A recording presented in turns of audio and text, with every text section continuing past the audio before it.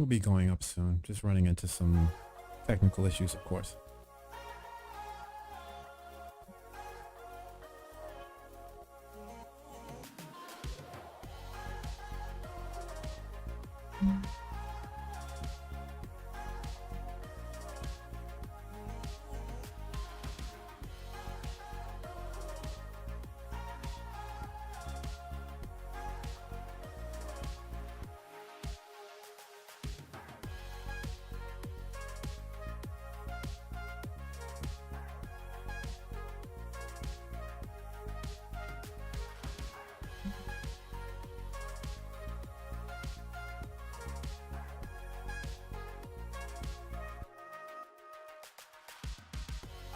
No.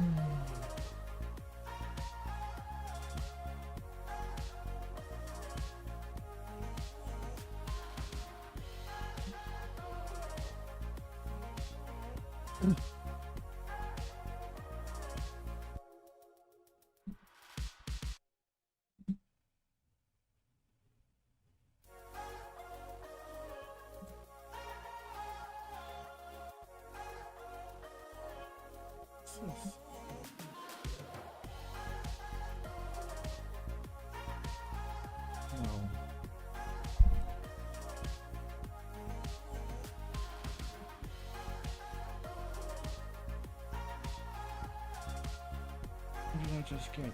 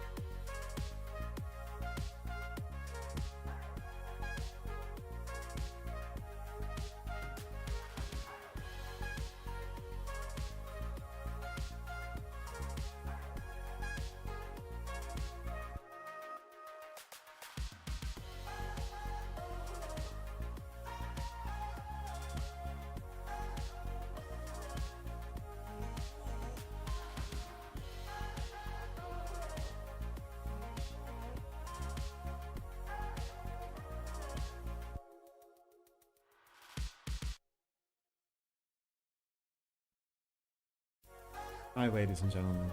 Today is October 20th. It's Community Media Day. And sorry for the delay. We had a few technical issues.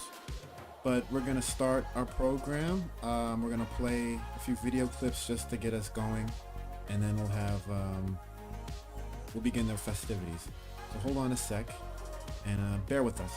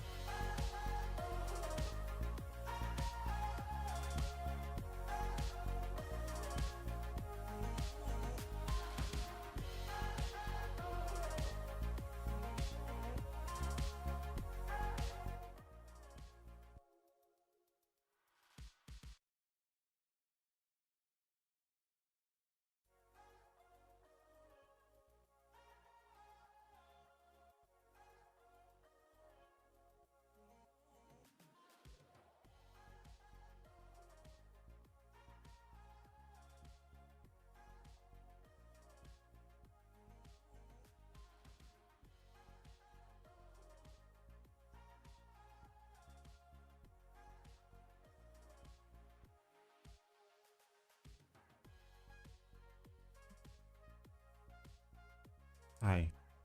Let me change headphones. This is a live stream, so this is not it's not edited. It's not going to be perfect, so it'll be fun for everyone. My name is James Faber. I'm hosting today's Community Media Day on QPTV.org.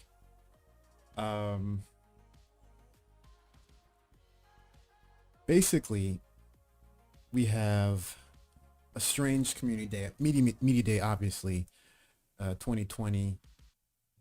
I'm doing this from home as opposed to QPTV studio because of the COVID-19 situation.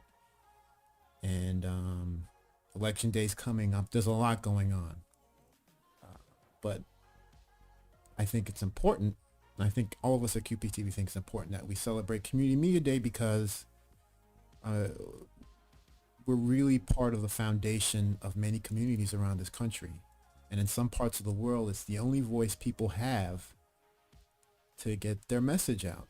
And in the United States and here, we have community media is so closely tied to free speech.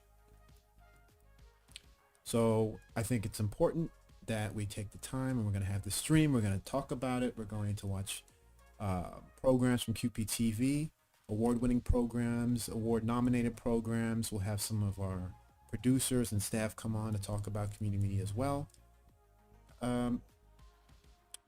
Should be good. Should be entertaining. Should be interesting. Hopefully you learn a lot. Hopefully we'll show you a lot. Don't forget, we're on qptv.org. We're all over social media. Just hashtag QPTV. Let's see. I think we should start off by explaining what Community Media Day is exactly. Community Media Day is an annual celebration of voices that bring awareness to the importance of free speech and accessible media for all individuals to have their voices heard.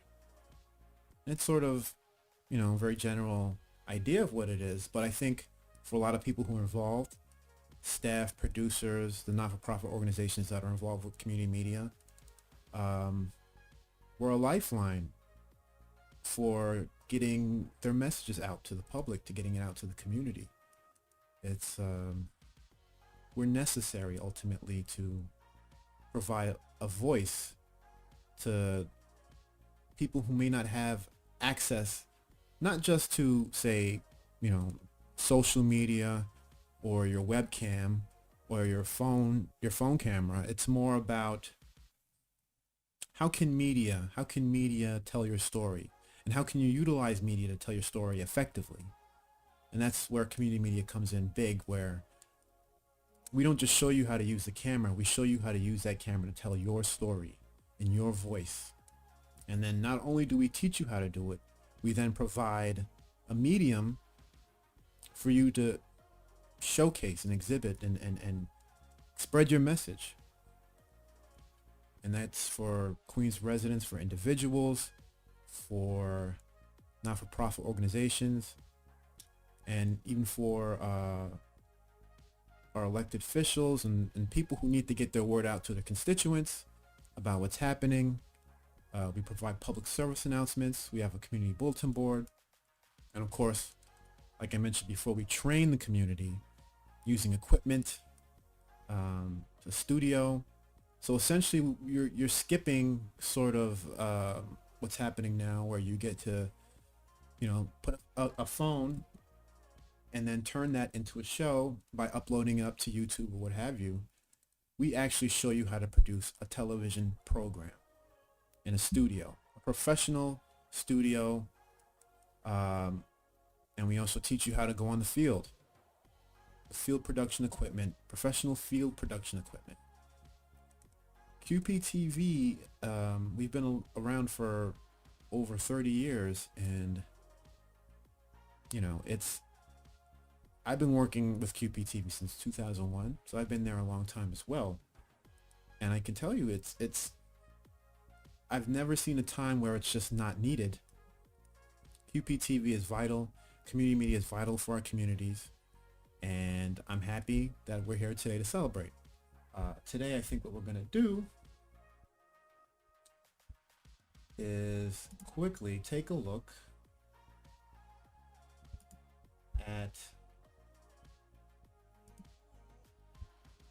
something put together from our production team. But before then, I want to make sure for you guys that we have everything all put together, because we're going to bring in some video calls soon.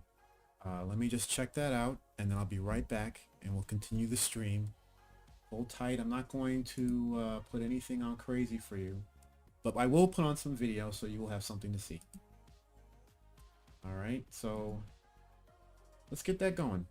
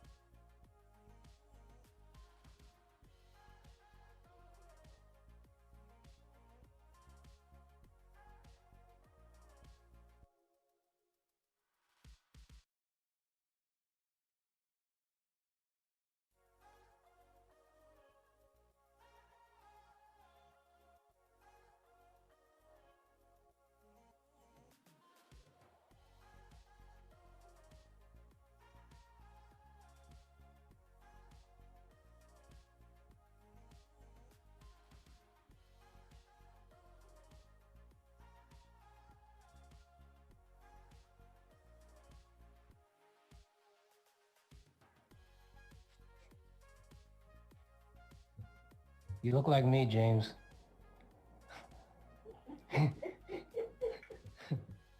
Trying to figure stuff out. Yeah. James has my face right now. I know that face.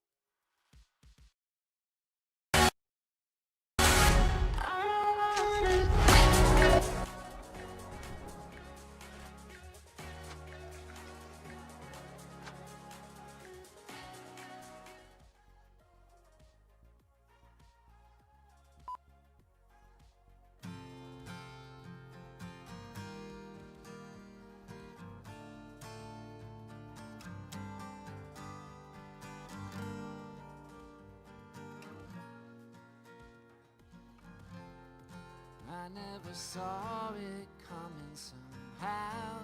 I never did.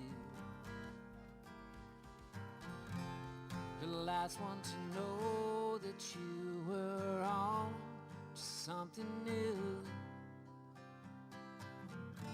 Tried to say I was sorry for the things I did. Apologies fall flat. I watch my words drop dead. You're so far ahead of me. Wait.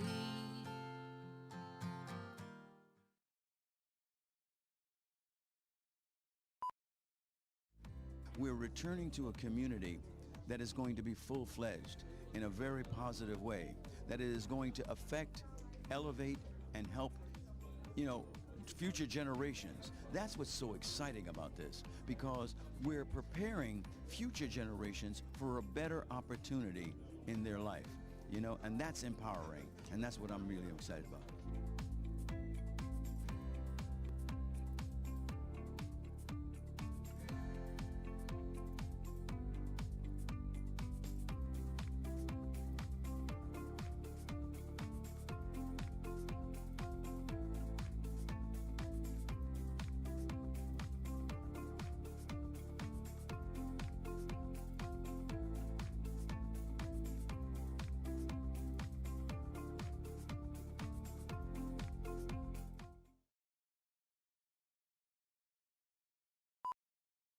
I loved being in Bayside. I mean, Bayside was just the greatest place in the world because it was the center of everything. And I was literally within 3 minutes of anything I could possibly want. I mean, there were like 20 different great pizza places I could go to. There were like 30 different great Chinese takeout places I could go to. There was a great sushi place on Belt Boulevard. Did you notice a pattern here? Yeah. Jimmy's Comedy Alley was literally down the block. Classic Jimmy's Comedy. 3 minutes to every. I mean, I could be on a train to Manhattan. 15 minutes, I could be in Manhattan. Right. Go see any Broadway shows and one, and then literally a 15-minute taxi ride to one of the two of the greatest airports in the world.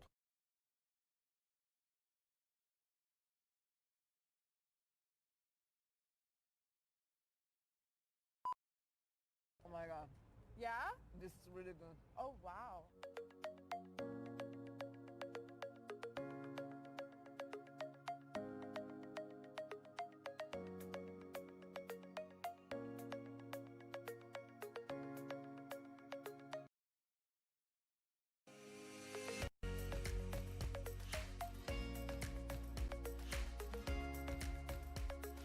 I really feel like it's made out of love. You just take a minute and admire this color. Okay, let's turn the cameras off in it.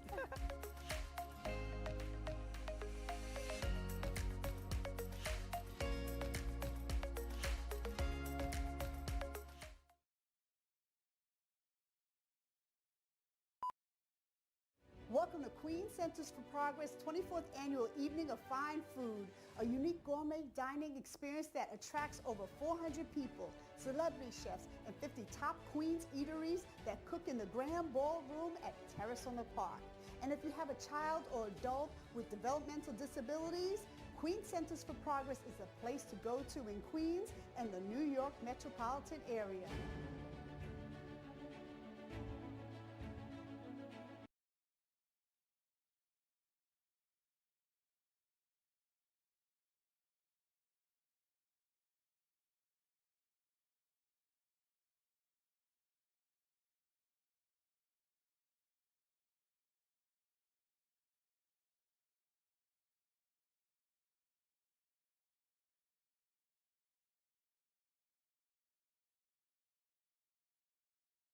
Queens Public Television is a not-for-profit public access television center serving the most diverse community in America. QPTV's mission is to cultivate, create, and to facilitate free speech media.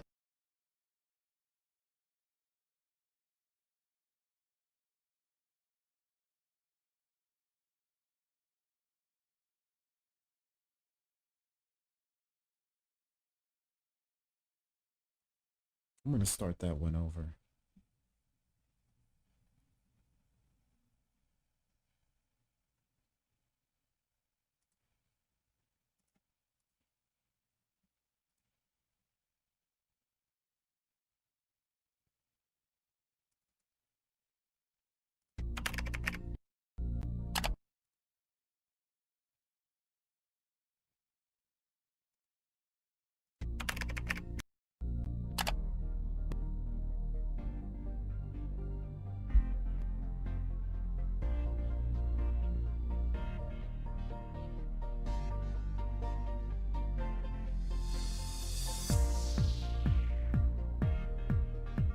What is Community Media Day? Community Media Day is an annual celebration of voices that brings awareness to the importance of free speech and accessible media for all individuals to have their voices heard. Queens Public Television is a not-for-profit public access television center serving the most diverse community in America. QPTV's mission is to cultivate, create, and to facilitate free speech media by Queens, New York.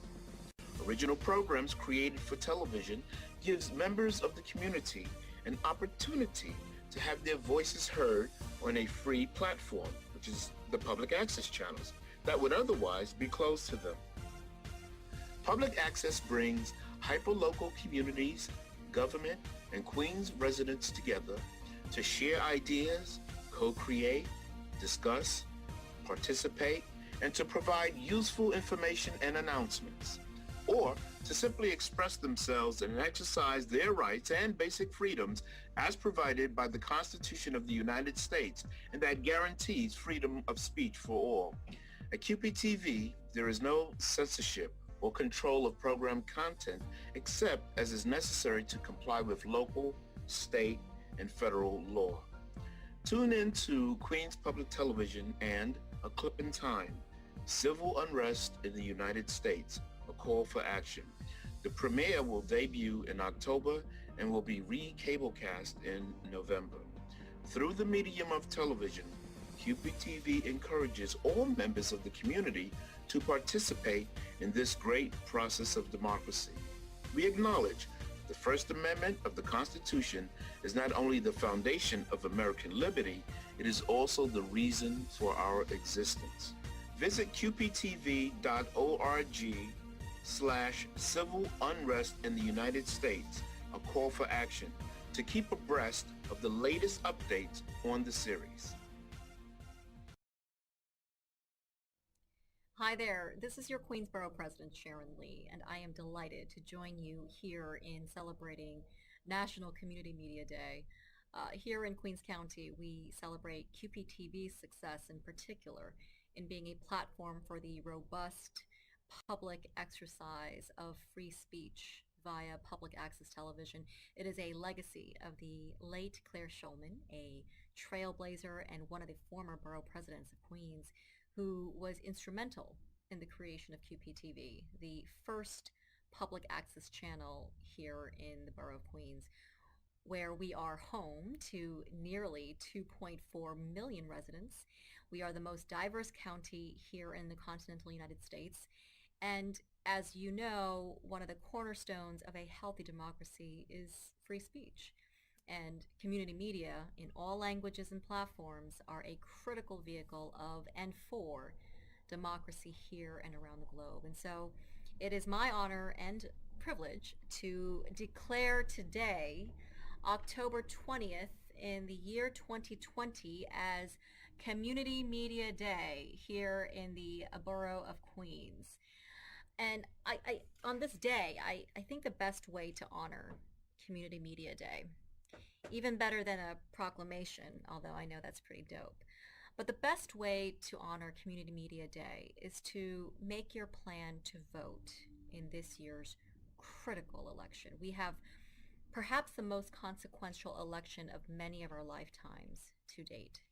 And here in New York, including Queens, we can begin voting as early as this Saturday, October 24, through November 1st. 9 whole days to find the time to vote at the poll site before November 3rd, the regular election day. But if I may, I advise you don't wait until November 3rd. Don't wait until November 3rd. Plan to vote before the end of this month, before the end of October, before Halloween, in fact, because there are some shenanigans out there and we don't want to let anyone play trick or treat with your vote. And so make your plan today on Community Media Day, and make your plan of when, where, and how you will vote in this year's critical election.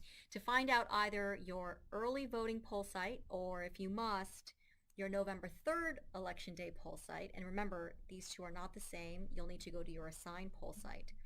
But to find your poll site, check out the following website: findmypollsite.vote.nyc.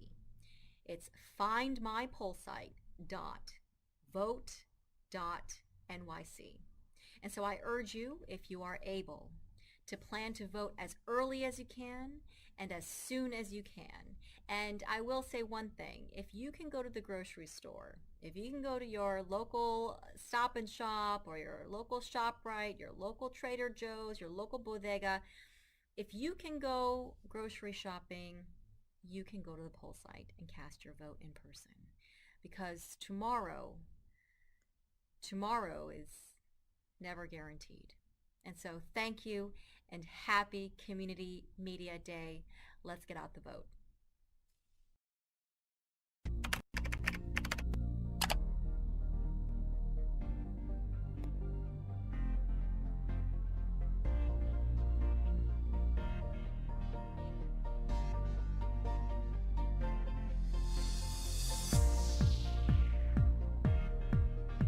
What is Community Media Day? Community Media Day is an annual celebration of voices that brings awareness to the importance of free speech and accessible media for all individuals.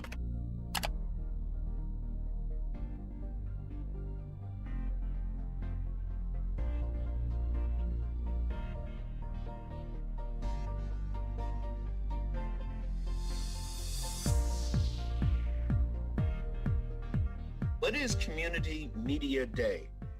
Community Media Day is an annual celebration of voices that brings awareness to the importance of free speech and accessible media for all individuals to have their voices heard. Queens Public Television is a not-for-profit public access television center serving the most diverse community in America.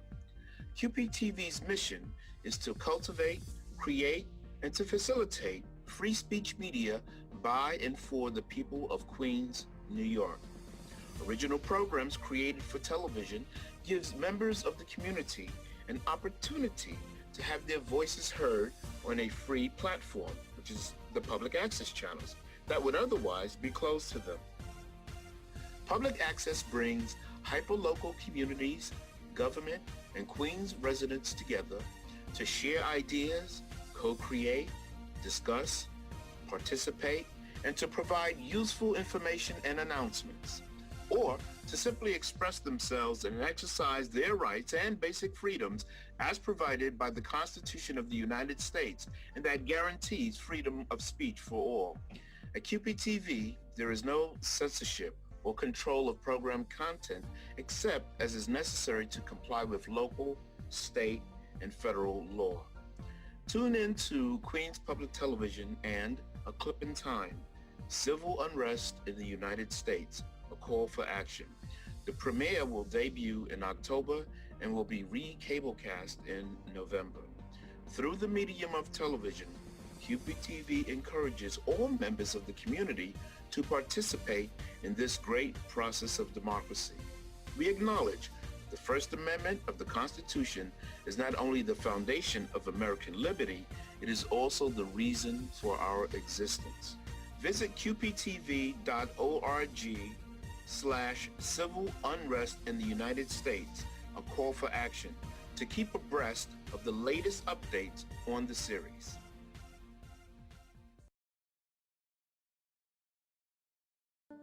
This is the Appalachian Weekly News. Aloha, I'm Gina Archangel Miller, and this is the Maui Daily. This is Ken Matthews and John Prey on KHN Radio. This is KHNS. Have a nice day.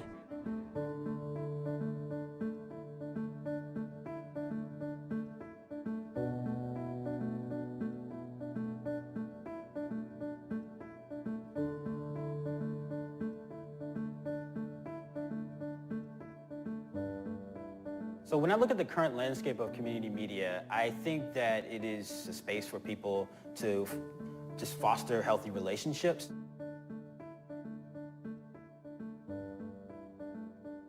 There's no shortage of content. There's a tremendous shortage of trust right now. And community media believes in the fact that we serve our communities and we have a place in those communities of trust because we've been there.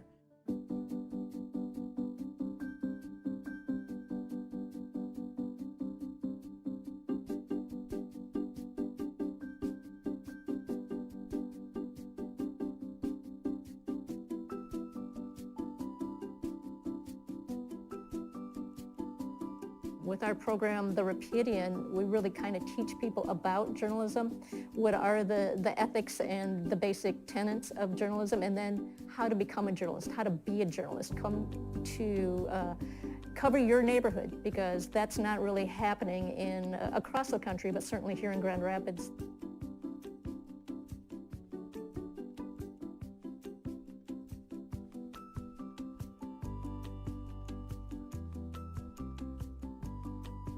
Local institutions, news organizations, foundations are taking notice of this cohort of Latinx media makers. And I believe it's making an impact in how local news organizations are looking at their newsrooms and who's doing the reporting.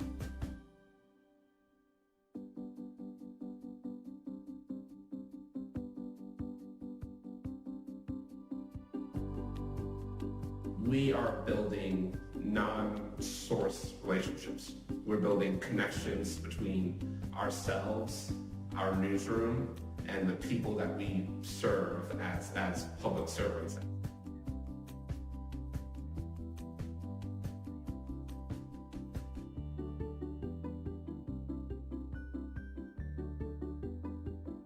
We're a small county, 5,000 people, and probably 10 to 12,000 people along Minnesota's North Shore. So it really has become up to us to bring out what Cook County and the North Shore is.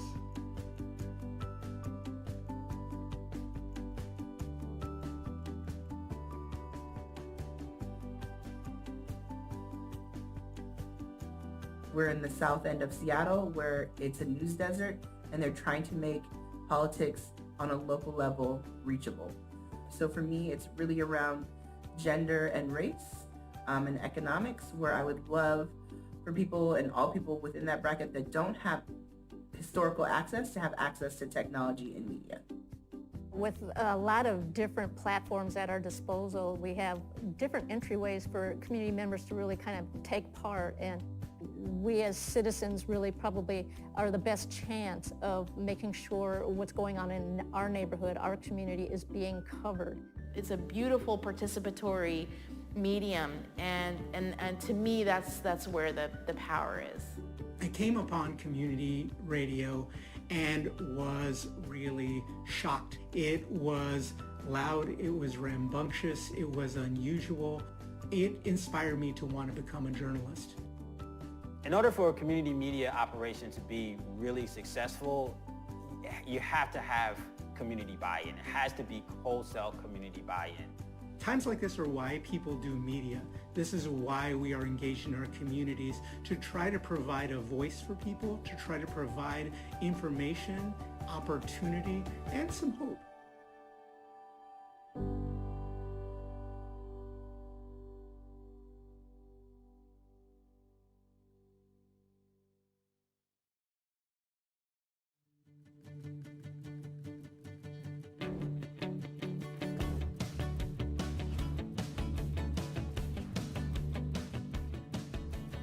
This is the 4th annual Queens Beer Festival here at LIC Flea and Food in Long Island City on the basin of the beautiful water and beautiful overlooking Manhattan.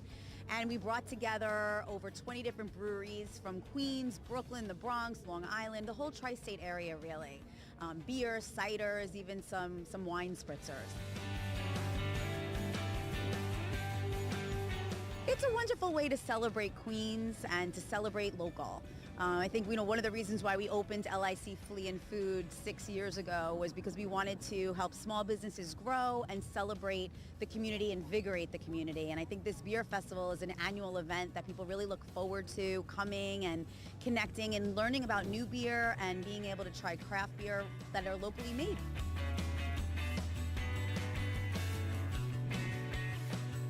I found out about the festival because my teammates, I play for a Queens Rugby Club, we all figured it would be a great team building exercise to come here, support some local businesses, have a few beers. You know, we're all here together, socializing, having some beers, doing a little bit of recruiting. It just adds to chemistry within the team, you know?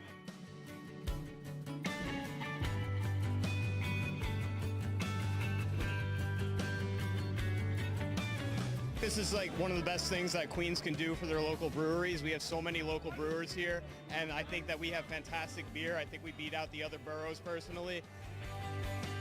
It's great to see local businesses, local breweries getting such support here in Queens, here in Long Island City. Where better to celebrate diversity than the most diverse place on planet Earth, which is Queens.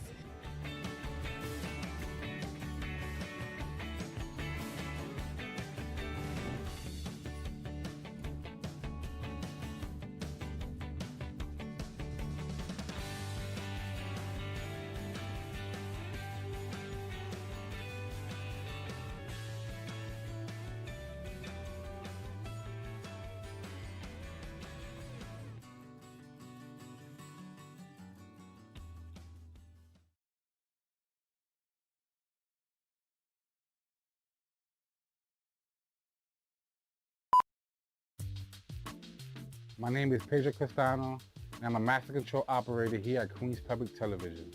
As a master control operator, I'm here to get your programs on the air and for video and audio to be at its best.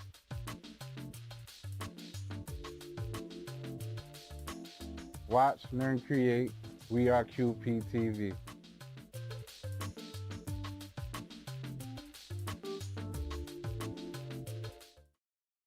And you're watching Behind the Cue. And I want to ask you a There you go. question. Who's better, you or Ruben, in playback? Where is this? You're chicken down the middle.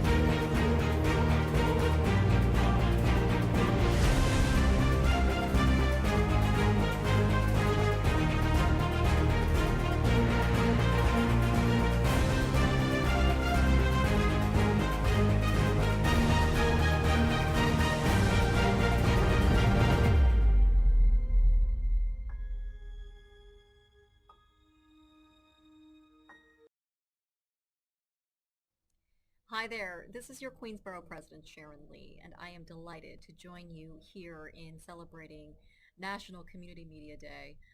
Here in Queens County, we celebrate QPTV's success in particular in being a platform for the robust public exercise of free speech via public access television. It is a legacy of the late Claire Schulman, a trailblazer and one of the former borough presidents of Queens, who was instrumental in the creation of QPTV, the first public access channel here in the borough of Queens, where we are home to nearly 2.4 million residents. We are the most diverse county here in the continental United States. And as you know, one of the cornerstones of a healthy democracy is free speech. And community media in all languages and platforms are a critical vehicle of and for democracy here and around the globe. And so it is my honor and privilege to declare today, October 20th in the year 2020, as Community Media Day here in the borough of Queens. And I on this day, I think the best way to honor Community Media Day, even better than a proclamation, although I know that's pretty dope, but the best way to honor Community Media Day is to make your plan to vote in this year's critical election. We have perhaps the most consequential election of many of our lifetimes to date. And here in New York, including Queens, we can begin voting as early as this Saturday, October 24, through November 1st.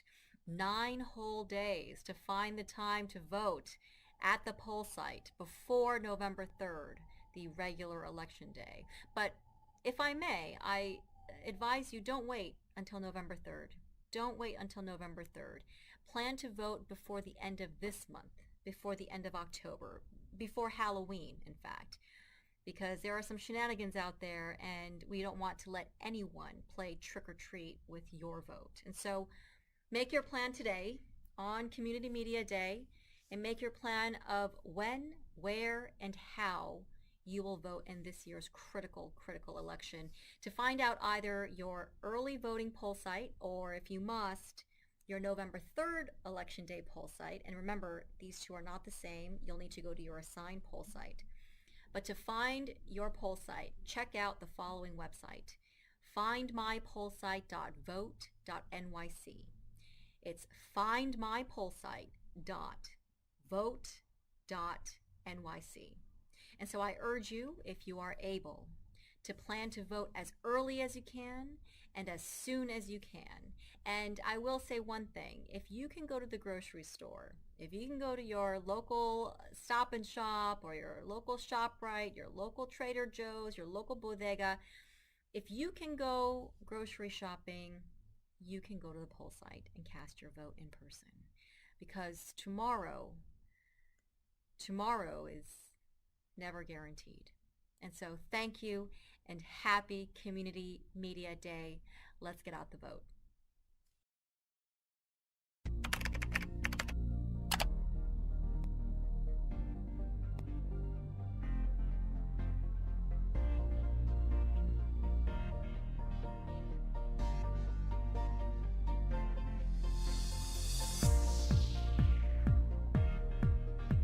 What is Community Media Day?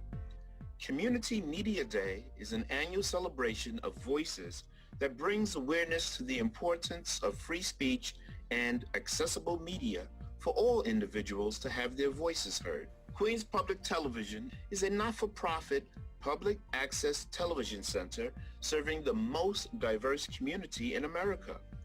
QPTV's mission is to cultivate, create, and to facilitate free speech media by and for the people of Queens, New York.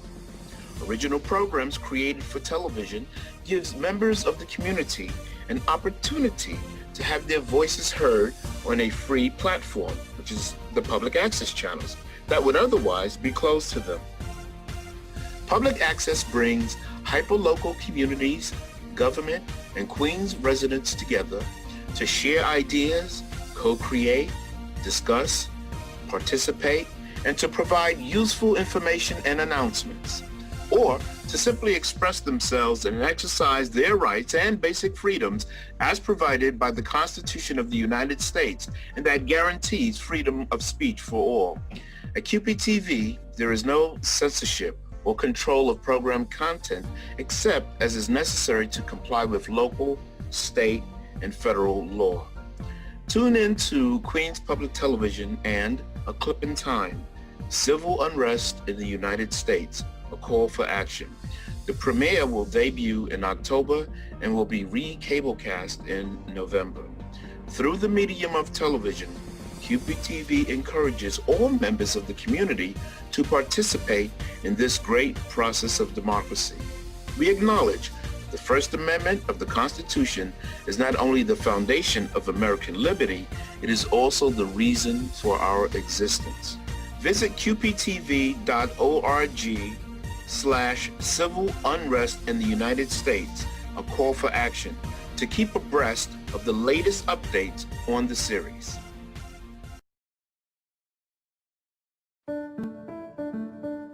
This is the Appalachian Weekly News. Aloha, I'm Gina Archangel Miller, and this is the Maui Daily. This is Ken Matthews and John Prey on KHN Radio. This is KHNS. Have a nice day.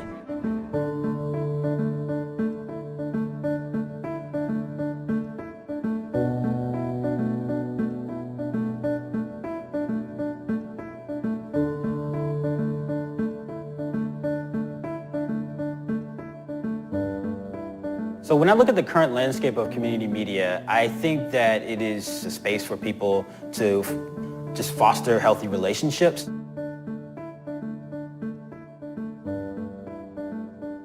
There's no shortage of content. There's a tremendous shortage of trust right now.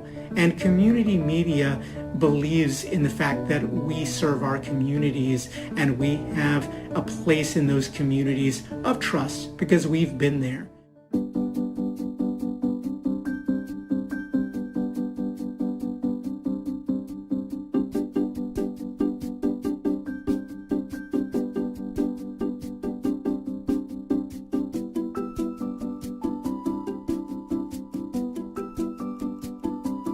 With our program, The Repudian, we really kind of teach people about journalism, what are the ethics and the basic tenets of journalism, and then how to become a journalist, how to be a journalist, come to cover your neighborhood, because that's not really happening across the country, but certainly here in Grand Rapids.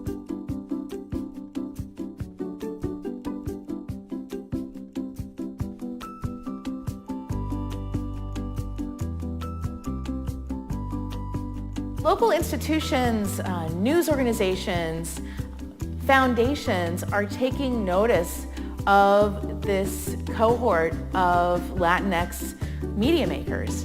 And I believe it's making an impact in how local news organizations are looking at their newsrooms and who's doing the reporting.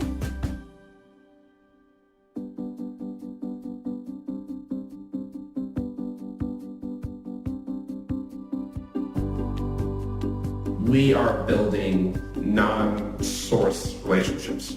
We're building connections between ourselves, our newsroom, and the people that we serve as public servants.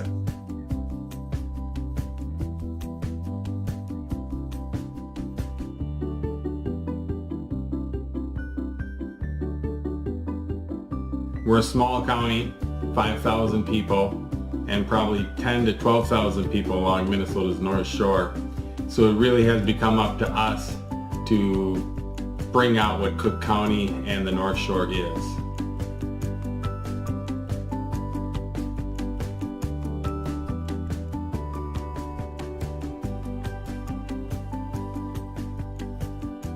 We're in the south end of Seattle where it's a news desert and they're trying to make politics on a local level reachable. So for me, it's really around gender and race and economics, where I would love for people and all people within that bracket that don't have historical access to have access to technology and media. With a lot of different platforms at our disposal, we have different entryways for community members to really kind of take part, and we as citizens really probably are the best chance of making sure what's going on in our neighborhood, our community, is being covered. It's a beautiful participatory medium, and to me that's where the power is. I came upon community radio and was really shocked. It was loud, it was rambunctious, it was unusual. It inspired me to want to become a journalist. In order for a community media operation to be really successful, you have to have community buy-in. It has to be wholesale community buy-in. Times like this are why people do media. This is why we are engaged in our communities, to try to provide a voice for people, to try to provide information opportunity, and some hope.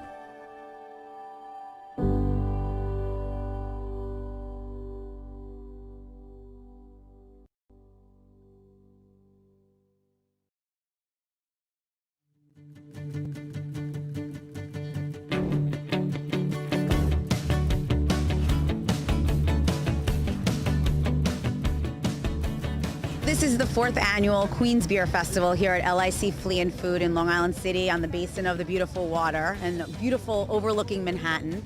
And we brought together over 20 different breweries from Queens, Brooklyn, the Bronx, Long Island, the whole tri-state area really.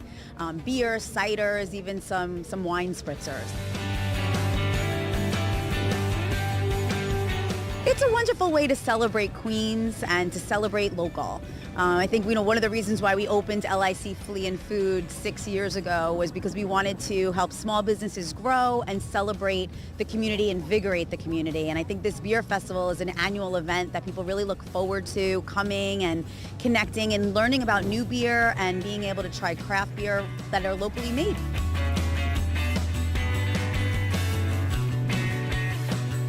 I found out about the festival because my teammates, I play for a Queens rugby club, we all figured it would be a great team building exercise to come here, support some local businesses, have a few beers. We're all here together, socializing, having some beers, doing a little bit of recruiting. It just adds to chemistry within the team,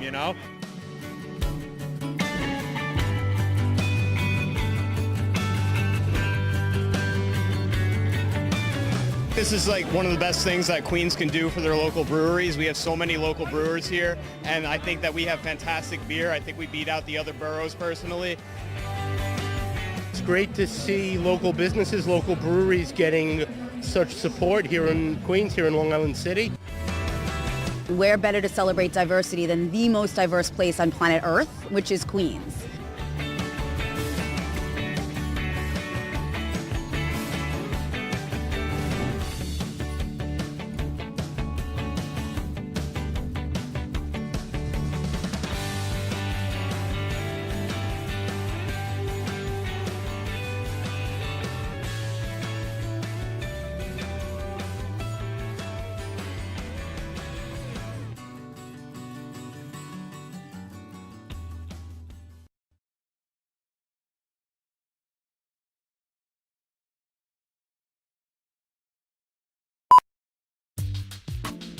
My name is Pedro Castano, and I'm a master control operator here at Queens Public Television.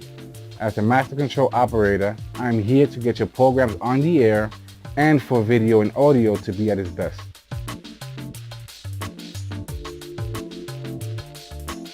Watch, learn, create. We are QPTV.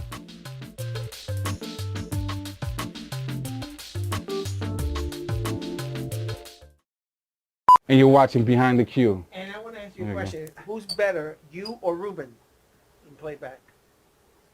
What is this? You're chicken down on that one.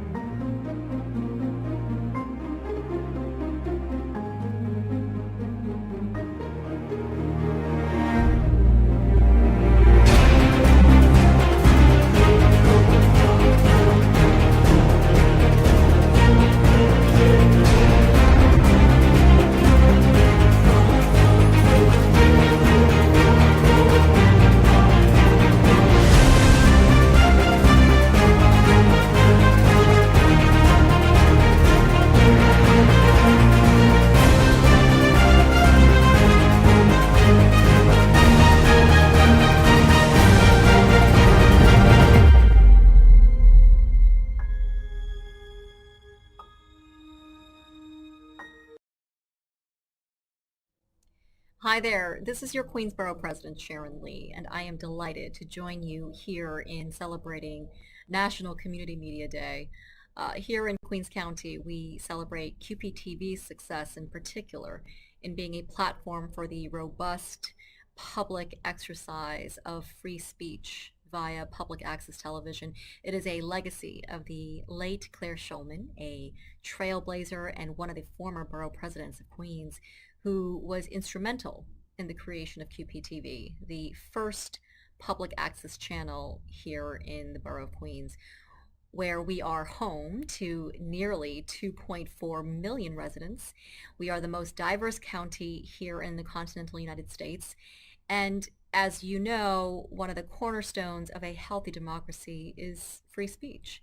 And community media in all languages and platforms are a critical vehicle of and for democracy here and around the globe. And so it is my honor and privilege to declare today, October 20th in the year 2020, as Community Media Day here in the borough of Queens.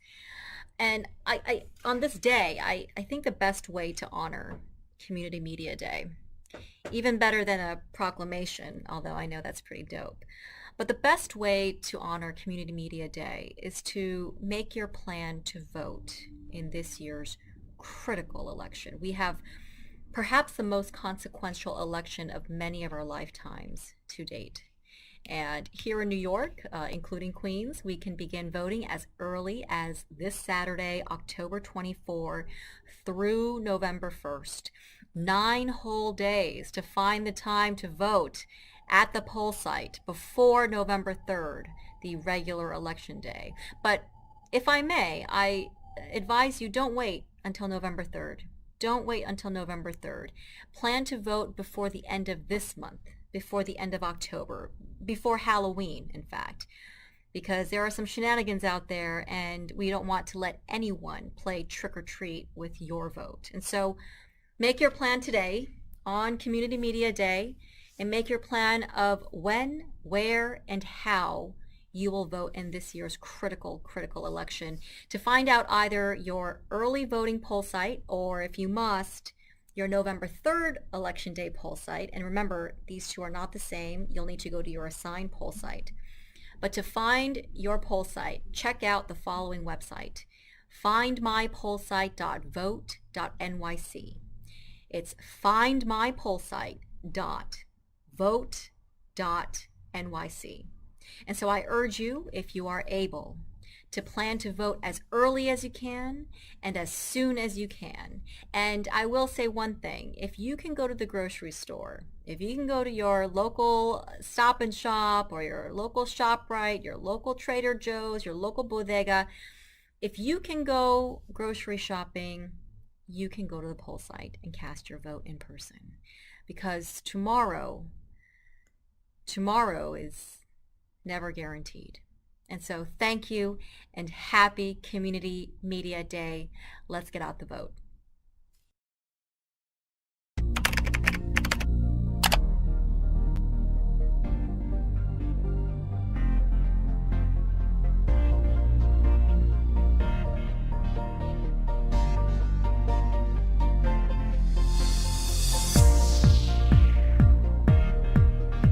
What is Community Media Day?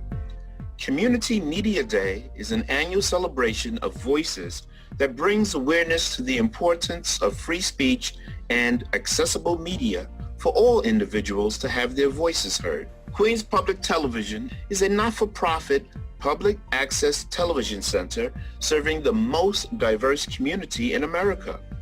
QPTV's mission is to cultivate, create, and to facilitate free speech media by and for the people of Queens, New York.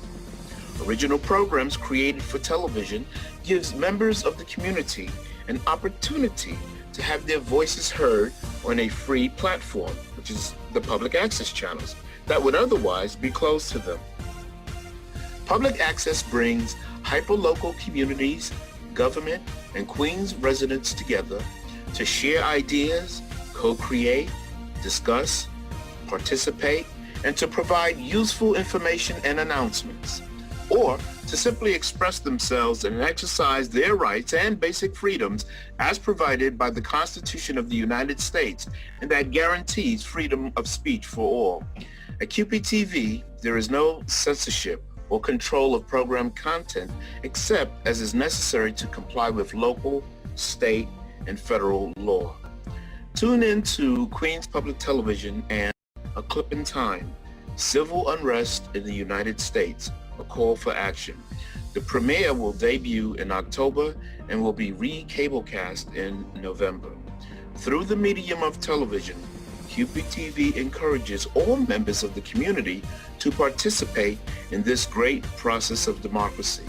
We acknowledge the First Amendment of the Constitution is not only the foundation of American liberty, it is also the reason for our existence. Visit qptv.org/civil unrest in the United States, a call for action, to keep abreast of the latest updates on the series.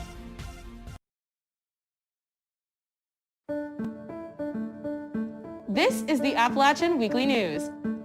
Aloha, I'm Gina Archangel Miller, and this is the Maui Daily. This is Ken Matthews and John Prey on KHEN Radio.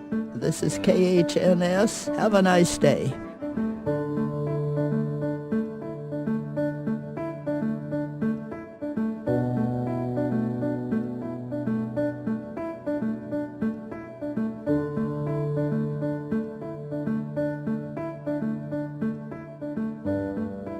So when I look at the current landscape of community media, I think that it is a space for people to just foster healthy relationships.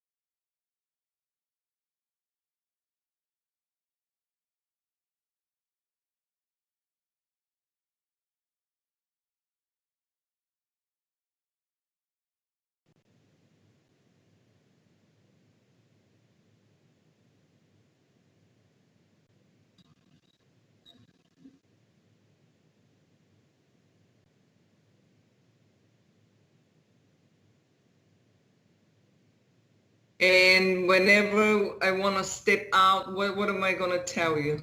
I got to hop off. Or so it's more like casual conversation. Okay.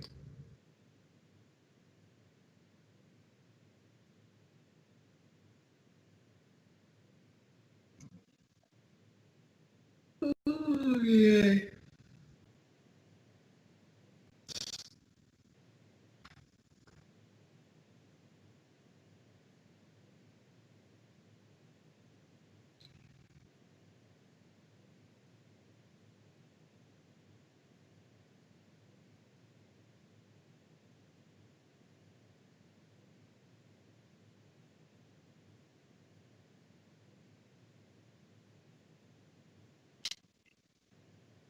Hey, James. Thank you. Happy Community Media Day.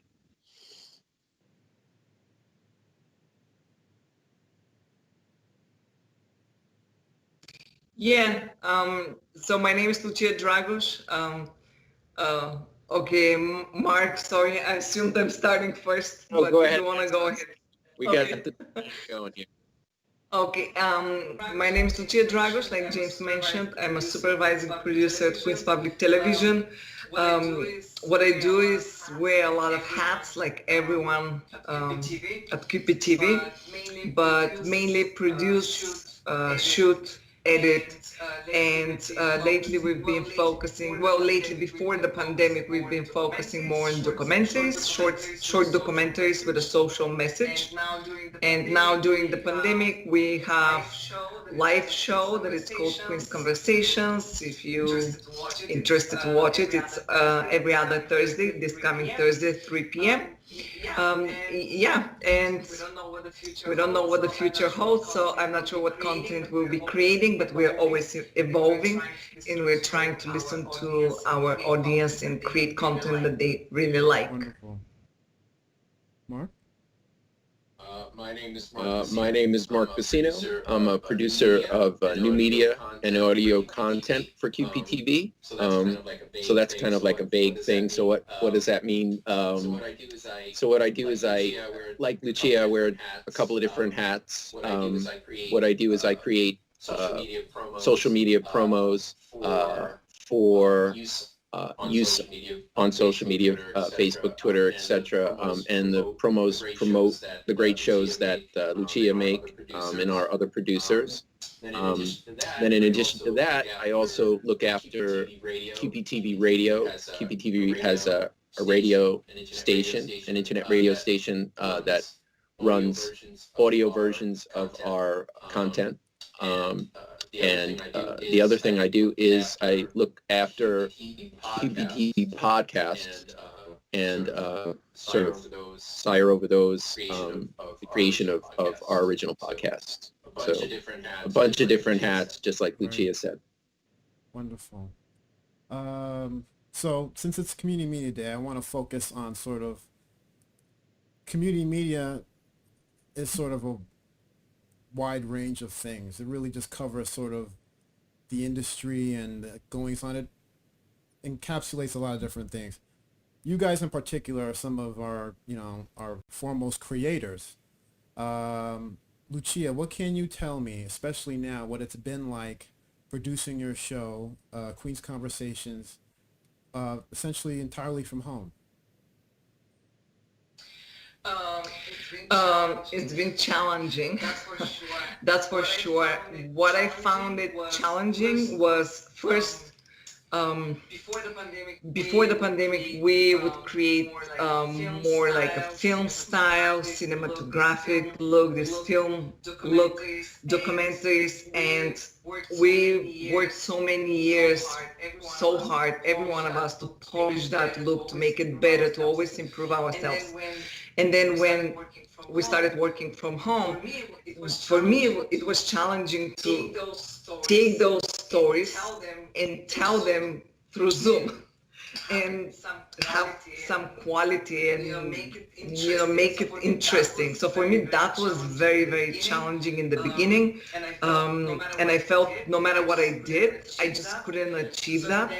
So in the end, I just have to let go of that expectation to make that content similar to what we did before. So I said, let's just make content and tell stories that are relevant now, and the community needs to hear, the Queens community, and they're important to our community, and tell it in a way that is relatable, and that is through Zoom, without trying to be recreating the look of something we did before. And nowadays I find it really challenging when I reach out to people. It takes so much longer for people to respond, for guests. And I think that's because people working from home and they're just overwhelmed. And especially after the schools open, if before would take 1 or 2 days for people to respond, now it's 3 to 4 days, and it's very, very challenging. But those were the two main issues that I found it challenging. What I thought would be a challenge is finding stories, but actually I did not run into that challenge. Nowadays, I mostly look through Instagram and Facebook, and that's how I find stories. Before I would grab the papers, and of course online too, but nowadays just the way of finding stories a little bit changed, but it's not really challenging, even though I thought it will be. Yeah. Mark, do you find similar situations where in dealing with other people under these circumstances and working from home, is it similar? And it's a different type of job that you do at QPTV, but do you find the circumstances similar when you're dealing with even other coworkers, when you're sort of having to work distant? Yeah, I definitely have come across a lot of the same things that Lucia speaks about. For me, it's been a little better. Her situation, she deals a lot with outside folks in terms of the content that she makes. I do a little bit of that as well, but a lot of what I do, luckily, a lot of it was stuff that I was able to take home and work from home in a fairly seamless way. I would say a good amount of it. But that said, I was lucky in that regard, and I also have some resources here. I have a studio here behind me at my own house, so that was, in terms of audio stuff, that was just lucky that I had that facility that I could do it, that kind of work, from home. But yeah, I definitely ran across similar problems, like you said, not only with coworkers. I mean, I would be able to turn around and just talk. James's office is 20 feet away from me, so I could go in and pester James and just ask him a question. Now it's, we have to obviously talk through email, and so just internally that's been a little more of a challenge, but not too bad. But yeah, definitely I've run across similar things that Lucia spoke about, with interviewing guests for podcasts. I've also run into a situation where we have an announcer that we use for QPTV radio, and he's another producer that we have in-house, John Collins, and a lot of times I would need to have a VO done, let's say, a voiceover for QPTV radio, and in the past I would just book John and say, hey John, let's go into the studio at work and record this, and that's it. So we had to then, I had to think about other ways in which to do that. So, John had a computer at his place. Obviously, we purchased a mic, and we had it sent over to his place so he can cut VOs there and send them to me through the internet. So, just a little creative thinking to try to work around these things. But there definitely been, challenges for sure in doing this kind of thing from home. Absolutely. I can relate to everything you guys are saying as well, because we're all in the same boat in that respect. Let's see. You mentioned something before about social media and how that's changed, how that's affected the way you say look for guests or topics and things like that, Lucia. In terms of creating media, and like you said, the difference between the look that you usually go for and having to deal with now, these limited creative opportunities or outlets. What what have you what do you think you've picked up or learned that sort of maybe you wouldn't have figured out under your usual circumstances in terms of dealing with production in general, especially this type of production, that let's say if by next a year from now we're back to normal or something close to it, what do you think will carry over into your new like workflow? That's a very good question. And actually, I thought about it before. I think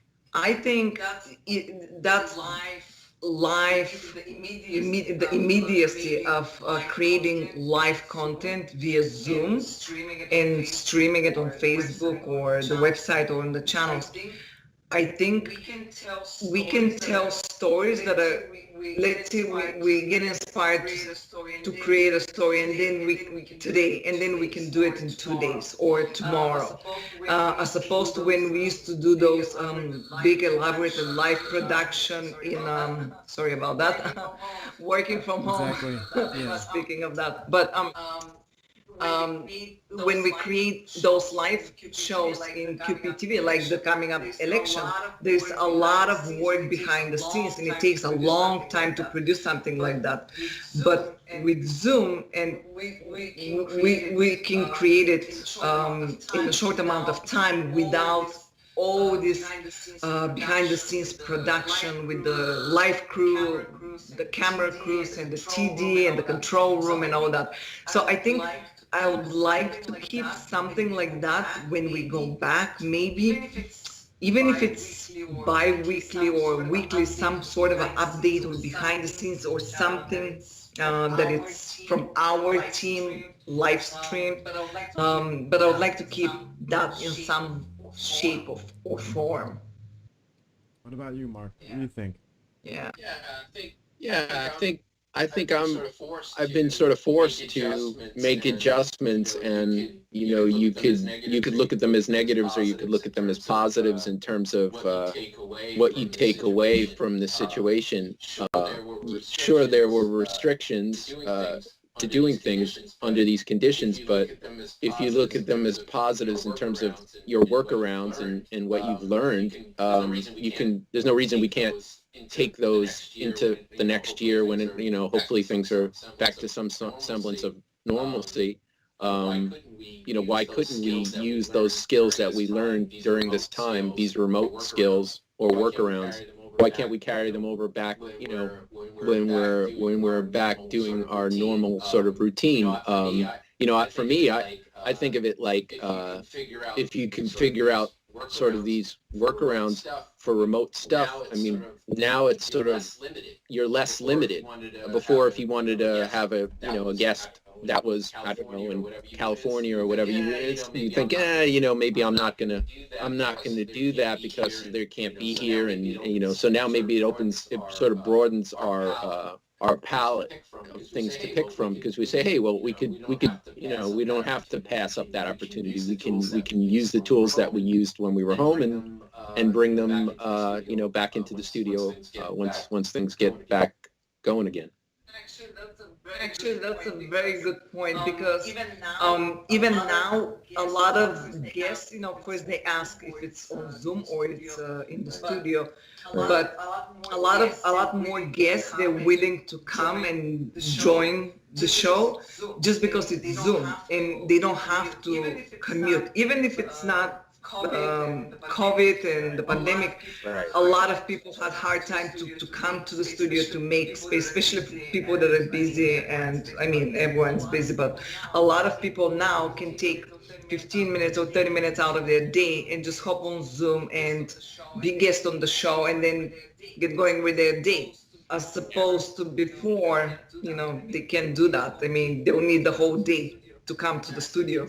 Yeah, I think it's easier in that regard too, because even people who I think are normally, you always have that problem of people being camera shy too, or microphone shy, or whatever, however you want to I think people feel more comfortable, maybe, not everybody, but I think more people might feel comfortable in the Zoom setting, the video conference setting from home. I think maybe people might be more apt to say, okay, I'll give it a try, rather than be in a studio like we have at QPTV where there's cameras, lights. It's a very intimidating situation for someone who's not used to that kind of Do you environment. think also? I'm sorry. Go With ahead. all the No, go crew ahead, Lucia. I'm around. sorry. Yeah.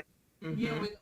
Yeah, with all the crew around, and it's very intimidating in the studio. Yeah, you're right. Do you think because it's been when did this start?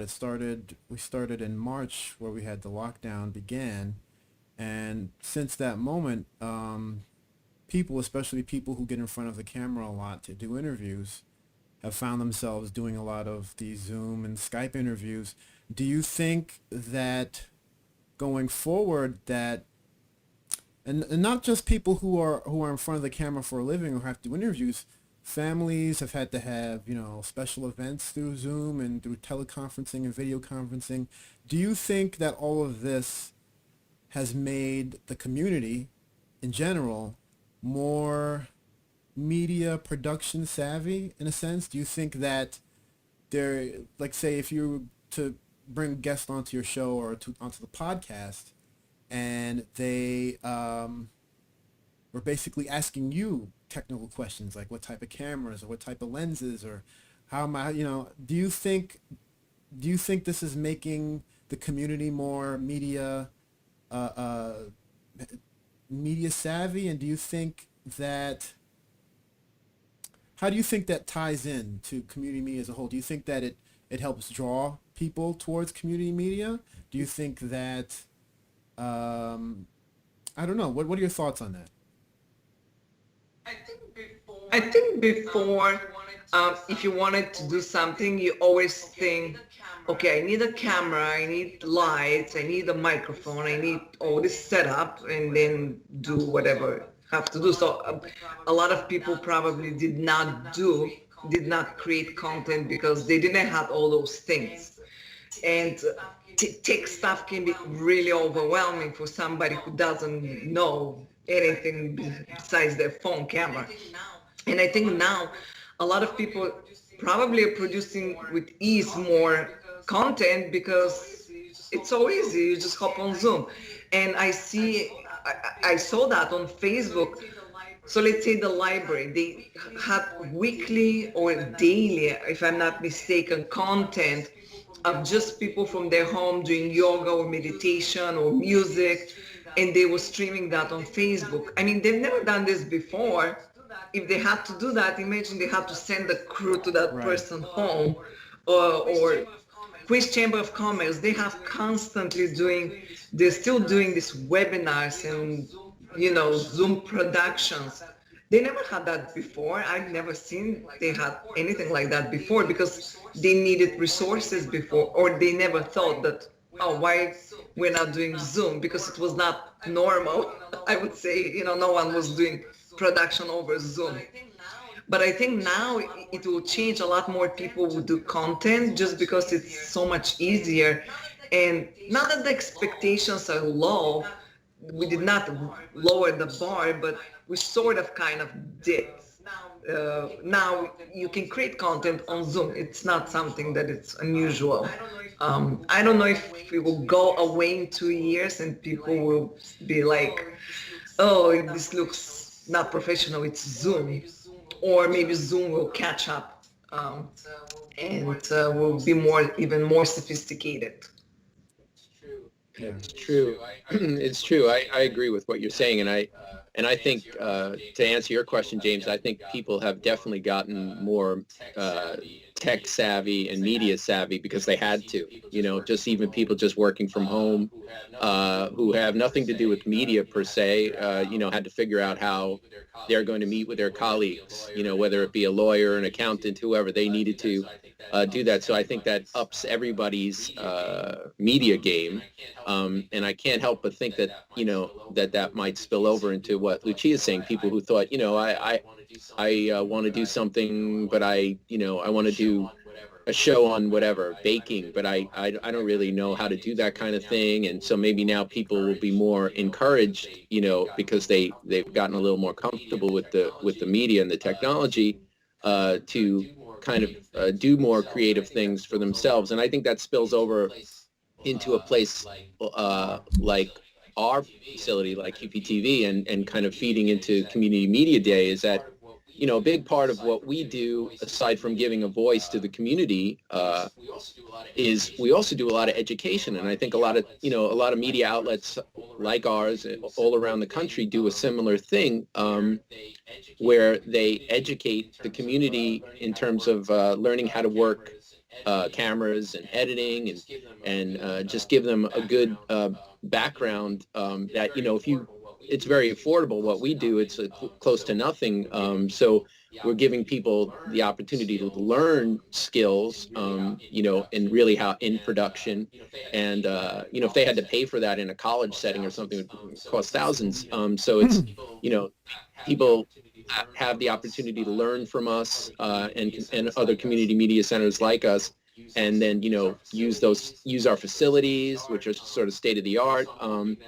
So I'm hoping that maybe with people getting sort of more tech savvy and getting more creative at home, because of them getting involved because they had to with this new technology, maybe some of that'll spill over, like, hey, maybe I'm not going to do my baking show on my phone. Maybe I'll go to my community center and maybe I'll take a class on how to work there, how to work in that environment. So I'm hopeful that it just brings the media game up for everyone, and encourages people to be more creative. Absolutely. And I also think that I agree with that. And I think that what people end up doing is that, like, anything that you pick up as an interest, you want to get better and better at it.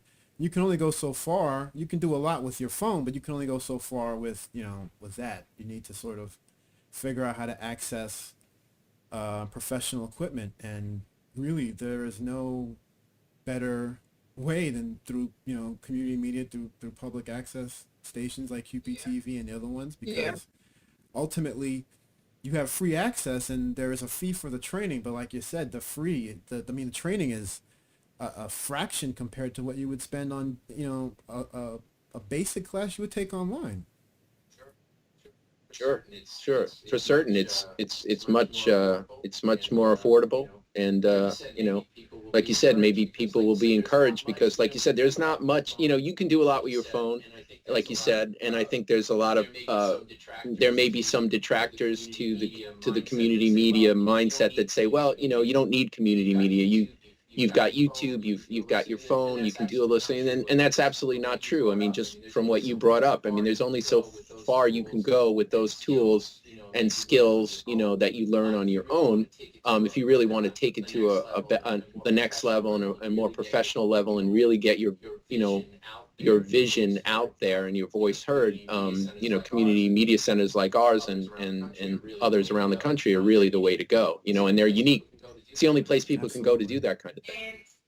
And not only you get those great points, and to add to that, you can borrow an equipment or buy a camera, and when you think, okay, that's all I need. But in an access center like ours, you can get the support.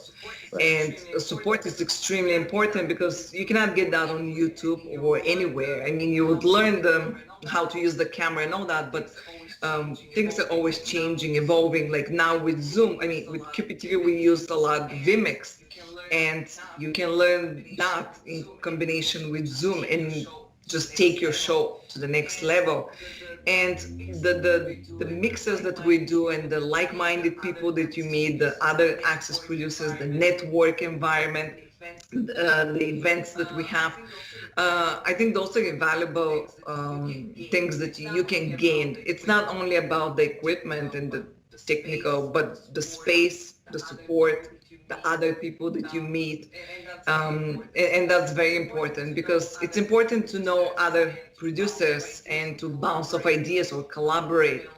And there are a lot of producers that collaborate and they use each other's crew, because you cannot be one-man show. I mean, you can, but it's better with a company. Doing it today, and it's not fun. But it's yeah.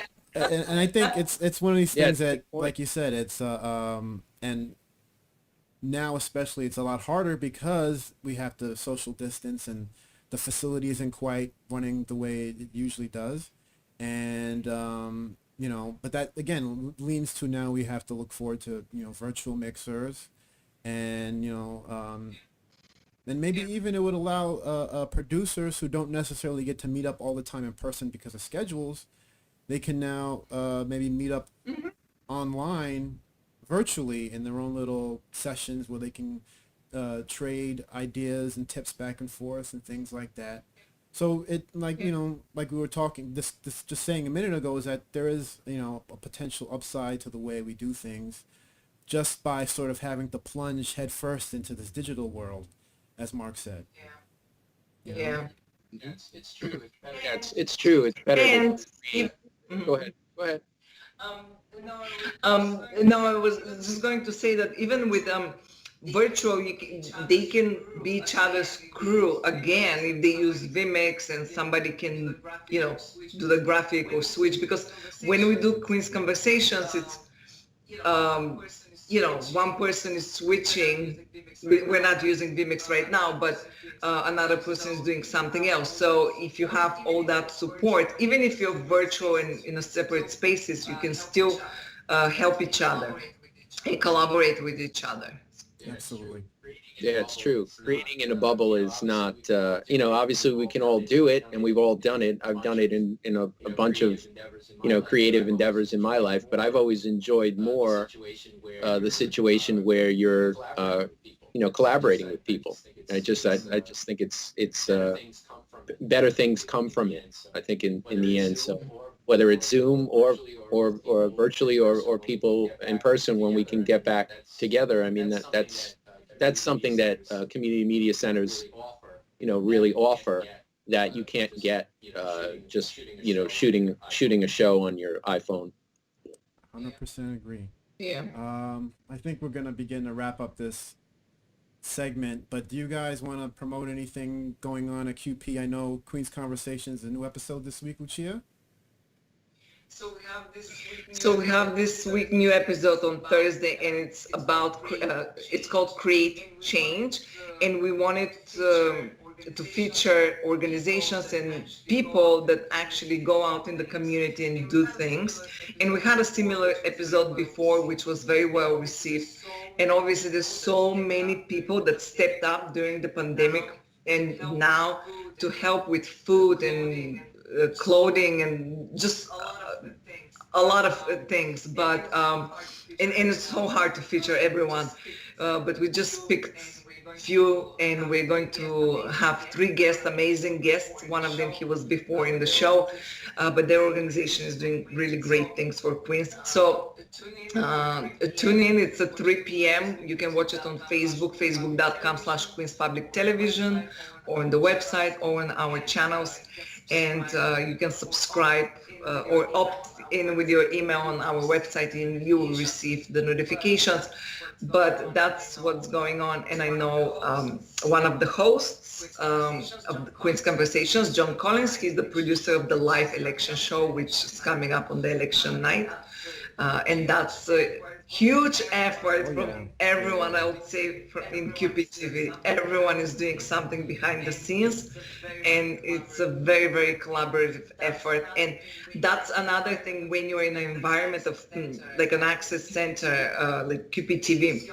You get to see all this behind the scenes, and you get to see what it takes to create something like that, because when you watch it, it's just 30 minutes or 1 hour show, but then you just never guess what's going on behind the scenes. So I think that's the magic of it.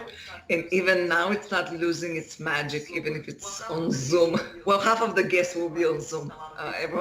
A lot of people will be live in the studio, but you have chance to witness something like that. And I think that's very, what is the right word? I don't even know.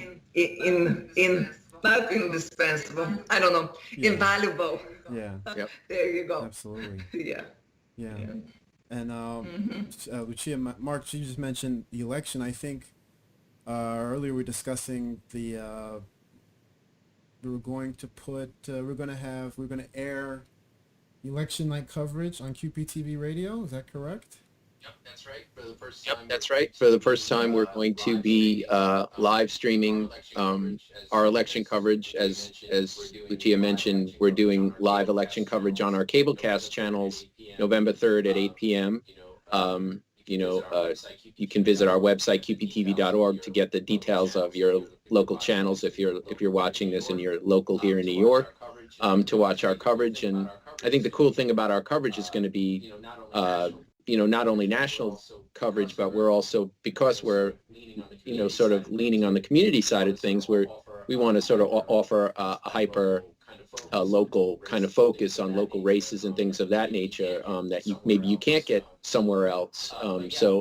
But yeah, in addition to doing the cable cast, we're also going to do, excuse me, for the first time, we're going to stream the election on QPTV radio live. So that should be fun. Absolutely. That'll be cool. What's the address for QPTV radio? It is it is qptvradio.fm, or you could get it at qptv.org as well. Or if you have Live 365, the Live 365 app on your phone, you can listen to QPTV radio on the go, as the promo says. Guys, it's been absolutely wonderful having you on here. You've been fantastic guests. You've honestly, you filled up a lot of space and time on the show that I needed to get with amazing content, obviously, but really hopefully inspirational thoughts and ideas for other people, other producers, other people in community media. I'm so happy to work with you guys, and your work is absolutely fantastic. Me from you, honestly, and I hope we get to do this again soon in the future. Yeah, and hopefully people check out the website, and if they're interested and they're watching and they want to get involved in community media, if you're in New York, check out qptv.org, and if you're in other parts of the country, search out your community media center, your local community media center, and see what you can do there. Absolutely. All right, guys, I'm gonna cut to a little break, and Thank you. we'll be back soon. All right, man. Thanks again, Lucia and Mark. Sure. We'll be back with more Community Media Day soon. Thanks. Thank you. Bye.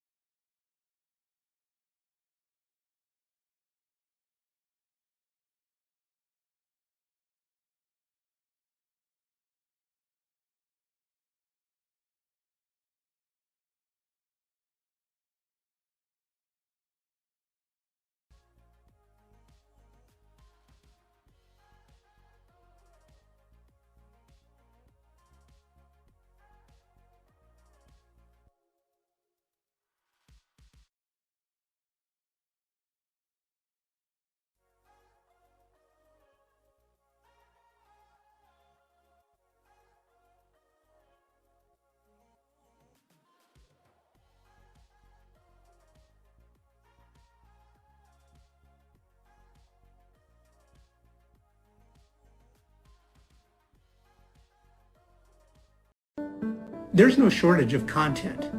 There's a tremendous shortage of trust right now. And community media believes in the fact that we serve our communities and we have a place in those communities of trust because we've been there.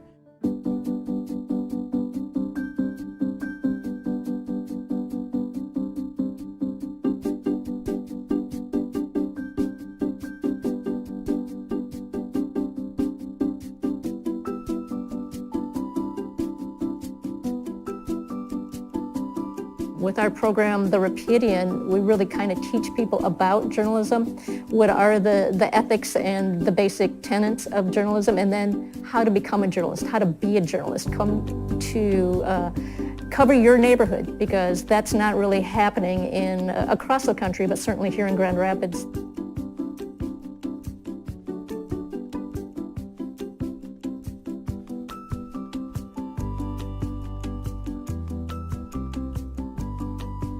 Local institutions, news organizations, foundations are taking notice of this cohort of Latinx media makers. And I believe it's making an impact in how local news organizations are looking at their newsrooms and who's doing the reporting.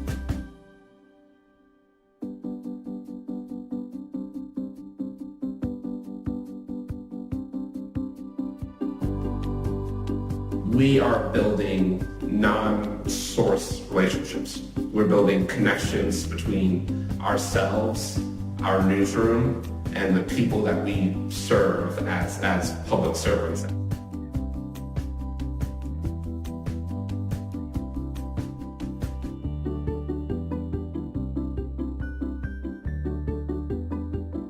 We're a small county, 5,000 people, and probably 10 to 12,000 people along Minnesota's North Shore. So it really has become up to us to bring out what Cook County and the North Shore is.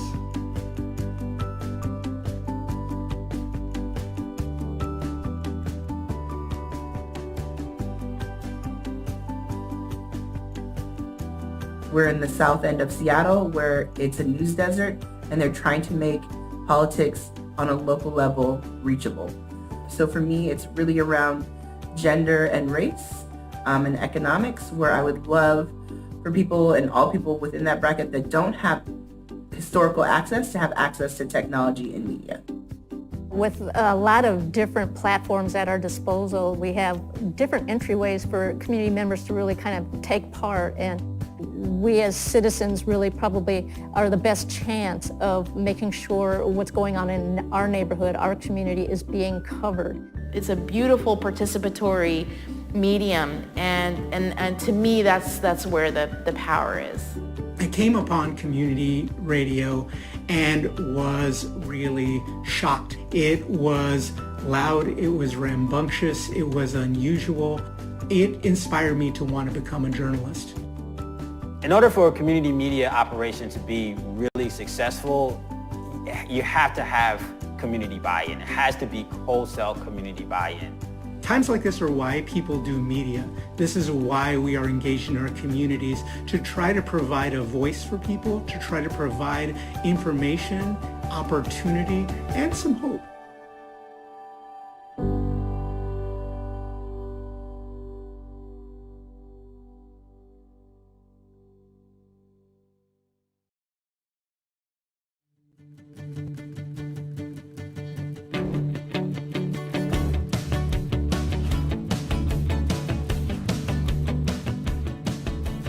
This is the 4th annual Queens Beer Festival here at LIC Flea and Food in Long Island City on the basin of the beautiful water and beautiful overlooking Manhattan. And we brought together over 20 different breweries from Queens, Brooklyn, the Bronx, Long Island, the whole tri-state area really. Beer, ciders, even some wine spritzers.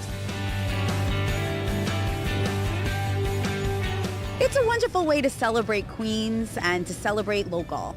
I think one of the reasons why we opened LIC Flea and Food 6 years ago was because we wanted to help small businesses grow and celebrate the community, invigorate the community. And I think this beer festival is an annual event that people really look forward to coming and connecting and learning about new beer and being able to try craft beer that are locally made.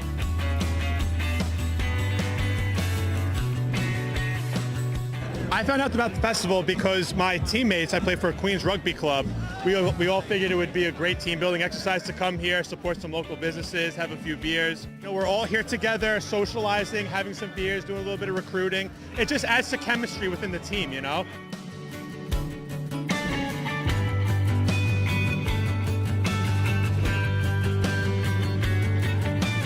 This is like one of the best things that Queens can do for their local breweries. We have so many local brewers here, and I think that we have fantastic beer. I think we beat out the other boroughs personally. It's great to see local businesses, local breweries getting such support here in Queens, here in Long Island City. Where better to celebrate diversity than the most diverse place on planet Earth, which is Queens.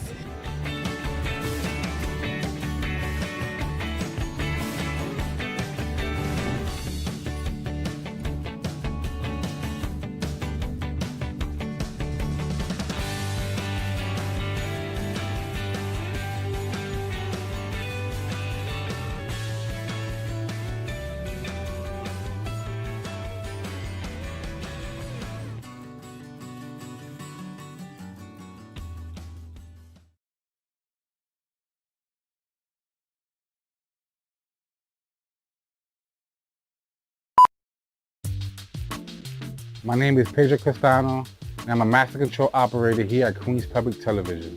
As a master control operator, I'm here to get your programs on the air and for video and audio to be at its best.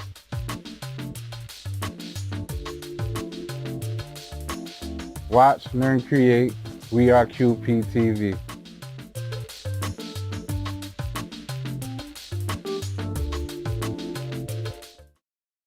And you're watching Behind the Cue. And I want to ask you a There you question. Who's better, you or Ruben, in playback? What is this? You're chicken down on that one.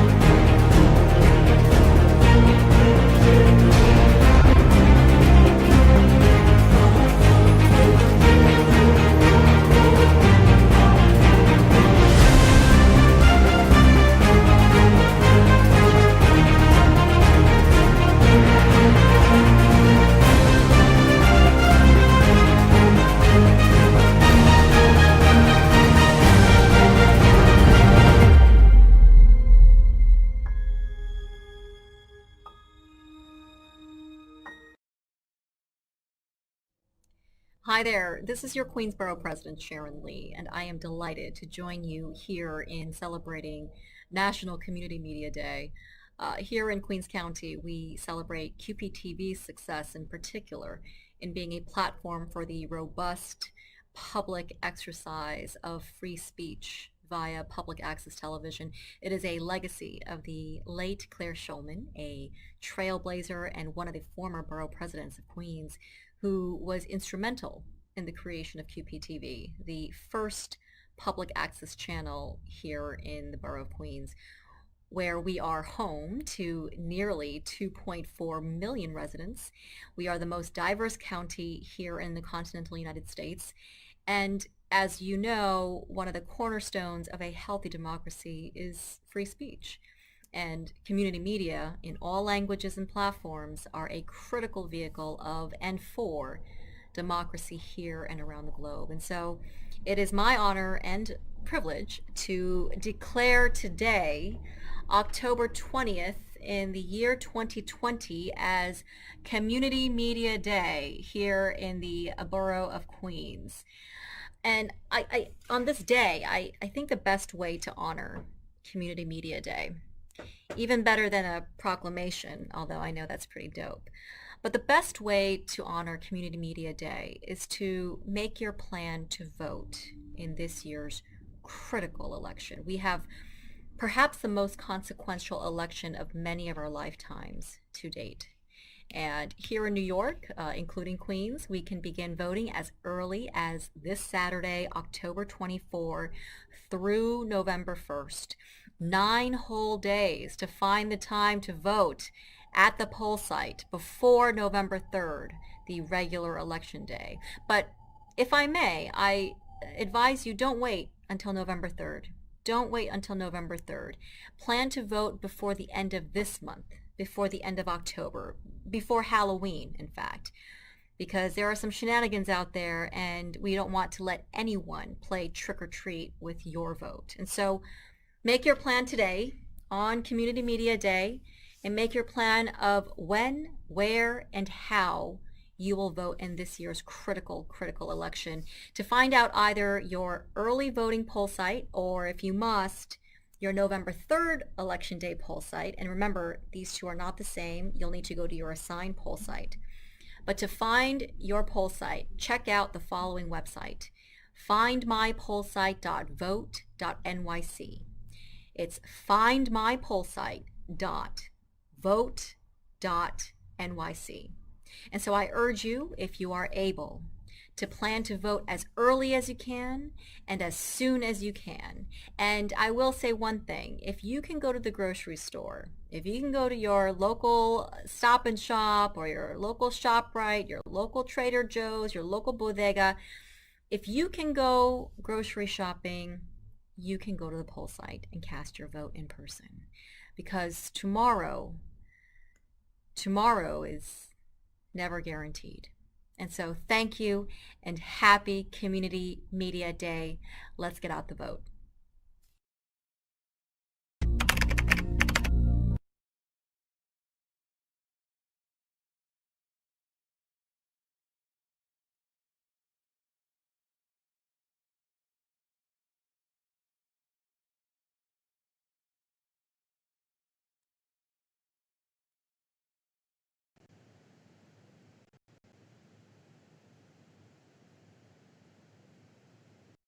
Okay.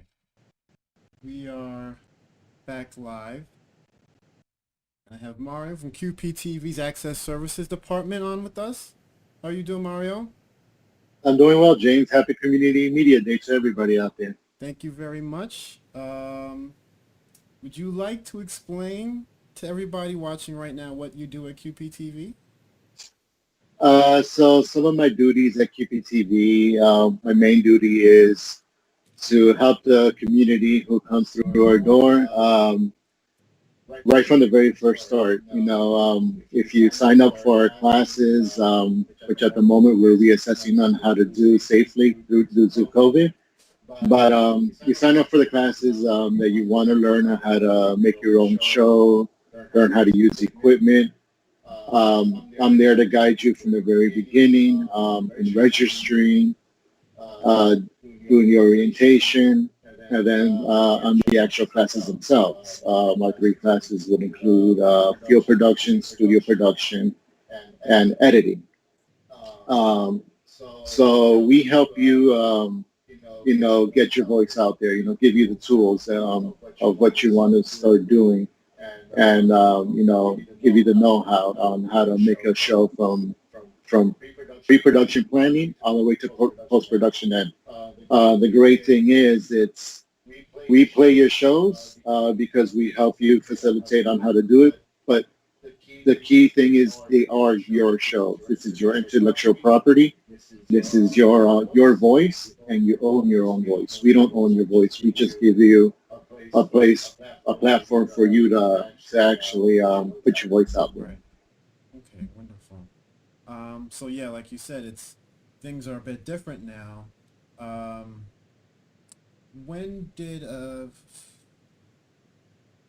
I can't remember the specific date, but when did we begin limited operations in terms of dealing with the producers?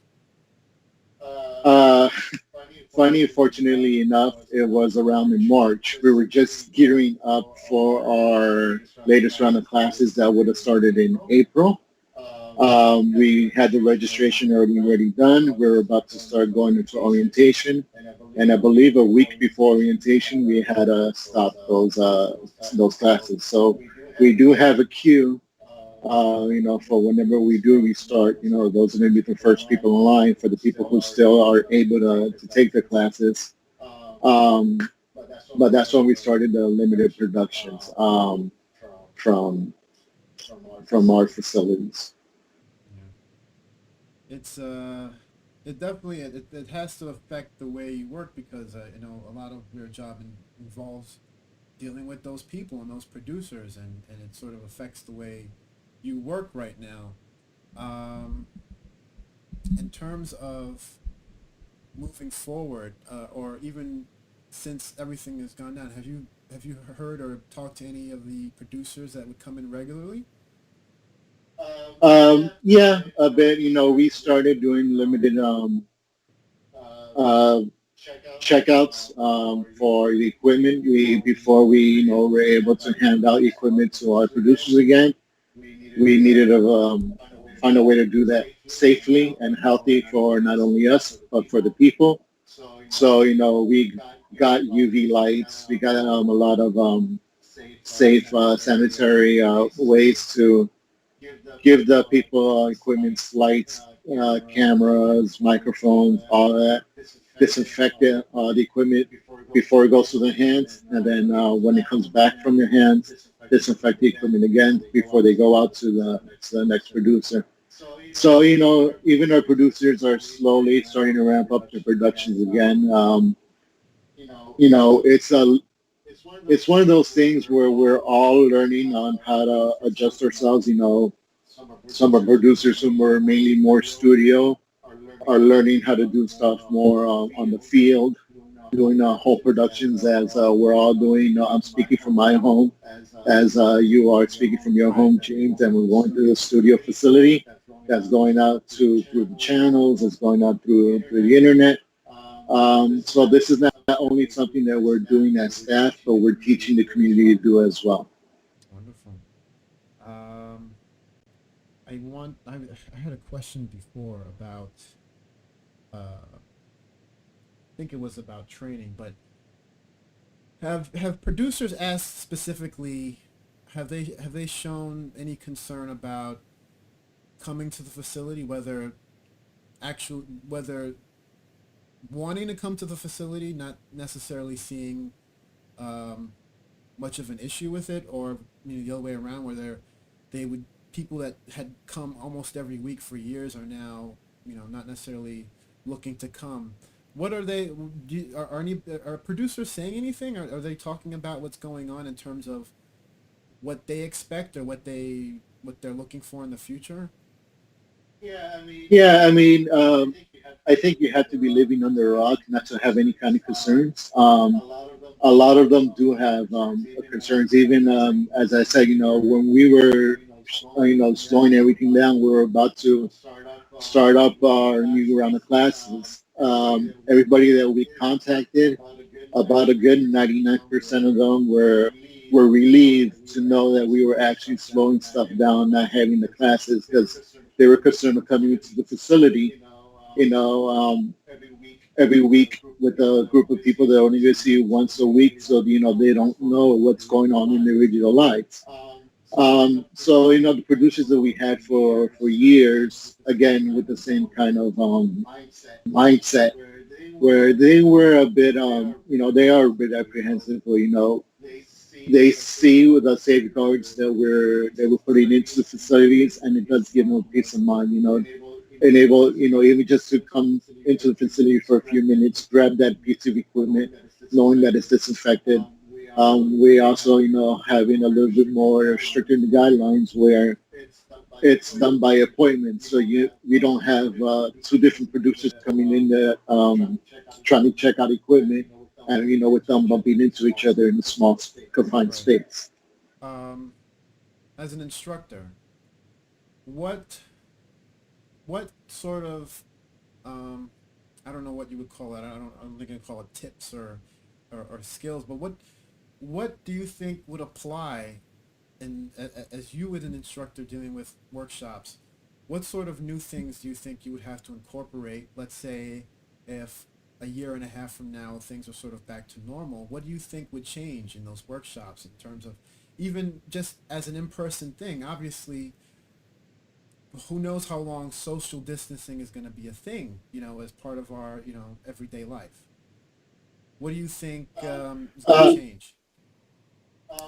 One thing I think is going to change is we'll probably have a little bit smaller class sizes, due to the social distancing, where you can have so many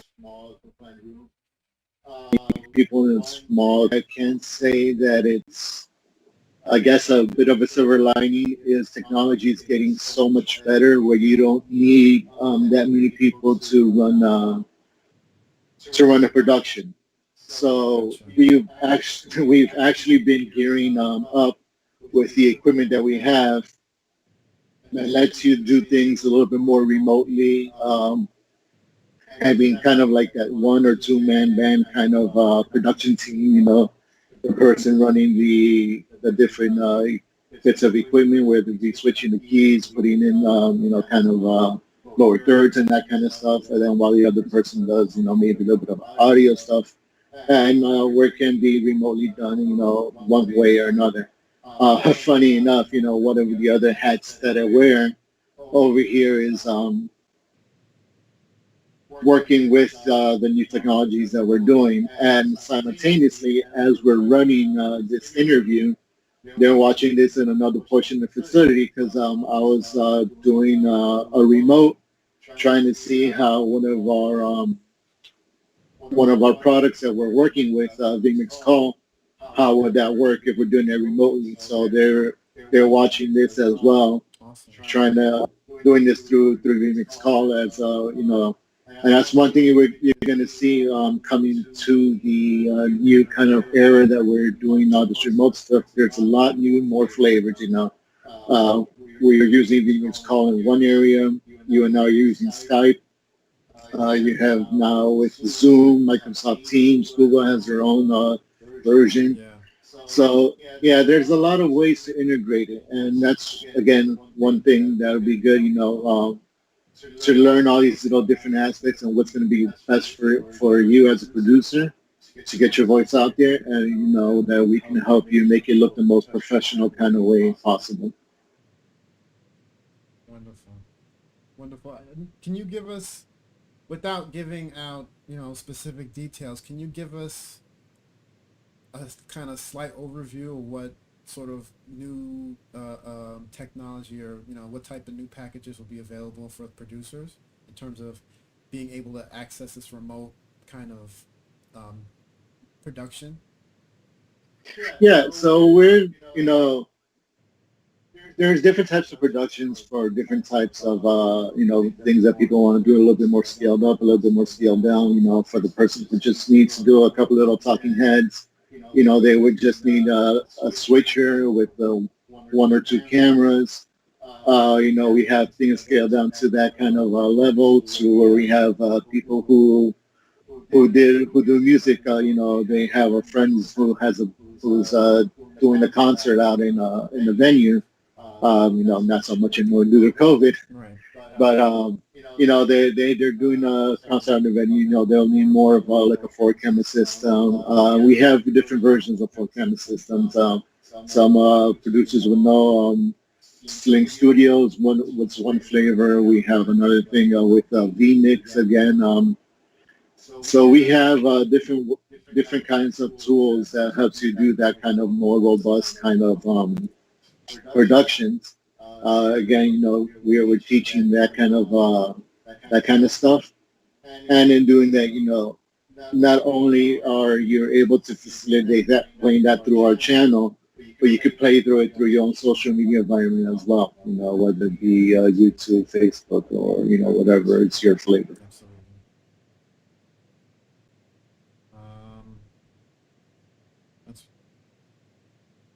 That's great that we're going to be able to supply that sort of um, means of producing it in the future, especially now because I mean that's ultimately like how I have my setup here.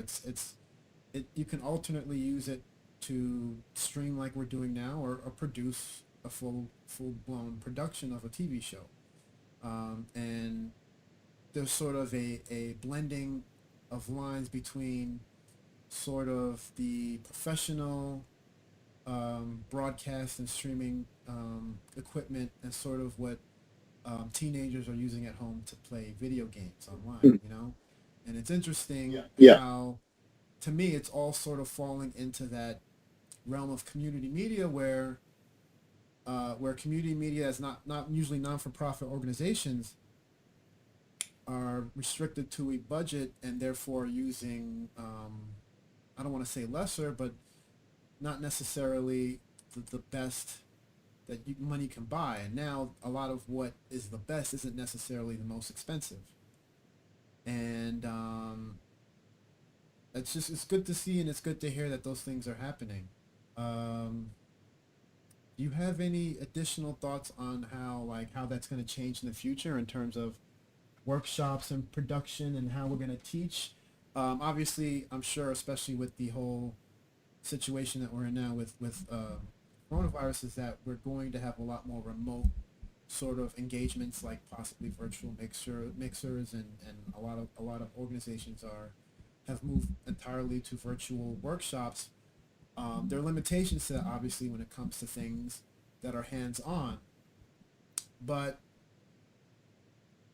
in what direction do you see that going? Like say, for instance, if we're teaching a field production class, is the class limited to specifically, we give you this equipment and we may or may not have a class or a workshop on the premises, but we may teach you remotely somehow, or you bring your own equipment to the table? I mean, there's obviously so many things that would have to happen before, here's a workshop that works this way. But in terms of just how, how things are looking now and in the future, and how your own experience and history, what's your feeling about, the future of media education and teaching community media production? How do you see that? Do you have any inclination of where that's going to go in the future? I think it's one of the best things always is to have someone there to help you, teach you how to use a certain amount of the equipment. Hands-on has always been the best way that I've seen with my students.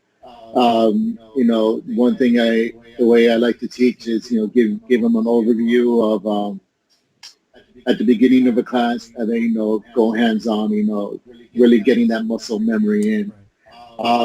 It's it will get a little bit difficult, if we're gonna, have somebody come in for a class, pick up an equipment, take it home, and we're trying to go remotely, it's not impossible at all. But, think about it, when you're calling tech support, when your laptop does something funny and you go from one step to another, to another, to another, you're just trying to get into that kind of mindset.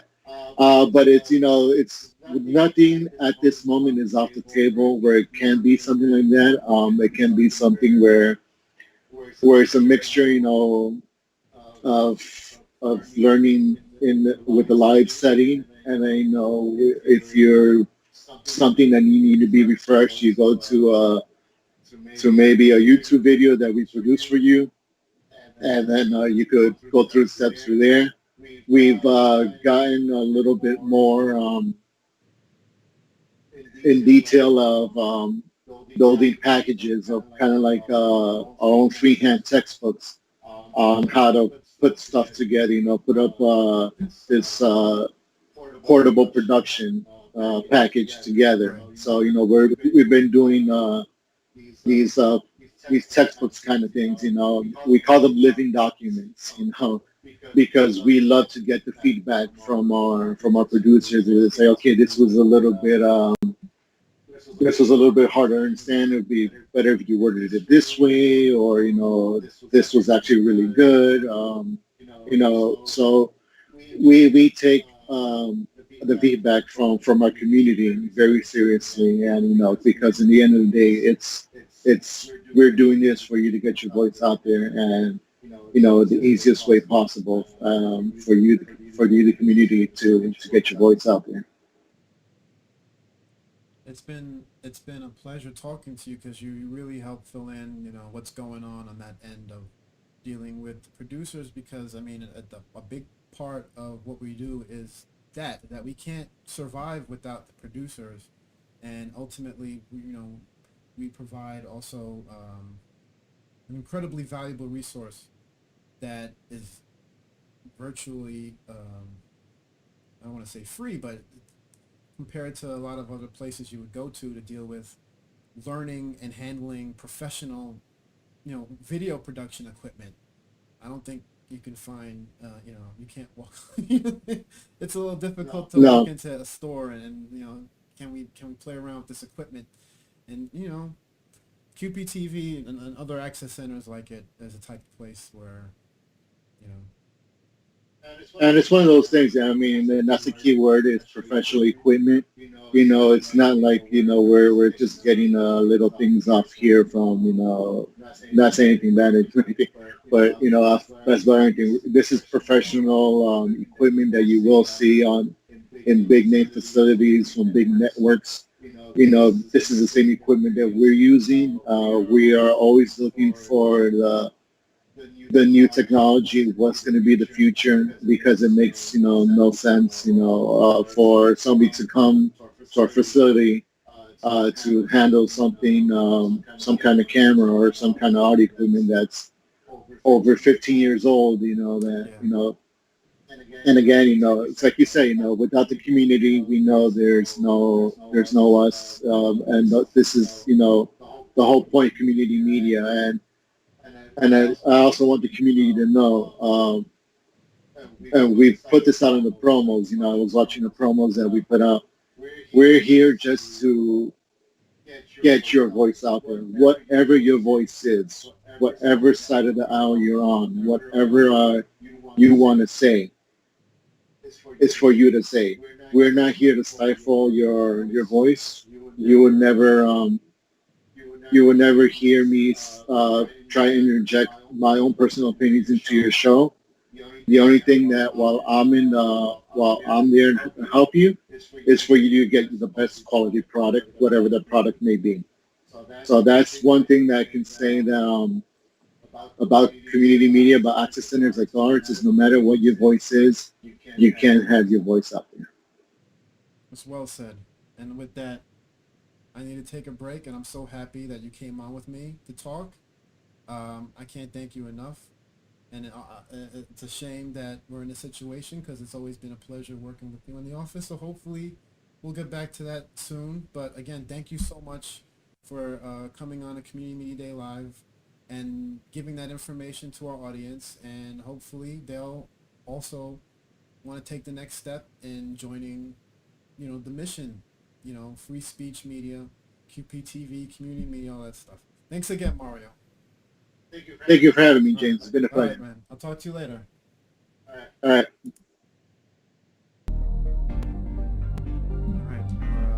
Thanks. Thank you for that.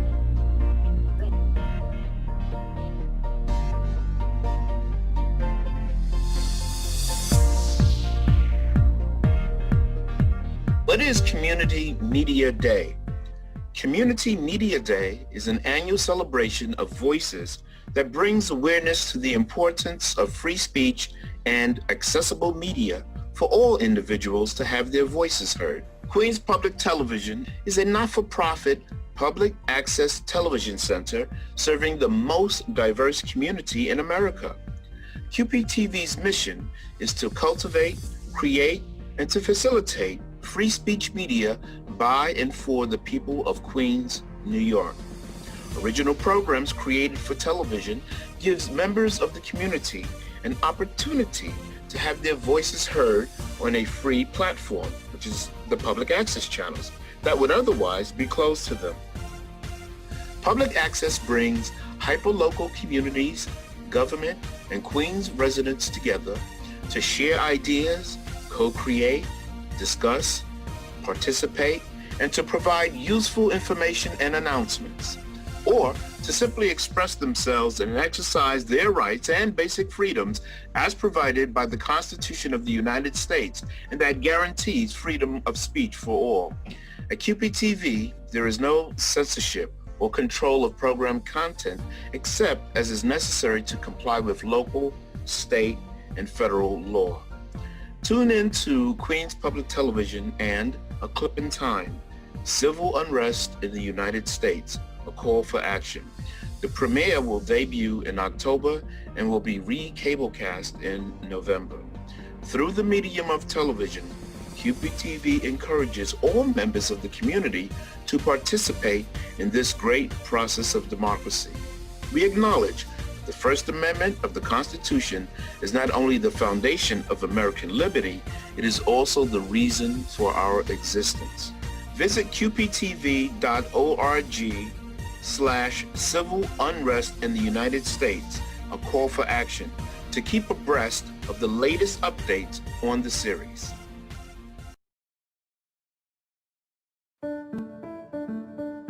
This is the Appalachian Weekly News. Aloha, I'm Gina Archangel Miller, and this is the Maui Daily. This is Ken Matthews and John Prey on KHN Radio. This is KHNS. Have a nice day.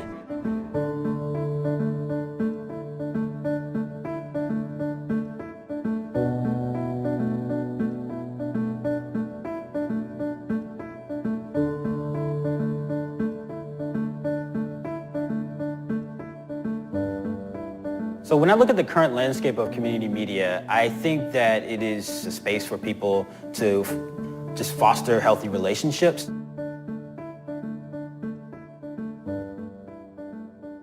There's no shortage of content. There's a tremendous shortage of trust right now. And community media believes in the fact that we serve our communities and we have a place in those communities of trust because we've been there.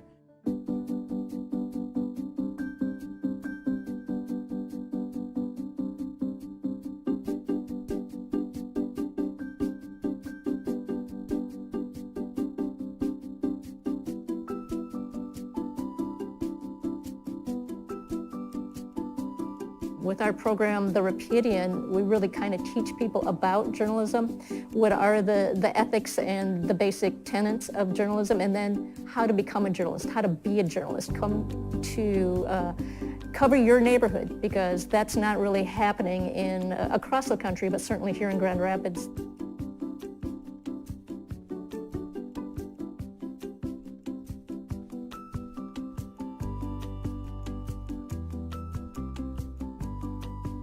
Local institutions, news organizations, foundations are taking notice of this cohort of Latinx media makers. And I believe it's making an impact in how local news organizations are looking at their newsrooms and who's doing the reporting.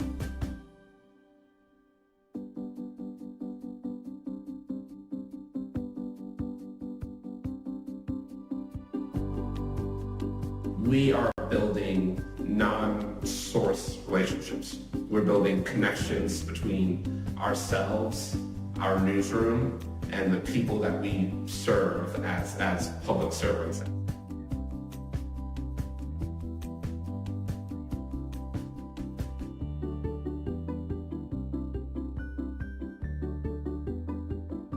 We're a small county, 5,000 people, and probably 10 to 12,000 people along Minnesota's North Shore. So it really has become up to us to bring out what Cook County and the North Shore is.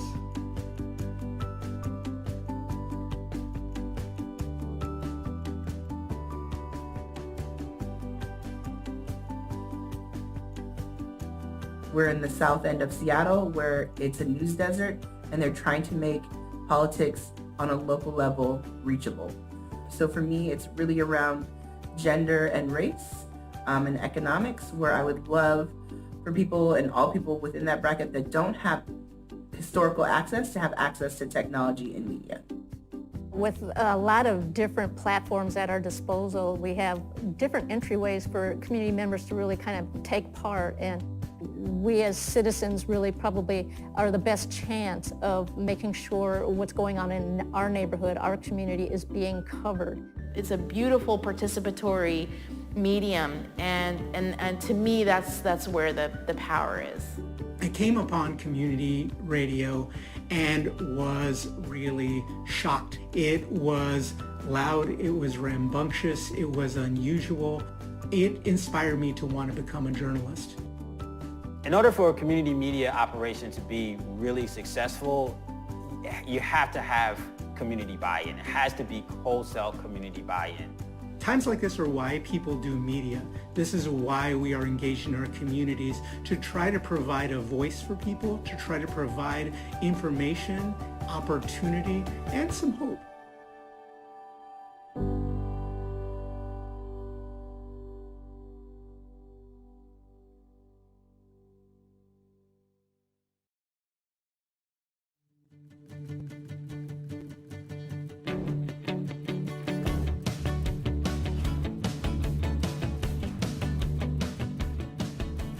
This is the fourth annual Queens Beer Festival here at LIC Flea and Food in Long Island City on the basin of the beautiful water and the beautiful overlooking Manhattan.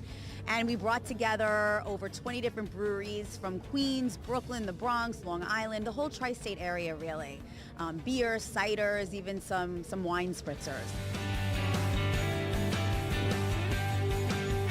It's a wonderful way to celebrate Queens and to celebrate local. I think one of the reasons why we opened LIC Flea and Food 6 years ago was because we wanted to help small businesses grow and celebrate the community, invigorate the community. And I think this beer festival is an annual event that people really look forward to coming and connecting and learning about new beer and being able to try craft beer that are locally made.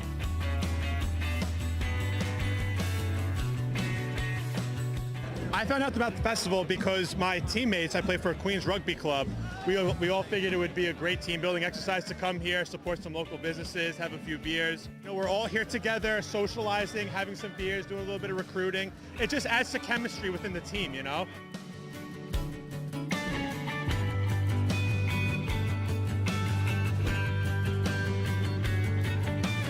This is like one of the best things that Queens can do for their local breweries. We have so many local brewers here, and I think that we have fantastic beer. I think we beat out the other boroughs personally.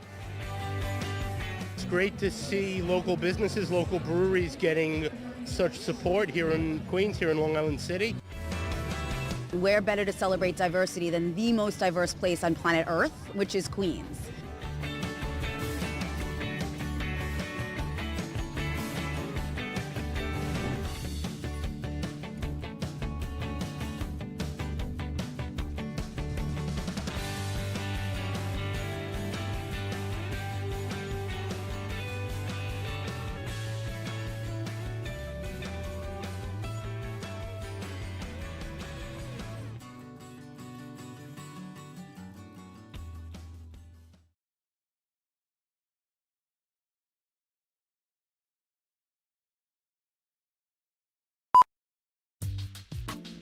My name is Pedro Castano, and I'm a master control operator here at Queens Public Television. As a master control operator, I'm here to get your programs on the air and for video and audio to be at its best.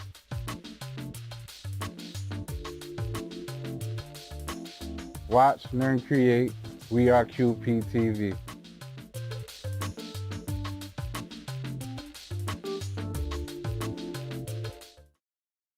and you're watching Behind the Cue. And I want to ask you a There you go. question. Who's better, you or Ruben?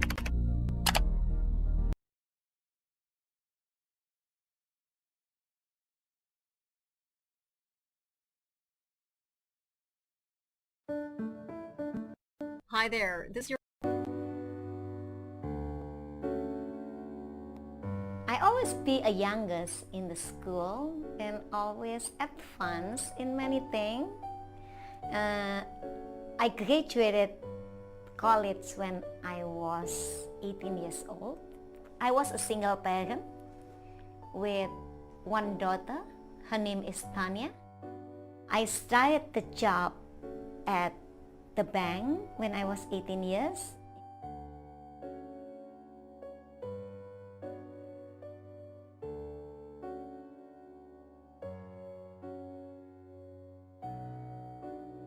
Many newspapers with the same ads, 6-month seasonal job in the hotel as a waitress. I called that number. They told me I will go to Chicago and work in major hotel. I will make 30,000 US dollars for 6 months, minus 3,000 for the fee. I will have 27,000 for my daughter college fund. That was the plan.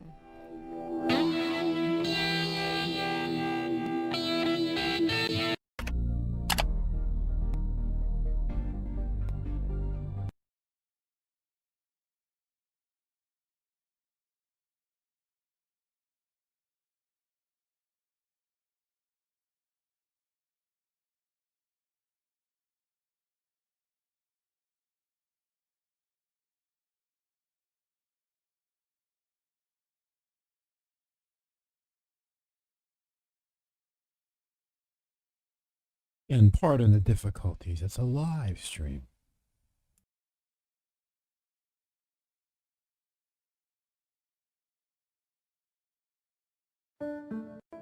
Hi there.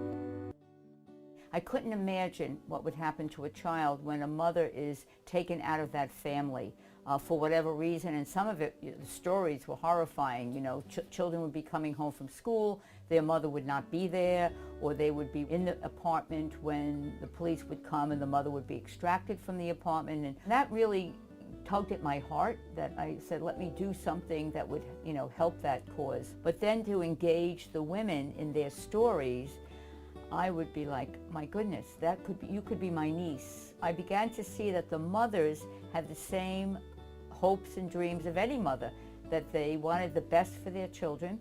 They knew that their choice had really ruined their children's lives temporarily, and they wanted to make it right, that they couldn't do that without support.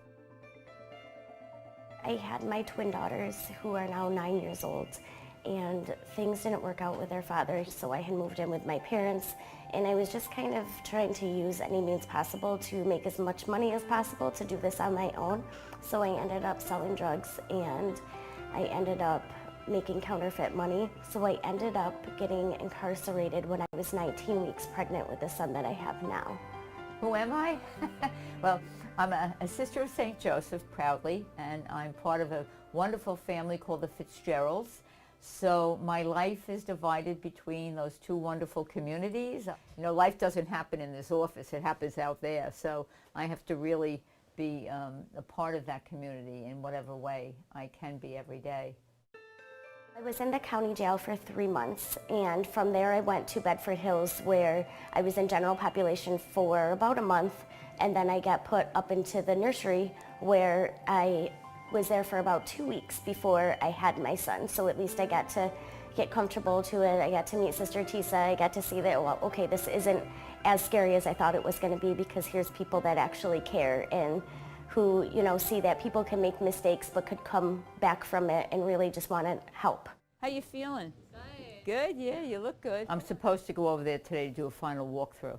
Okay. You didn't talk to Melissa, did you at all? No. I'm going to meet her tomorrow. Oh, all right, okay. Okay. Good, thank you. That was easy. All right, good, thanks. Two things done. So we have 18 beautiful apartments here for formerly incarcerated mothers and their children, women who have been in our communal homes. Nobody came here directly from prison. They already had the life experience and training of communal living to get the skills to move into this and make this work. She's 10, she's having a boy, so they sent some boy stuff and then the rest of it was like... I mean, it's a scary thing being locked up when you're pregnant. So I found out that I was eligible for the work release program. By doing that, I was to move to Long Island City into one of the Our Children homes where I could still keep my son and work, and I only had to go check in at the prison twice a week. And Sister Tisa introduced me to Joanna, who runs the Our Working Woman program, and she saw something inside of me and immediately hired me to be the office assistant there. So since then I've been working there. My plans were to go back to Syracuse where my daughters are, but because I've believed so much in this program and just love to sit by and watch everything that Sister Tisa does for everybody, I've decided to stay here and in hopes to get my own apartment through Our Children, which should be happening soon, hopefully. And then at that point, I'll move my daughters here.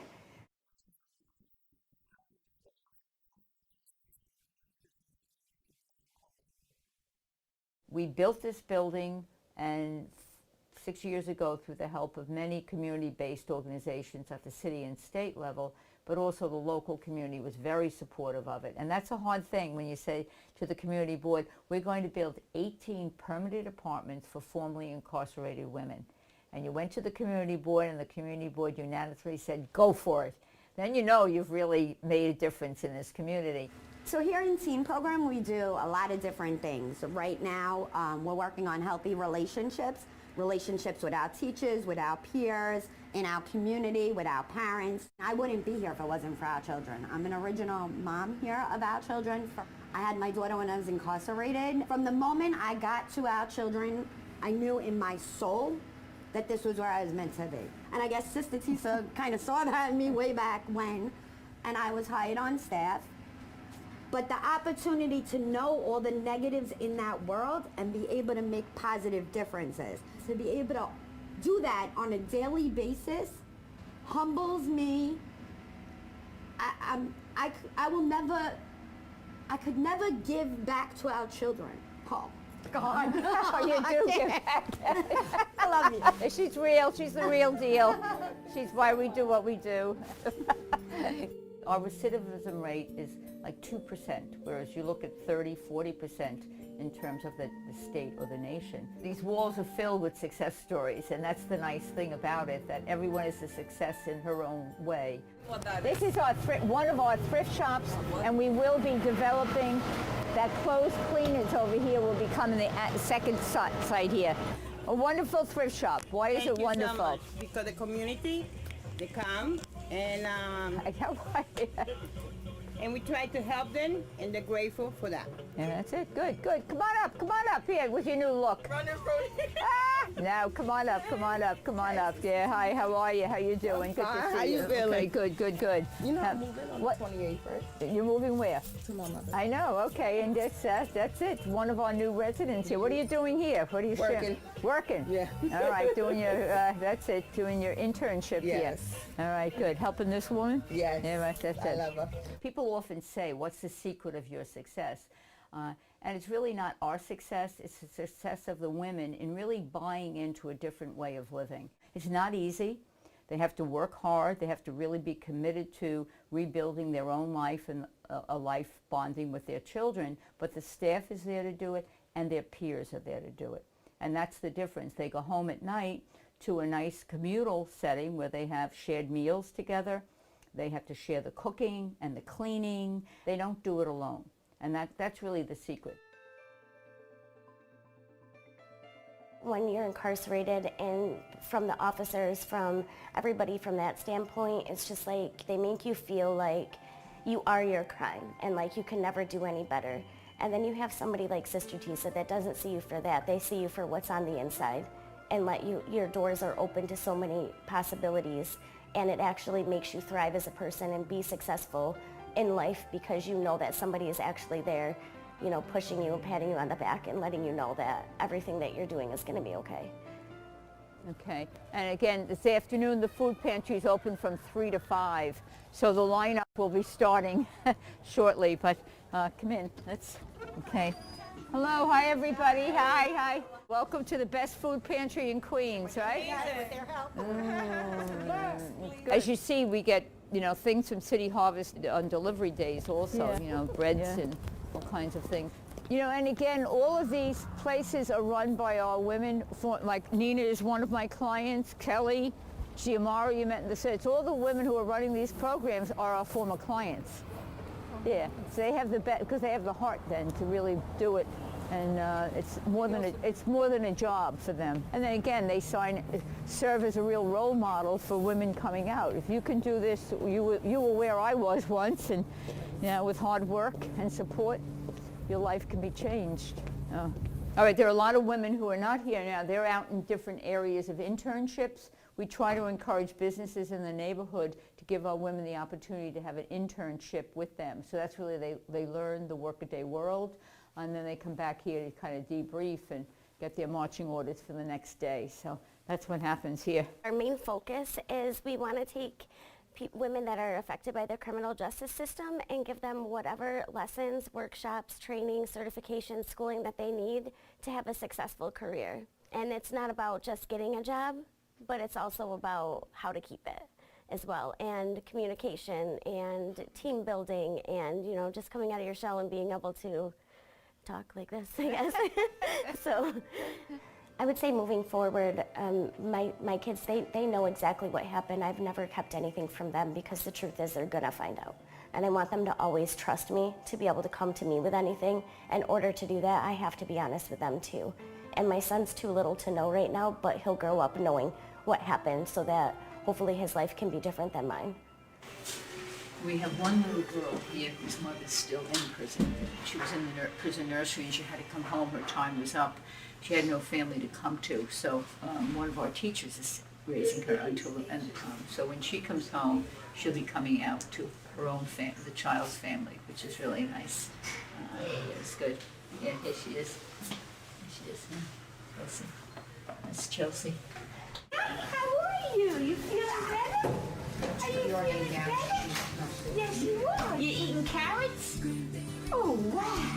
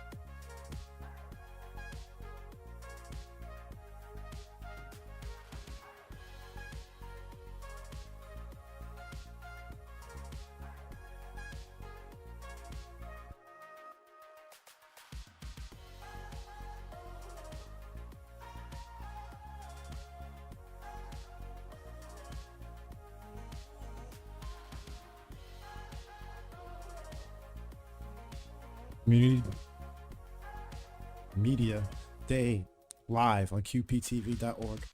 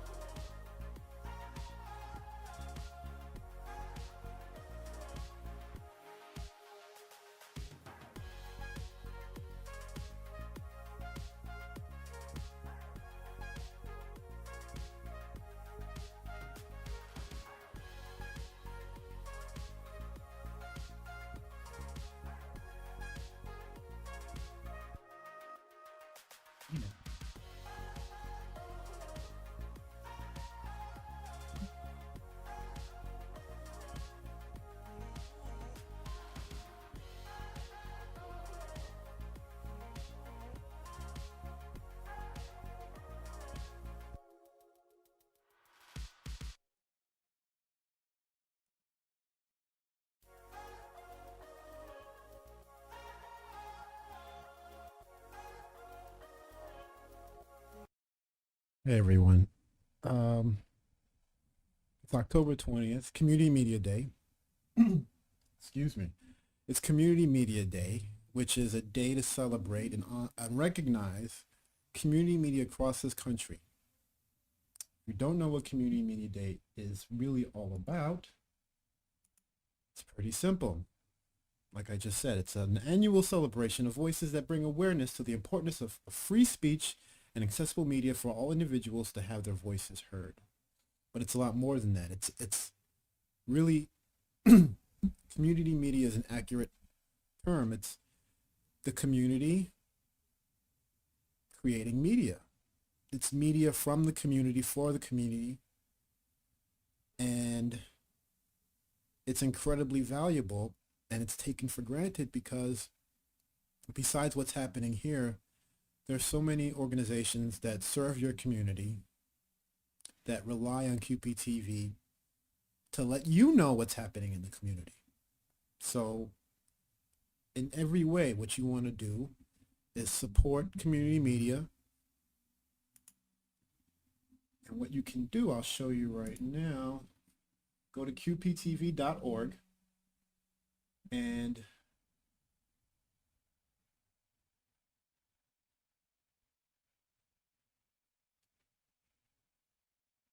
you can go to the community section, look for Community Media Day.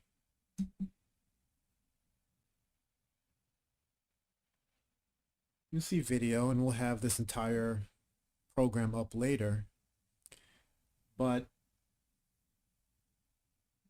we have some very quick tips to tell you what you can do. First and foremost is, join us. Become a producer, become a media creator at QPTV. And even though we have the pandemic situation happening and we're operating under limited circumstances, you can go to qptv.org right now and go to create and follow the steps to send us a special. We have a lottery that's biennial every other year, but it is an off year. So what you'll have to do is sign up for our waiting list. Whatever you do, just go to qptv.org, even if it's to look up in our schedule what's happening today. There's so many programs on QPTV. There's something for everyone, frankly. And if there isn't something for you, that means you need to get up and produce a show to put on QPTV. It's easier than ever now. Excuse me. We don't use tape. You don't have to load tapes around. You don't even need a full-blown, camera. You can use your phone. So many things on the web are just people talking in front of a camera. Sometimes, and most times, especially on social media, it's just their phone. And that's a TV show.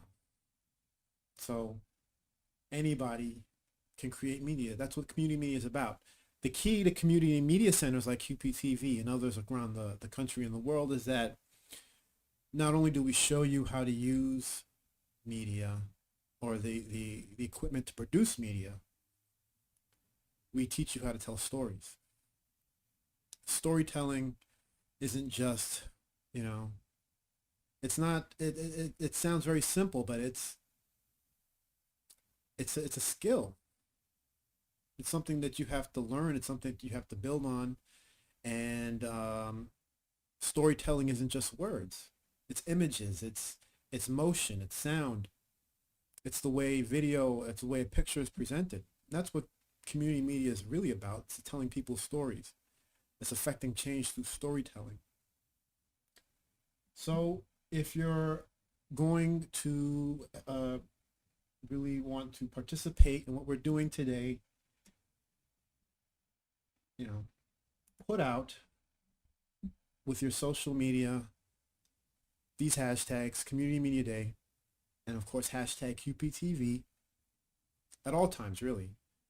Hashtag QPTV, but Community Media Day today, and at any time you get, whenever it comes to mind, when you see one of our shows, or you see a logo, or you think QPTV, it's not something that is magical or at such a far distance. It's well beyond arm's reach. It's right here. It's right there. It's when you look in the mirror, that's a show ready to be made. All you gotta do is put a camera, record, and then take the next steps. You'll find on qptv.org/create to become part of something bigger and hopefully, like I said, affect change through storytelling and community media. Let's get back to some more video, and hopefully we'll have some more guests on later. But again, Community Media Day, October 20th. We do it to bring attention to it, but really we want you to think about, participate, celebrate, elevate, do whatever it takes to get community media on the mouths and in the minds of people and in the hands of people. Because we're not selling. We're offering you this opportunity to make change. And it's free speech based, it's creative. You get to, you put your ideas out there. And there's nothing else like it. Hang on. We'll be back soon.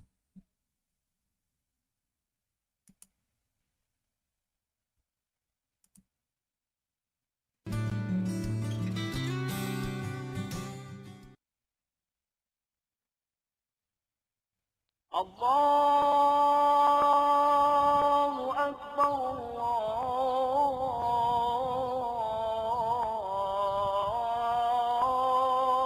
الله أكبر.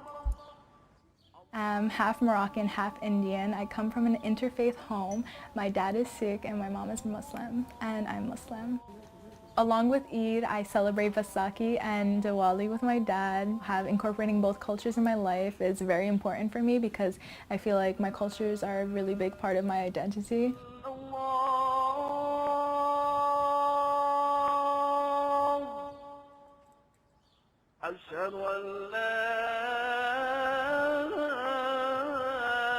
The day before Eid is really exciting because it's the last day of fasting. We fast for 16 hours. When you finally take that first sip of water on the night before Eid, it's like so rewarding. Something that you can't, compare to, because you're like, okay, I did it for a month. I feel fulfilled. I'm Raja and I invite you to spend the night before Eid with me and my family.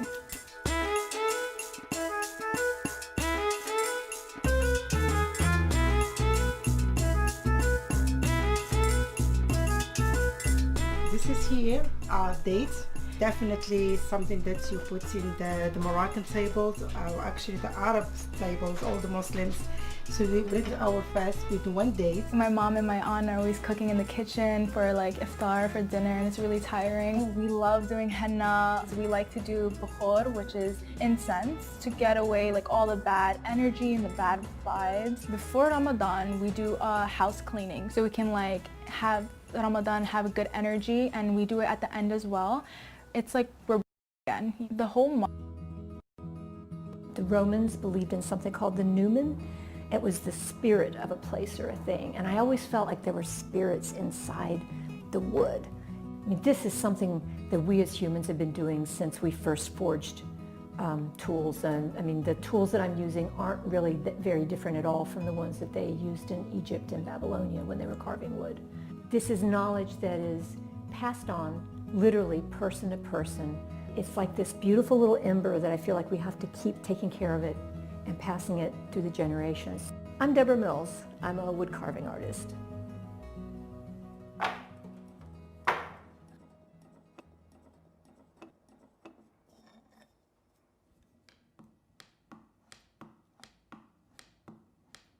As a kid, I was always drawing. I always thought I would be an artist when I grew up, but I grew up and I wasn't an artist yet, and I was just doing things on my own. And I started at the Arts Students League to it's like the perfect place to explore all the different media. And so I had been doing printmaking for a while and tried woodcuts. and lino cuts, and I thought, I kind of liked cutting the woodblock print. I should try sculpture. So I went downstairs, like within a week, I was like, oh my God, I found it. This is what I'm meant to do. And I don't know why, you draw something on it and you start carving, and you can go into almost a trance state. You're doing it for hours, and I lose sense of time. It's very, very involving, and it just takes you in, and the world falls away.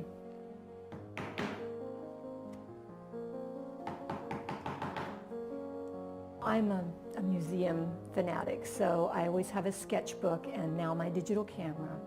And when I walk into the Metropolitan Museum, for example, which is like that's my sacred space, that's where I go to church. There are certain objects that they just call my name, and I have to go across. It's like I'm being pulled across the room to look at them. And those are the ones that I generally end up sketching, because I'm like, what is it about this that I'm falling in love with? And that's what I want my own work to do to people. I want them to just fall in love with it. I want them to see it from across the room and go, oh, what's that?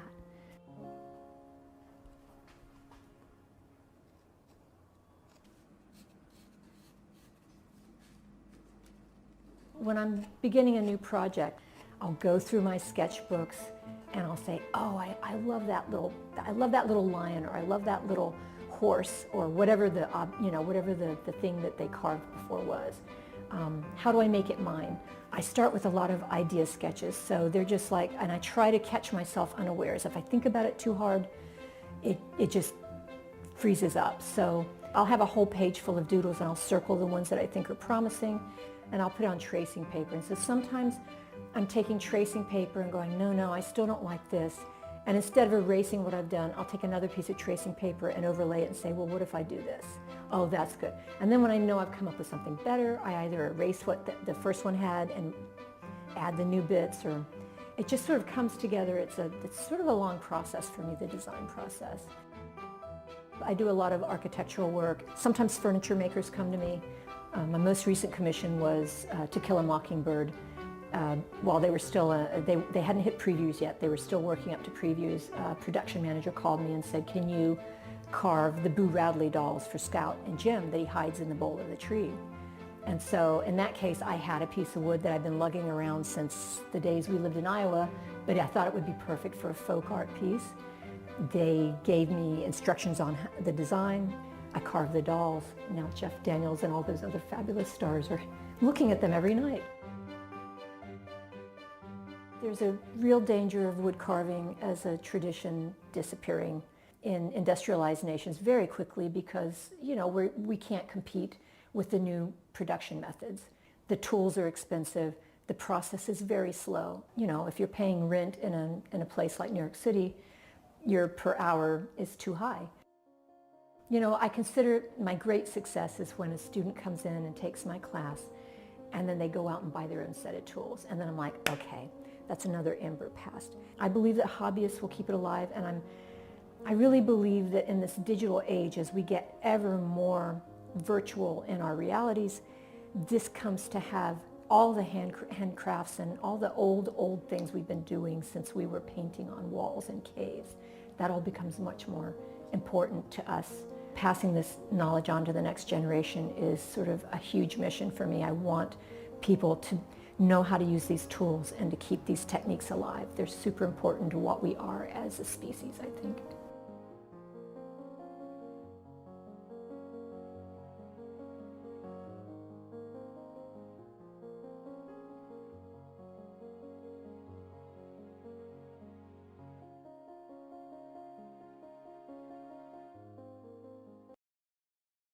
Queens Public Television cultivates, creates, and facilitates free speech media by and for the people of Queens. Watch. Queens, being the most diverse community in the nation, gives us the opportunity to create diverse content. Learn. QPTV is democracy in action, and we are committed to assisting everyone in the community to exercise their First Amendment right to free expression. Create. Watch QPTV. It's on now.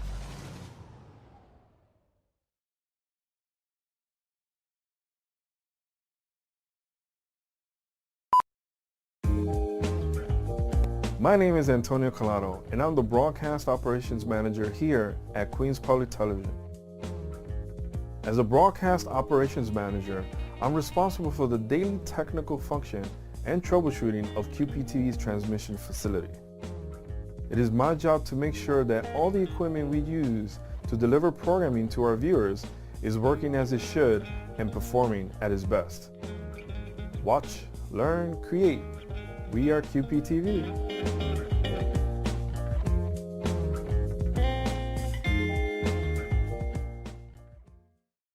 I started working here like 19 years ago as an intern and worked my way up. Basically I loved every minute of it, and now look where I'm at now. I'm the Broadcast Operations Manager. Muchas de las chicas piensan que el hombre me pegó, pero no entienden de que tengo un dolor muscular en el cuerpo.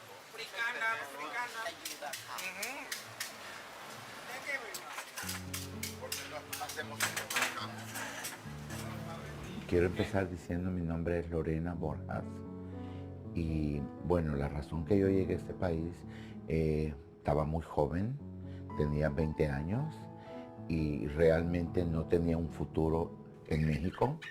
En ese momento me identificaba como un chico gay, pero mis pensamientos principales era tener un médico supervisado en hormonas para hacer mi transición supervisada por un doctor. Yo llegué aquí en el año de 1981, cuando yo tenía 20 años. Bueno, llegué con la mente de hacer mi transición de hombre a mujer.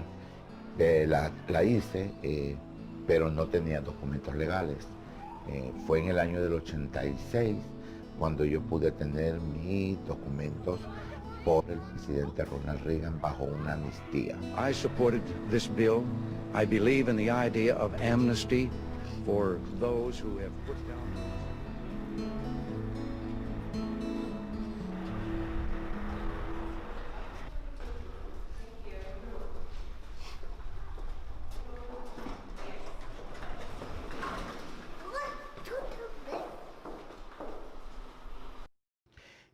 En 5 años podría decir que fue para el 90, para el año 1990 yo ya era residente permanente de los Estados Unidos. Pero fue en ese mismo año cuando mi vida dio un giro que pues yo no esperaba que mi vida me cambiara. Lo que pasó, tuve unas convicciones. Las convicciones no me permitieron renovar mi residencia permanente, ni tampoco hacerme ciudadana de los Estados Unidos. Estas convicciones, una eran arrestos de prostitución y algunas convicciones por asuntos de tráfico. Bueno, no eran asuntos de tráfico, pero en ese momento me dieron esa acusación. Mi vida se me hizo un paro en ese momento, pero igualmente yo seguí trabajando hasta en el año de 1995 que decidí yo emprender un camino como activista, cambiar algunos sistemas de la policía, y realicé mi primera marcha trans, ya identificada como mujer. I was the founder of the Queens Pride Parade, and I know how difficult it is to organize LGBT people sometimes. And Lorena actually went out and organized the transgender community. And sometimes our transgender folks don't even have the self-esteem to think that they're worth organizing and fighting for their own rights. But Lorena gave them that dignity. She went out and said to them, no, you're valuable, you're worth something, and we're going to fight for our rights together. And so that's why I really admire Lorena, because she has done a tremendous job organizing the transgender community. All the while, she was having these other things go on in her life. So despite everything else that was happening in her life, the record that she had, the struggles that she had for her own life, she was still out there trying to help other people. And that's something I think everybody can admire. Y entonces la misión mía me llevó a tener un grupo que ahora somos 479 mujeres trans registradas en mi organización. Pero mi enfoque sí empezó ayudando a las mujeres trans que viven con VIH-Sida y siendo arrestadas. How are you? Okay. How many syringes would you like today? Six? Yeah, sure. Do you know what size 3cc? Is this for hormones? For hormones. Okay, so I'm going to give you 6 3cc needles.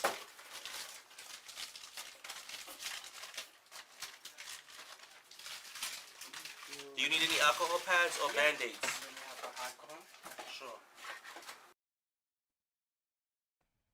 Hey everyone, sorry to interrupt this video, but we want to play a special message from the Queensboro president, and we have something else to show you after that.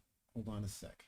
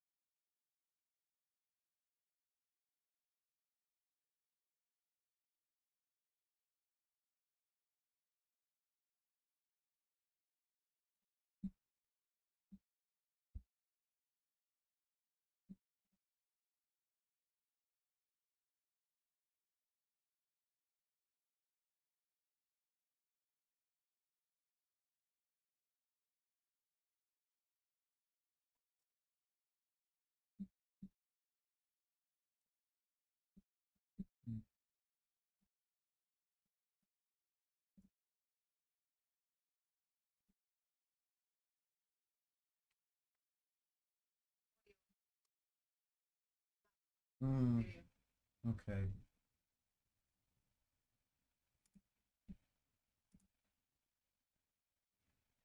All right.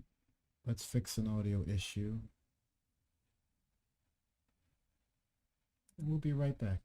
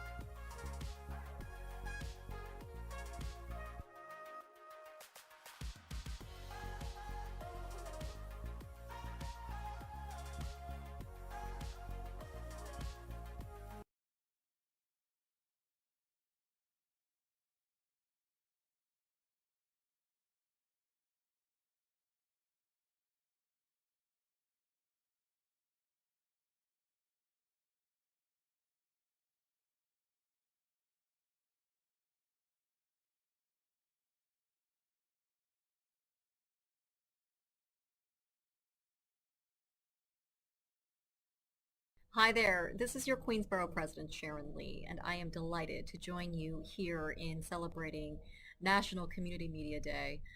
Here in Queens County, we celebrate QPTV's success in particular in being a platform for the robust public exercise of free speech via public access television. It is a legacy of the late Claire Schulman, a trailblazer and one of the former borough presidents of Queens, who was instrumental in the creation of QPTV, public access channel here in the borough of Queens, where we are home to nearly 2.4 million residents. We are the most diverse county here in the continental United States. And as you know, one of the cornerstones of a healthy democracy is free speech. And community media in all languages and platforms are a critical vehicle of and for democracy here and around the globe. And so it is my honor and privilege to declare today, October 20th in the year 2020, as Community Media Day here in the borough of Queens. And I on this day, I think the best way to honor Community Media Day, even better than a proclamation, although I know that's pretty dope, but the best way to honor Community Media Day is to make your plan to vote in this year's critical election. We have perhaps the most consequential election of many of our lifetimes to date. And here in New York, including Queens, we can begin voting as early as this Saturday, October 24, through November 1st. 9 whole days to find the time to vote at the poll site before November 3rd, the regular election day. But if I may, I advise you don't wait until November 3rd. Don't wait until November 3rd. Plan to vote before the end of this month, before the end of October, before Halloween, in fact, because there are some shenanigans out there and we don't want to let anyone play trick or treat with your vote. And so make your plan today on Community Media Day, and make your plan of when, where, and how you will vote in this year's critical election. To find out either your early voting poll site, or if you must, your November 3rd election day poll site. And remember, these two are not the same. You'll need to go to your assigned poll site. But to find your poll site, check out the following website: findmypollsite.vote.nyc. It's findmypollsite.vote.nyc. And so I urge you, if you are able, to plan to vote as early as you can and as soon as you can. And I will say one thing: if you can go to the grocery store, if you can go to your local Stop and Shop or your local ShopRite, your local Trader Joe's, your local bodega, if you can go grocery shopping, you can go to the poll site and cast your vote in person. Because tomorrow is never guaranteed. And so thank you and happy Community Media Day. Let's get out the vote. Wonderful, wonderful. I'm here right now. We're back. I'm here with Rosalind Nieves, Community Development Manager, QPTV. And she's here. Hi, Roz. How are you? Great. How are you, James? That was a wonderful announcement from Borough President Lee. Absolutely. That was fantastic. It's definitely something, it definitely is a great sign of show support of what we do, and a commitment hopefully to, in the future, bringing more opportunities and services to the community, which is what we do every day at QPTV. Well, I tell you, I am ecstatic at what she said about voting. It's very important to get out there and vote. I'm ecstatic that she's recognizing Queens Public Television and that she supports Community Media Day and everything that we do in the community. And being that she was so humble and she did all this work for QPTV, I ran out to Borough Hall and I went and got that proclamation for everybody to see, although she showed it. Here we go, James. Wonderful. sort of fading out a little bit with the reflection, but we can see it, and it's beautiful. It's shiny. That's beautiful.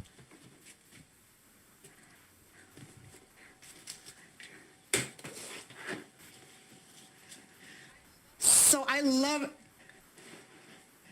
yeah. Yeah, a little bit with the virtual backgrounds, kind of like blur it out. That's the difference in the Zoom world, as they say, right, James? In the Zoom world.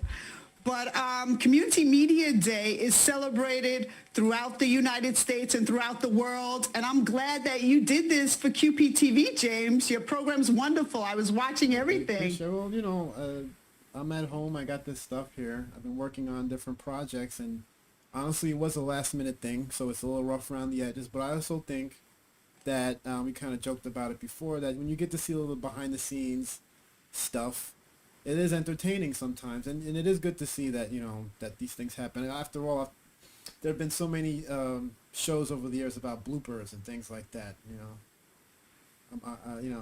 I don't know how much of it actually came on the stream, James. went across on the stream, but maybe I'll have a blooper reel later on. But yeah, no, it's started off a little difficult, but it's been fun for sure.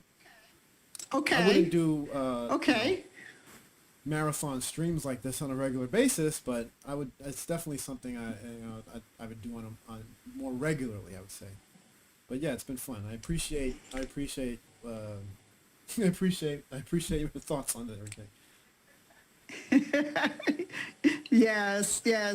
So what else do you have up for Community Media Day? We have, we're going to continue to play, we didn't get to play a whole lot of them, and in a way it's good because a lot of the time was spent talking to other staff members about their experiences creating and dealing with producers, and also dealing with the situation of the pandemic. But we want to, show off some of our content. We want to show off some of the award winners that we had this year. We had some Emmy nominees, and we also have a lot of events coming up. Election Day coverage. We're going to be covering election night, as you know, obviously. And yes. I just want to spend time promoting that. Also, just coming in every so often in between those videos and telling people what community media is all about, what it means to me personally, what it means to the people I work with, and just also things I've seen in person, how community media affects. I know you deal with a lot of not-for-profit organizations and a lot of people, and you see directly firsthand how what we do for these organizations help everyone else, that their constituents, they benefit the most from it. And we're actually a service. We act as a service for these people, and I think I want to make it as clear as possible how much community media means to me and all of us, because on this day, while it is a day, I think it's a good sort of like, it's almost like New Year's, where you want to have a resolution. I think community media for us is sort of like snaps it back into focus, where okay, we're in it, and Definitely. we need to continue to bring home the message to the people out there. Well, I have to say, I agree with you 100%. And you mentioned our not-for-profit organizations, and when COVID hit, it hit everyone very hard, but particularly majority of our not-for-profit organizations, because a lot of them had events that they had scheduled on their list to do, on their calendar to do, and they had to abruptly cancel them, of course, like everyone else did. And they all reached out to QPTV, and they really used Queens Public Television's bulletin board to make those announcements to the public, because the public was so tuned in to public access channels to find out all the hyperlocal situations that changed, and as they were changing, because people were uncertain at first if they this all happened where things were really serious in March. Some of their events didn't happen until were scheduled to June or July, and they just didn't know, which way to go. So they really used our bulletin board and public service announcement services, even through COVID, to get that announcement, that useful information out to the community and what they could look forward to. So I'm glad that QPTV was there and has these services available to the community to be available so they can use it as a resource. Not only that, because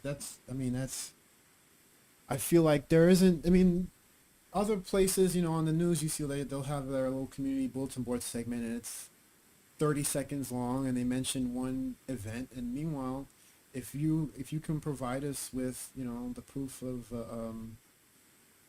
you're a not-for-profit organization here in Queens, you can post messages on our bulletin board. You can create public service announcements, and we put that on, and people see it, and everything just goes beyond sort of what you see on the news, and even more so with beyond what we do as QPTV staff. The producers, the Queens residents, they have the opportunity to tell the stories of what's happening right on their block.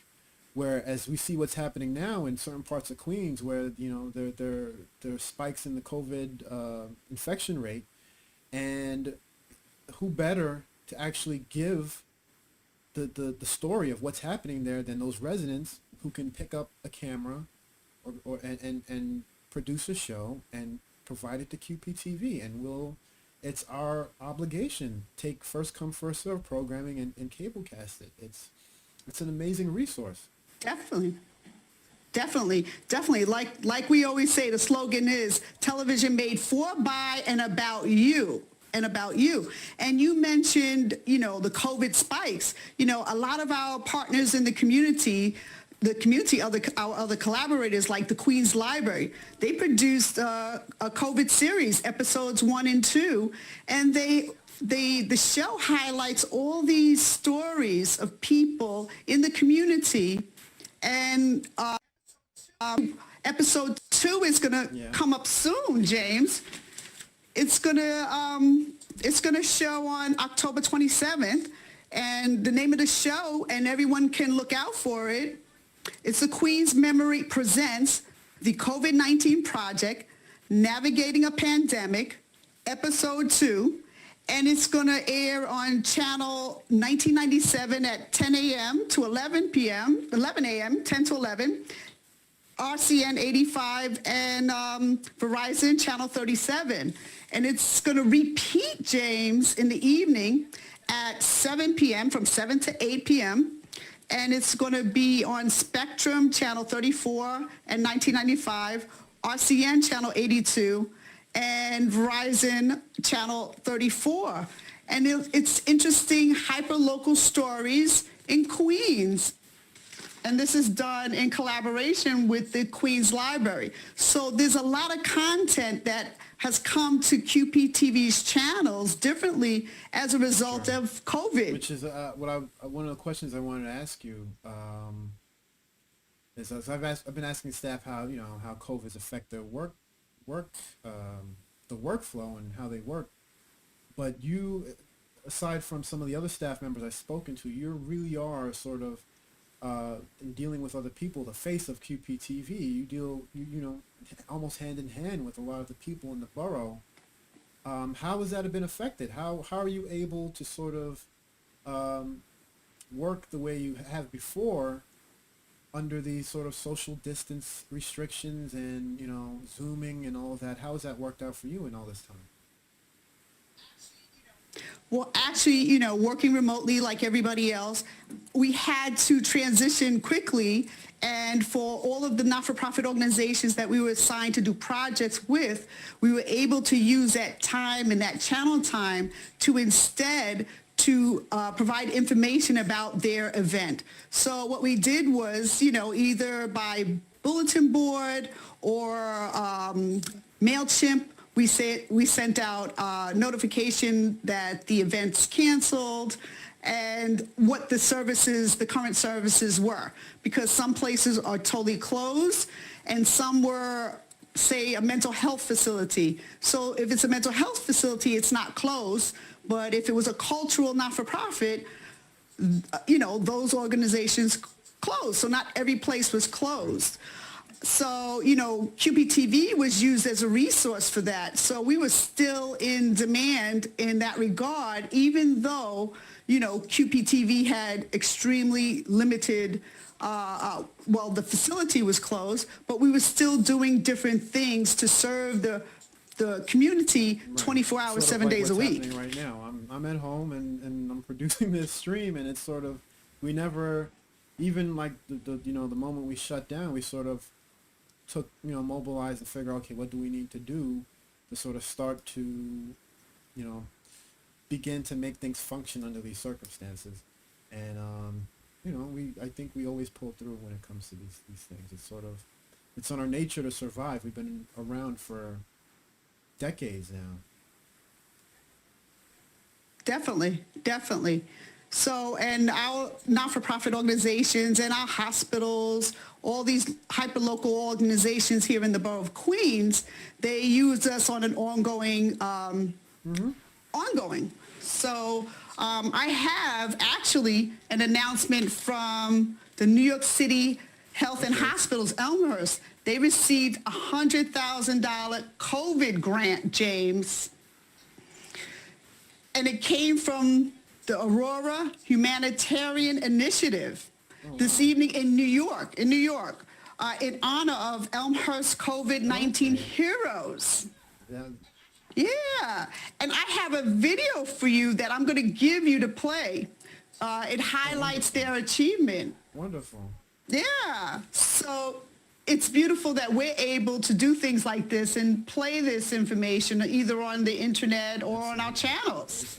And that I'm sure that's really important, especially that was, I know for sure that was one of the hardest hits parts, one of the hardest hits parts of the country.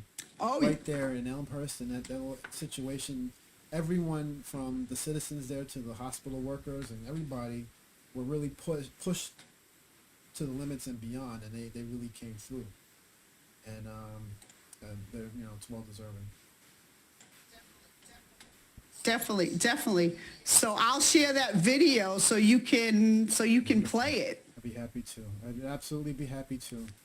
And again, Roz, I gotta thank you again personally for everything you've done, and not just with community media. You did a lot in such a short period of time that you know, help pushing what we do out in the community, and really putting feet to the pavement and getting the work done, and congratulations to all of us, and thanks a lot. Thank you for coming on. I really appreciate it. Oh, thank you, James. Thank you so much for having me. It's a pleasure always working with you and the We team. get back to some sort of situation where we can, you know, get back to a regular sort of working face to face and not, you know, having so much distance. But either way, we'll make it all work. We always make it happen. Definitely, all right, Roz, definitely. enjoy the rest of your evening, and thanks again. And we're looking for that video. All right. Okay. All right. Bye, Roz. Okie dokie. Bye.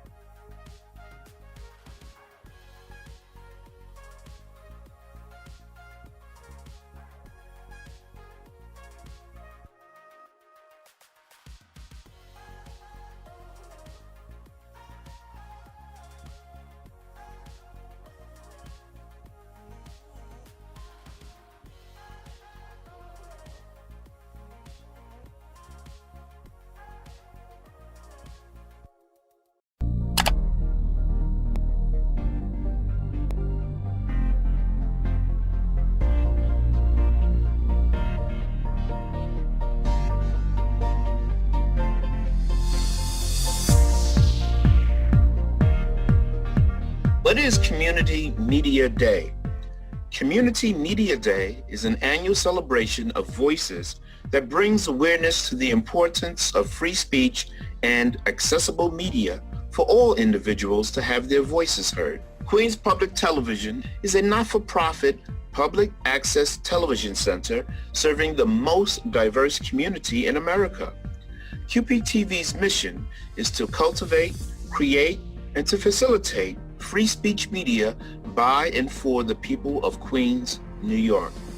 Original programs created for television gives members of the community opportunity to have their voices heard on a free platform, which is the public access channels, that would otherwise be closed to them.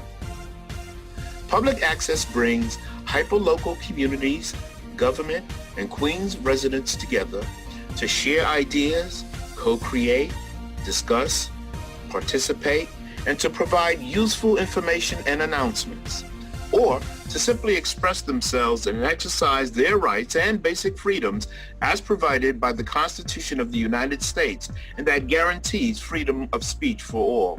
At QPTV, there is no censorship or control of program content except as is necessary to comply with local, state, and federal law. Tune in to Queens Public Television and A Clip in Time, Civil Unrest in the United States, A Call for Action. The premiere will debut in October and will be re-cablecast in November. Through the medium of television, QPTV encourages all members of the community to participate in this great process of democracy. We acknowledge that the First Amendment of the Constitution is not only the foundation of American liberty, it is also the reason for our existence. Visit qptv.org/civil unrest in the United States, A Call for Action, to keep abreast of the latest updates on the series.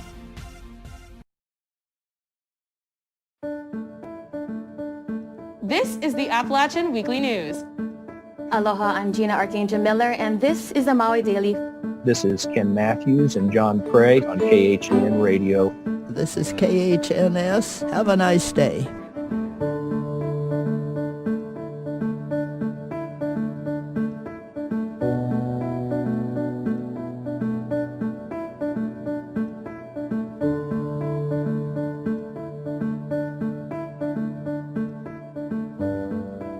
So when I look at the current landscape of community media, I think that it is a space for people to just foster healthy relationships.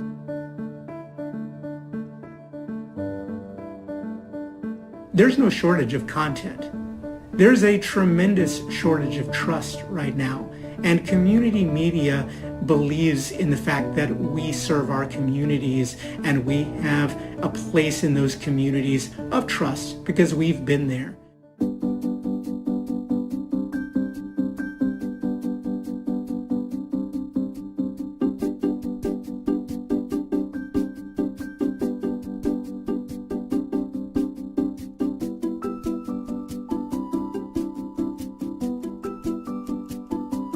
With our program, The Repudian, we really kind of teach people about journalism, what are the ethics and the basic tenets of journalism, and then how to become a journalist, how to be a journalist, come to cover your neighborhood, because that's not really happening across the country, but certainly here in Grand Rapids.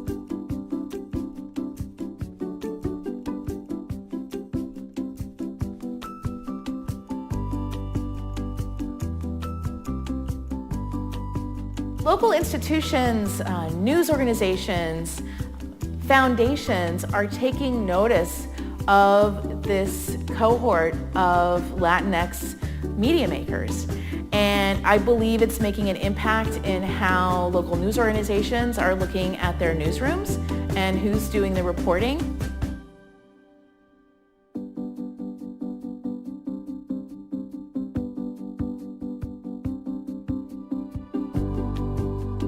We are building non-source relationships. We're building connections between ourselves, our newsroom, and the people that we serve as public servants.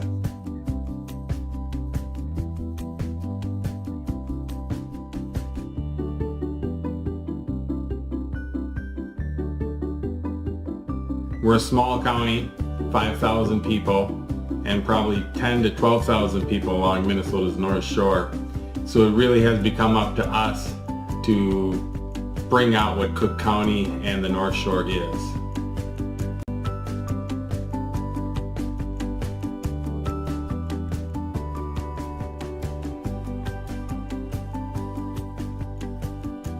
We're in the south end of Seattle, where it's a news desert, and they're trying to make politics on a local level reachable.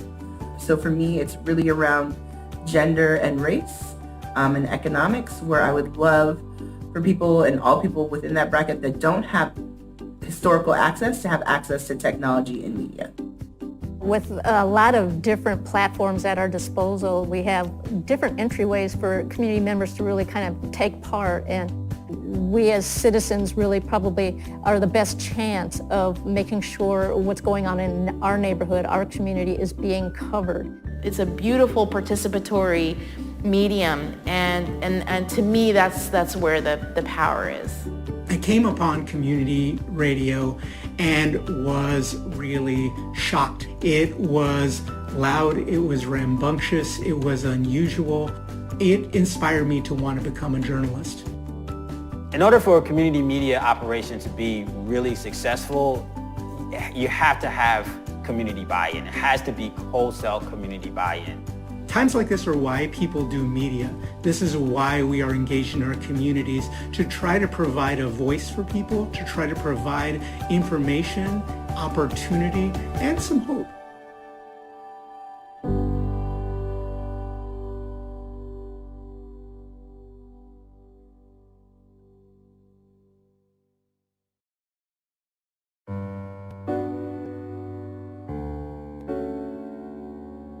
I always be a youngest in the school and always advance in many things.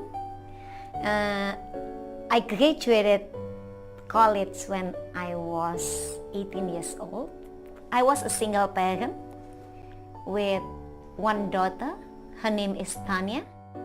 I started the job at the bank when I was 18. Hello, my name is Israel Rocha, and I am Vice President of NYC Health and Hospitals and CEO.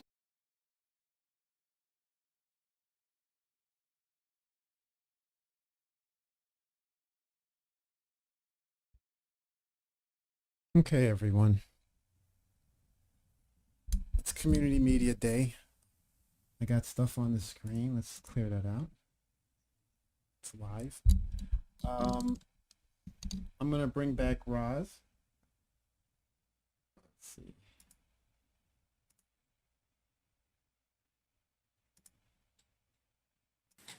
Here we are. Roz? Hey. Yes, I'm still here. Wonderful.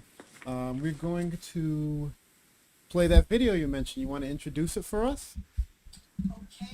Okay, that's a New York City Health and Hospitals for Elmhurst right here in Queens, New York. They received a $100,000 COVID-19 grant from the Aurora Humanitarian Initiative. Okay. Here we go. Of NYC Health and Hospitals Elmhurst, an acute care facility.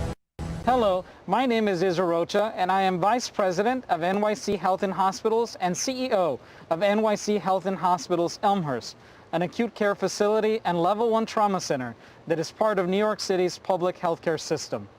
I am joined here today by our physicians, nurses, and other members of the healthcare team here at Elmhurst. On behalf of our 4,000 employees, I want to thank the Aurora Humanitarian Initiative given to us. I also want to thank Governor Andrew Cuomo and all of our other elected officials for their outstanding leadership and advocacy of Elmhurst Hospital during this difficult time. The Aurora Humanitarian Initiative recognizes modern-day heroes and the exceptional impact their actions have made on preserving human life and advancing humanitarian causes in the face of adversity.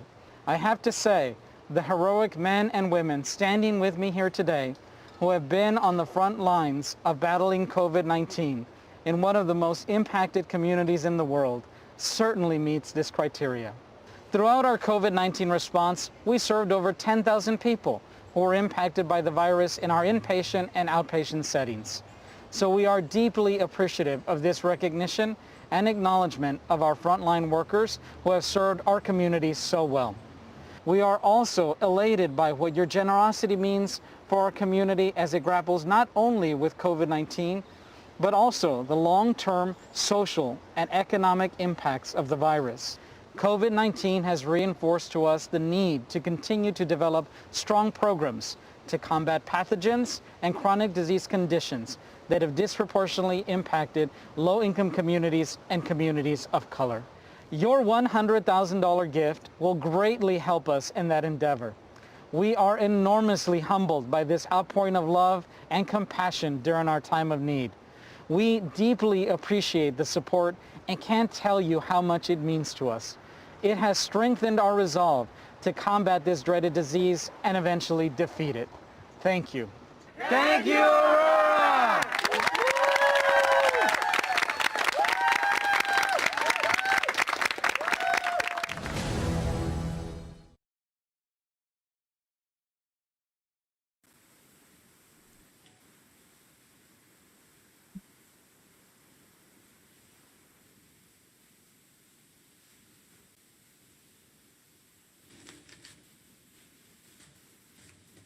So that was the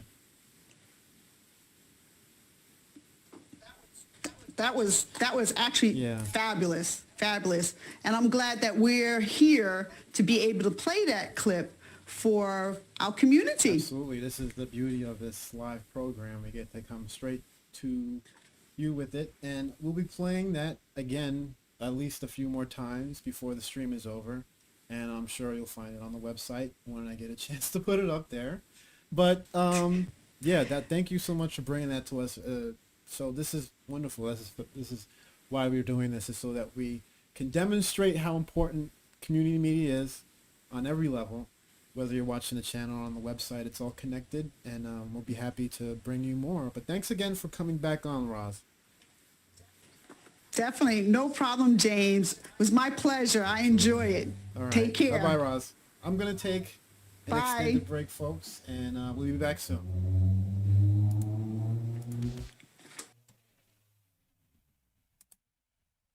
Thank you.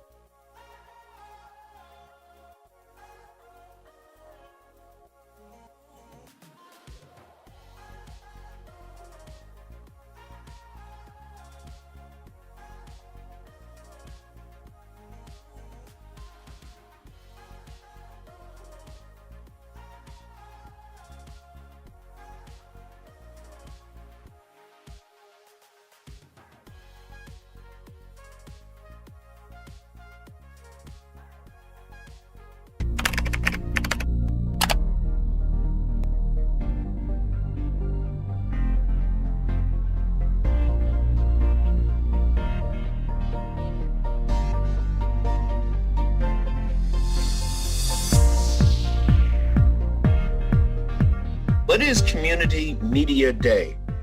Community Media Day is an annual celebration of voices that brings awareness to the importance of free speech and accessible media for all individuals to have their voices heard. Queens Public Television is a not-for-profit public access television center serving the most diverse community in America. QPTV's mission is to cultivate, create, and to facilitate free speech media by and for the people of Queens, New York.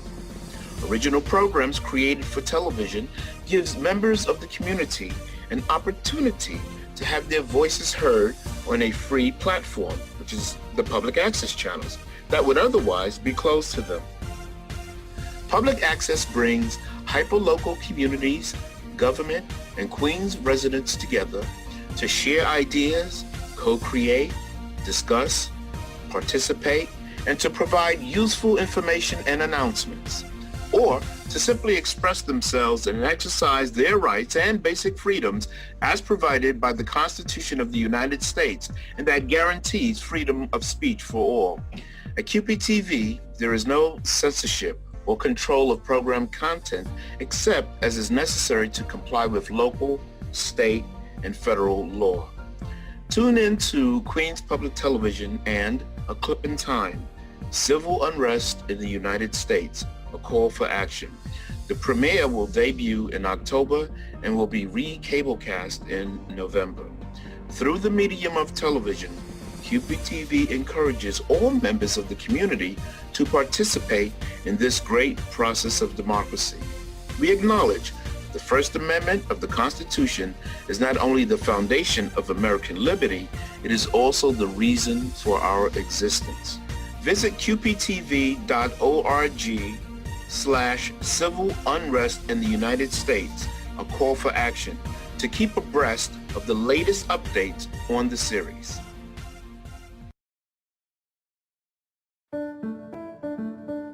This is the Appalachian Weekly News. Aloha, I'm Gina Archangel Miller, and this is the Maui Daily. This is Ken Matthews and John Prey on KHNN Radio. This is KHNS. Have a nice day.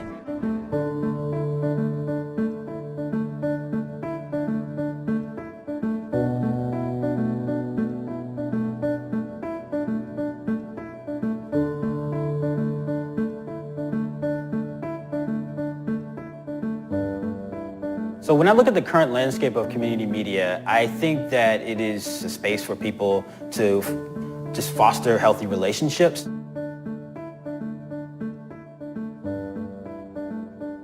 There's no shortage of content. There's a tremendous shortage of trust right now. And community media believes in the fact that we serve our communities and we have a place in those communities of trust because we've been there.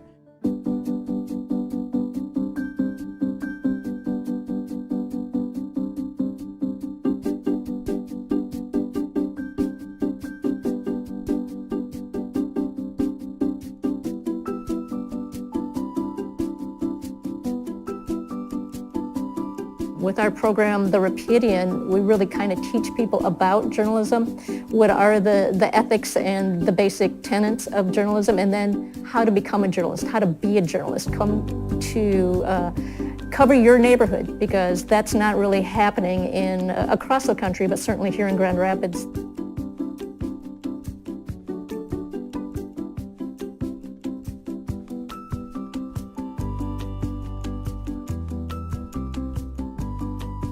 Local institutions, news organizations, foundations are taking notice of this cohort of Latinx media makers. And I believe it's making an impact in how local news organizations are looking at their newsrooms and who's doing the reporting.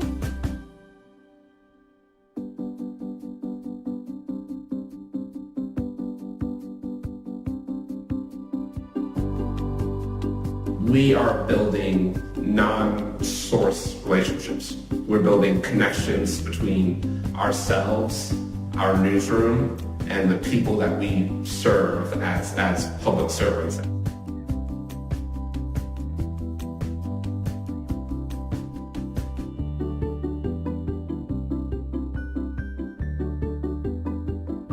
We're a small county, 5,000 people, and probably 10 to 12,000 people along Minnesota's North Shore. So it really has become up to us to bring out what Cook County and the North Shore is.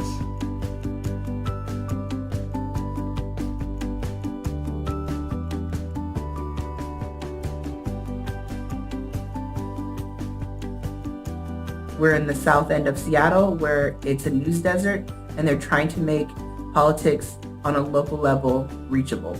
So for me, it's really around gender and race and economics, where I would love for people and all people within that bracket that don't have historical access to have access to technology and media.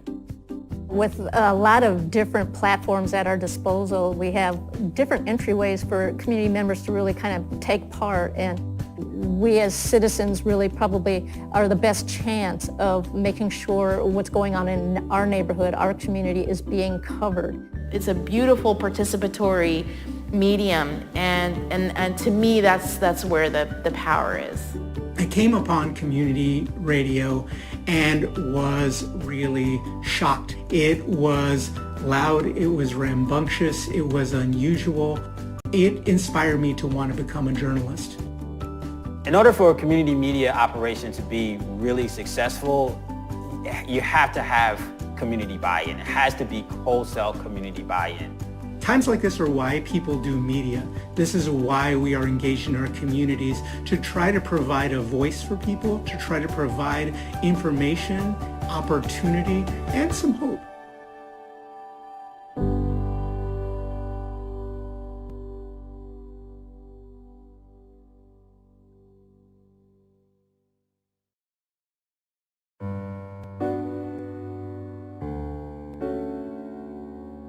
I always be a youngest in the school and always have fun in many things.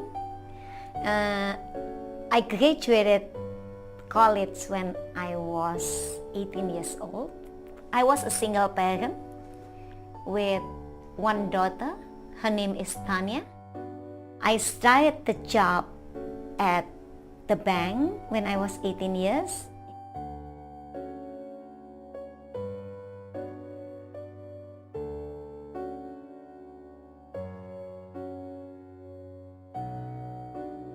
Many newspapers with the same ads, 6-month seasonal job in the hotel as a waitress.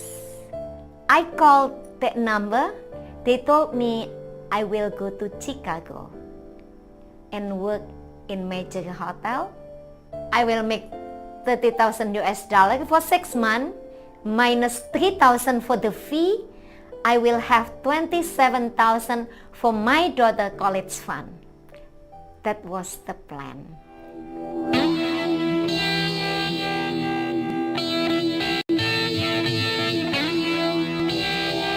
In the arrival, someone had my picture. After he picked me up, I realized many people lined up behind me. There were 5 more people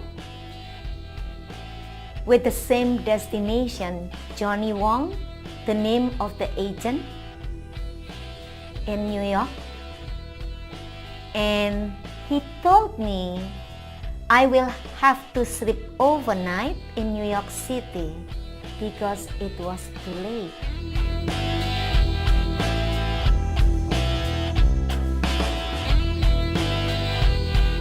So he took us to the attic, to the top of the house, and put us in the room. There was a king bed in the room, but I saw used condom on the floor.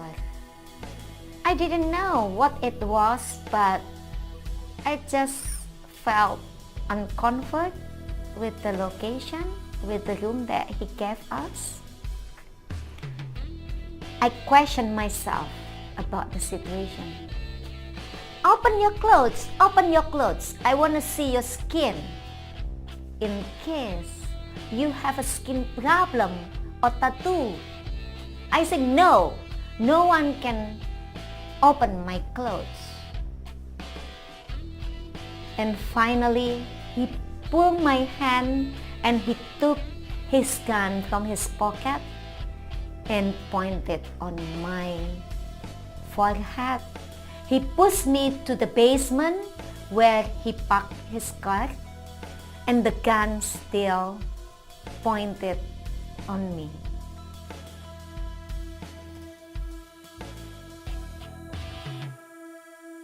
Lady, beautiful lady came out. Mama Sang, a new girl! And Mama Sang was smiling and told me, you will start working today. It's okay, I'll take care of you. And I saw the girl giggle from the room. I saw another girl screaming, and I saw a little girl on the floor.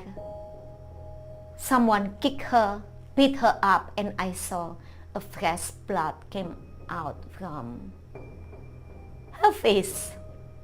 It was a nice situation, but I have to be strong by my own.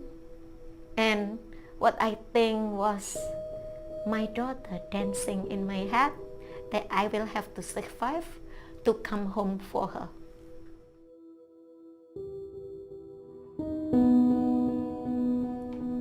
Johnny Wong said, I'm so sorry. I didn't know what happened with you.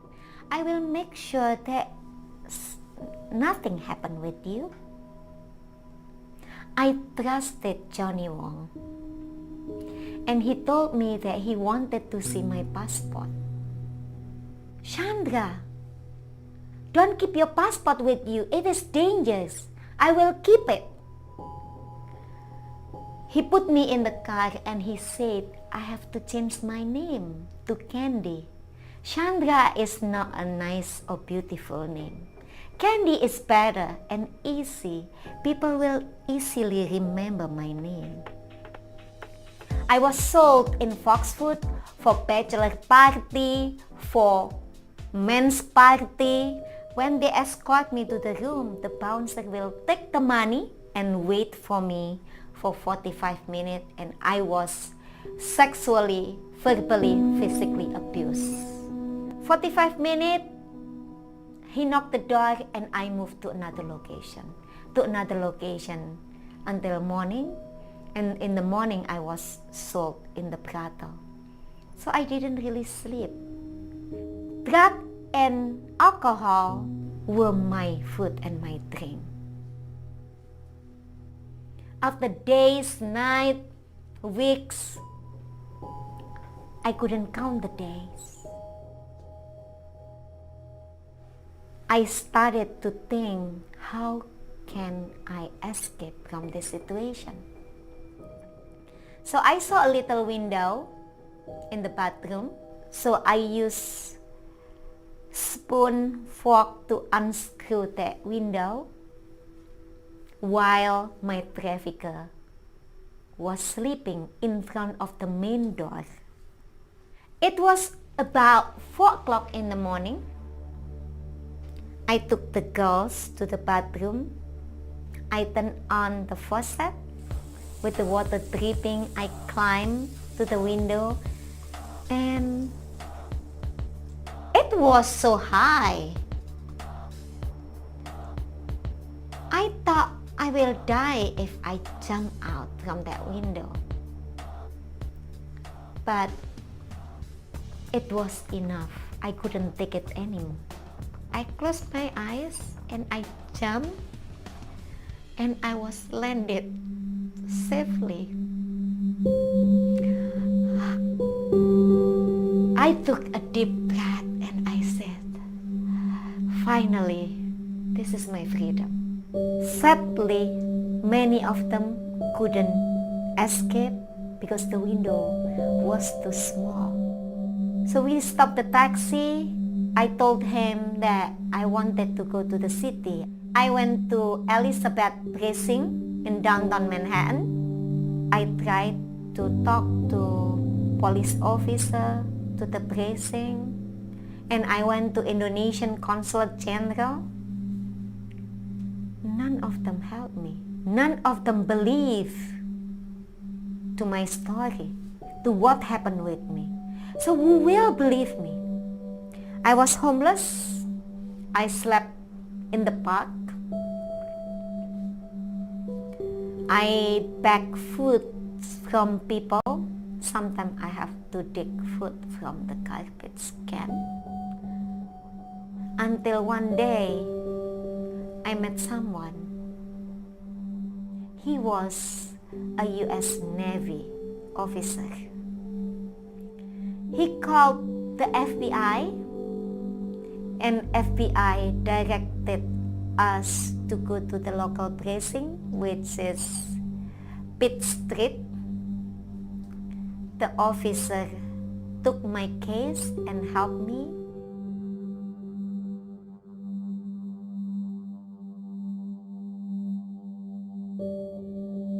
I saw Johnny Wong was arrested. I saw sex buyers. It was a joy to experience the freedom and reunited with friends. It was my story.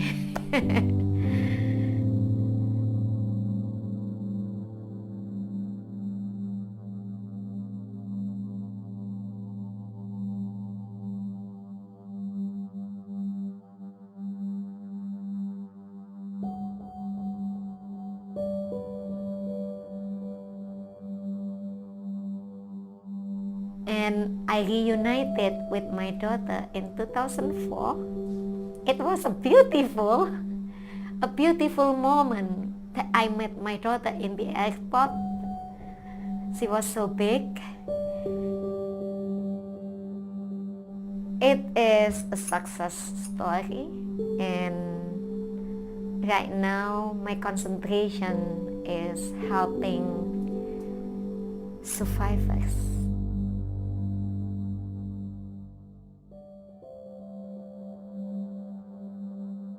In 2015, I was appointed by President Barack Obama to be the U.S. Advisory Council on Human Trafficking to the Presidential Task Force. My hope and my dream, we will have the world without human trafficking.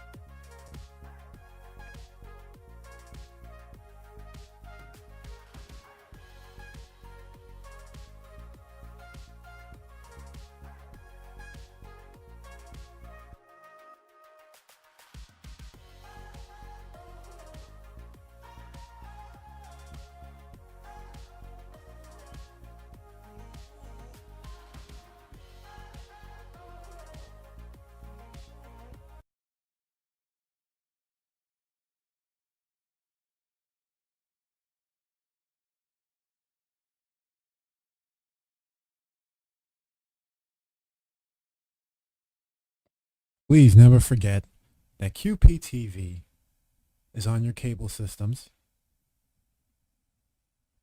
Spectrum, RCN, Fios.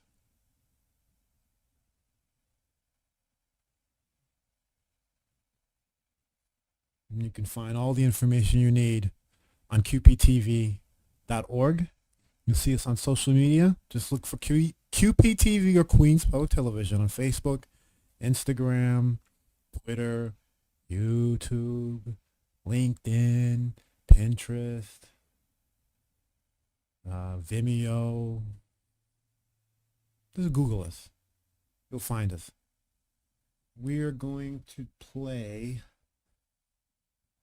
a podcast episode, a community media podcast.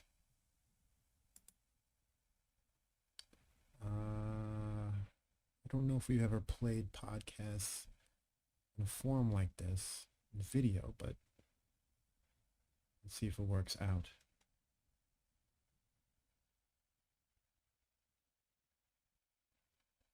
Community Media Podcast, United We Stand, featuring ACM President, that's the Alliance for Community Media, Mike Wassenaar.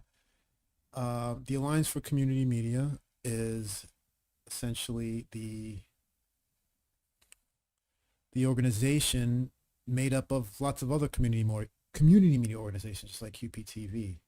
And we help advocate, the ACM helps advocate for all things community media, the right for us to exist and the right for us to continue and thrive.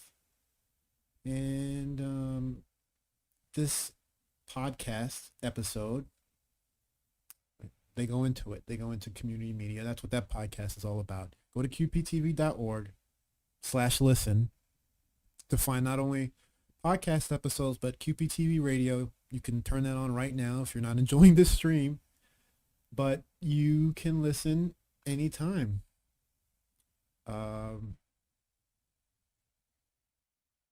Later on, you'll want to check out the interview we did earlier with Lucia and Mark, who are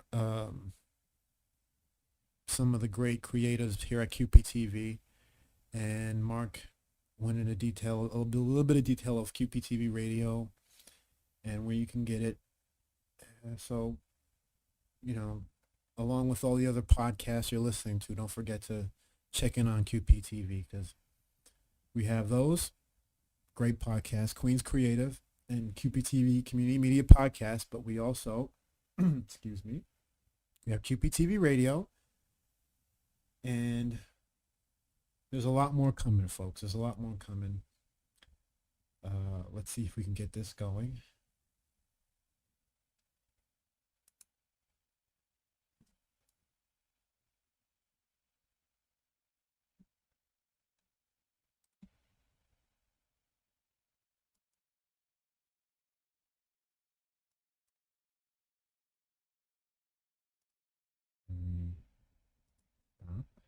We're going to start this from the beginning. We'll get the audio out. I love, this is actually, I do enjoy this part of live streaming in the sense that this is a brand new setup and I'm learning how to use it along with you. You don't get to see me, but either way.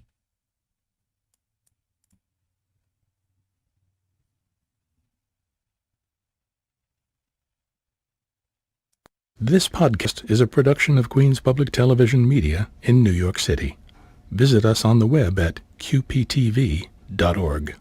QPTV, Queens Public Television, is pleased to sponsor Community Media, a series of podcasts about your public access television channels. And today's episode, United We Stand.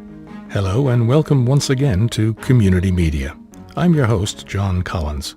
In a previous episode, a guest spoke about the value of Queens Public Television for getting his message across to our huge Queens viewing audience. QPTV, however, is not alone when it comes to providing a powerful forum for diverse ideas, programming tailored to local issues, and fostering freedom of expression. There are hundreds of similar outlets around the country, and yes, they have formed an association called the Alliance for Community Media. We were fortunate to attend their national conference in Baltimore, Maryland, where, in a crowded concourse area, we interviewed Michael Wassenaar, their president. Although we recorded his remarks then for a print article in our newsletter, later we thought that his thoughts were so relevant that, despite the background noise, we would include them in our podcast for today. To begin, we asked Michael to explain what were the guiding principles which the association was formed to support. Well, the ACM was started many, many years ago, actually in 1976, by local community-based programmers on cable who were interested in ensuring that local issues and local expression were being supported and preserved in what was then a relatively new technical field in cable, which was relatively new in 1976. And over the years, things have changed. We work now with organizations that are not just working in cable. Sometimes they have radio presence. They'll have internet presence, over-the-top presence, other forms of community media practice. So it's really sort of evolved over the years. But at its heart, we've really been interested in expression and ensuring that there's a freedom of expression at the local level and in local content, and making sure that people have the ability to be able to express themselves and really, people can see their local communities in a way that they can't through, say, for example, a commercial channel. And what is the mission today? Our mission is to promote the work that is happening on the ground across the country by our members. Organizations like QPTV and others that are helping the community express themselves, that are finding ways for the community to be able to understand itself, for neighbors to be able to connect with one another. We do public policy advocacy work in Washington, D.C. and in state capitals around the country to ensure that those resources are protected. And then we also do education work to ensure that our organizations are doing their best and brightest, that they're advancing the mission of their own work in ways that they didn't necessarily see as technology changes. So we're actually helping them to grow their educational programs, to grow their impact and audience. Today, more people than ever watch national media outlets. What purpose does community television serve? The way I look at our world is that, we have a patchwork, so this crazy, amazing patchwork of communities around the country. I mean, the communities of interest, ethnic communities, but then local communities that don't necessarily share the same narrative, right? I mean, and the national media narrative doesn't necessarily embrace all of that locality and all of the diversity that we see in our communities. So that's the beauty of the work that we could be doing if we do our work at its fullest, is helping to capture that diversity and capture the true flavor of local communities in a way that national media can't. I mean, that's, I think, the beauty of what we could be doing. But in large metropolitan areas like New York, is there still a need for community media? I think very much about Queens. I think about all 5 of the boroughs. New York is the media capital of the world. And yet, the million-plus people in Queens, the million-plus people in Brooklyn, their stories aren't captured by that media empire. And it's up to organizations like ours to be able to capture the flavor, the spirit, the history that can be lost in community, and to help make sure that people understand the cultures of their neighbors. Because very often you could be living next to somebody that you have no clue of their experiences. And one of the great things that your organization can do, and organizations like yours can do, is they can help neighbors understand each other. I mean, and that's something that we can do in a way that a national media outlet can't. So you're saying that public access television stations like QPTV are helping to build a sense of community. That's exactly right. Community building lies at the heart of what we do, whether we actually talk about it in those types of terms. Many of us don't actually think about us as community engagement specialists, as community builders, but that's really what we do on a day-to-day basis. Michael also wasn't confident that we could continue to rely on other traditional sources to cover local issues and ideas. We talked about this a little bit earlier during the course of the conference. Newspapers are folding on an almost daily basis across America, whether it be neighborhood newspapers or large community newspapers. Where do people go to find basic information about what's happening in their world? Somebody has to step up. If we don't, there are going to be some very, very bad effects in our communities coming down the pike.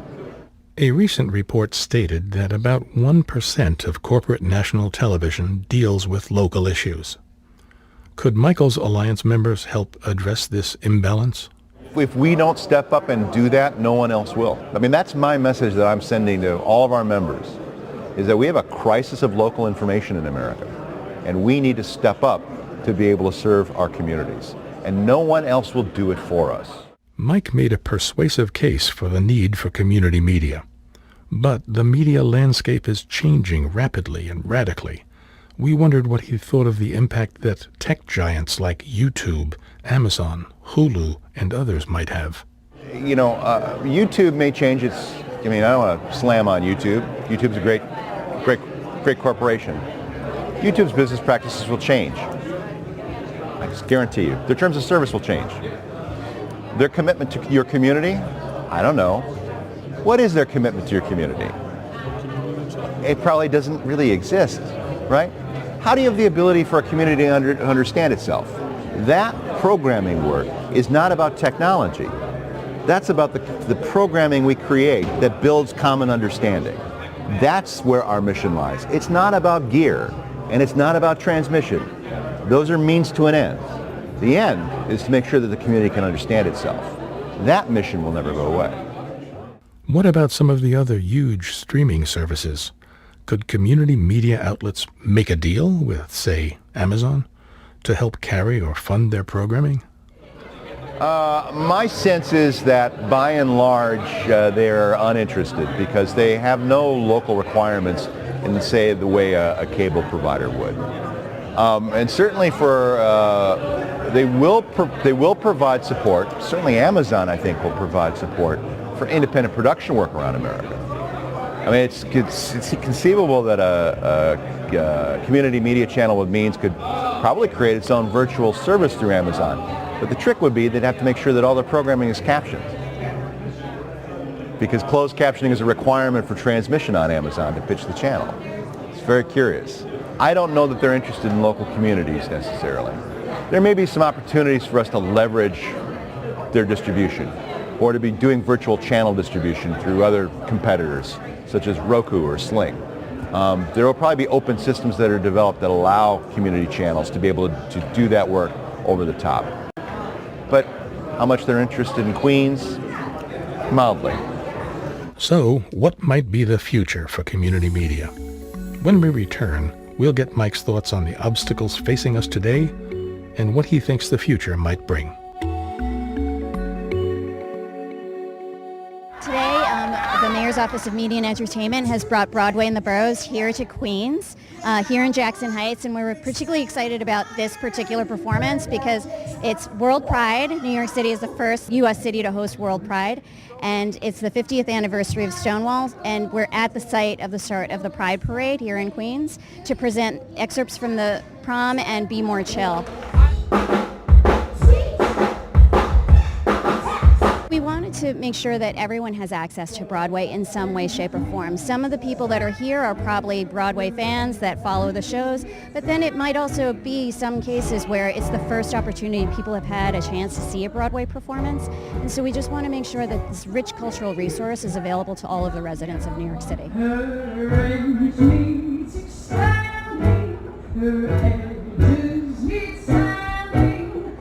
Don't miss Around Queens, Broadway in the Boroughs, and many other programs.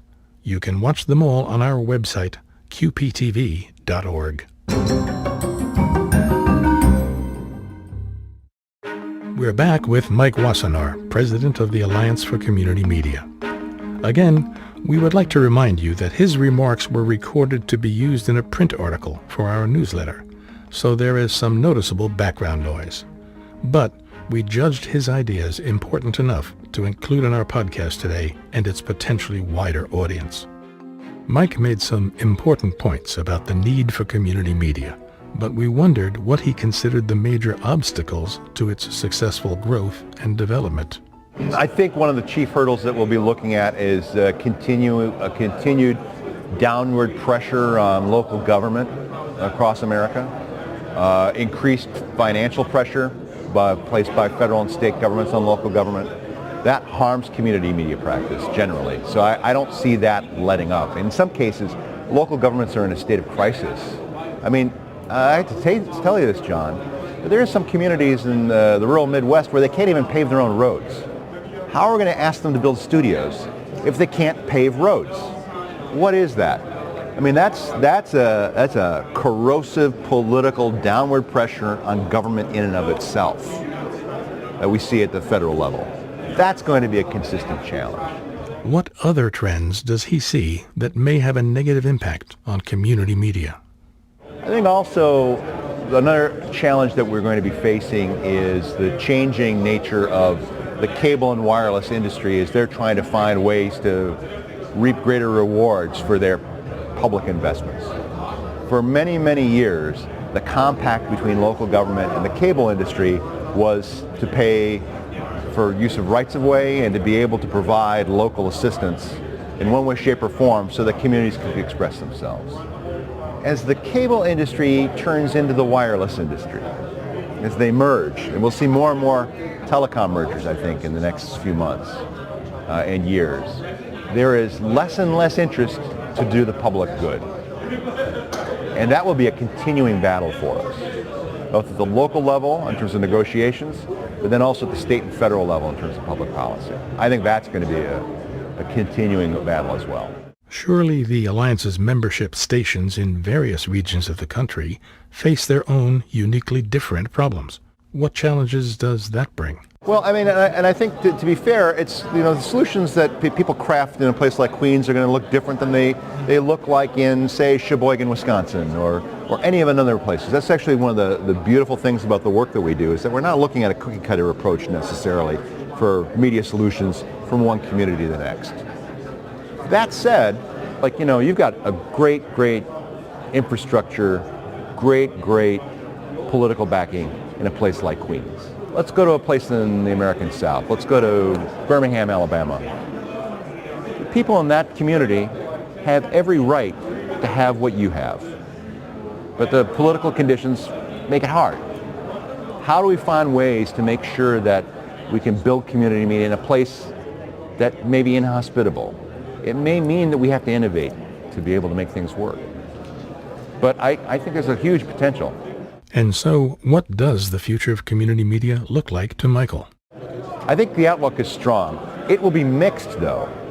Some states and some localities are being left behind right now, where there isn't a strong tradition of civic media, civic participation, or local community media.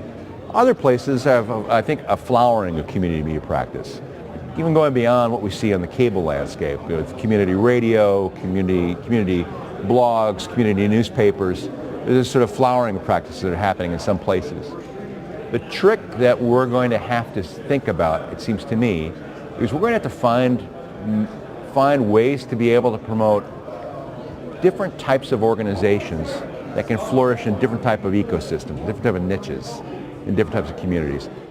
As our conversation drew to a close, Michael expressed some final thoughts on the importance of community media today and the role of his organization.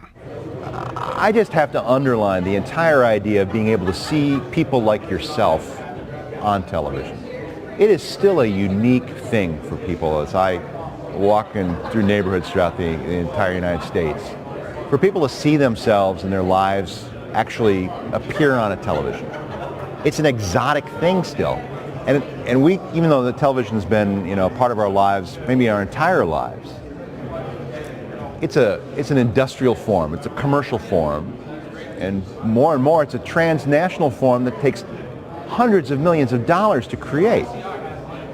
How in that, media structure do you have the ability to actually see someone like you or hear stories about your neighborhood? You simply don't without an organization like a community media organization. It simply will not happen. So for us to be able to ensure that everybody in our communities can understand themselves, see their diversity of our communities, we have to be protecting and actually advancing these organizations. If we're mission oriented, we have to constantly be thinking about the evolving needs of our communities and how our mission can endure. I don't think of the work that we do as disposable, right? I don't think about it as a project that was great for 10 years while it lasted and the paychecks were great. I think about the continuous need that local communities have for information that's vital for them. That won't go away. We need to be thinking about how our missions endure for the next generation and beyond. When we do that work at our best, people love us. People love the work of community media because there's something real in it that they can't see day to day through other means. As president of the ACM, is a production of Queens Public Television Media in New York City. Visit us on the web at qptv.org. QPTV, Queens Public Television, is pleased to sponsor Community Media, a series of podcasts about your public access television channel.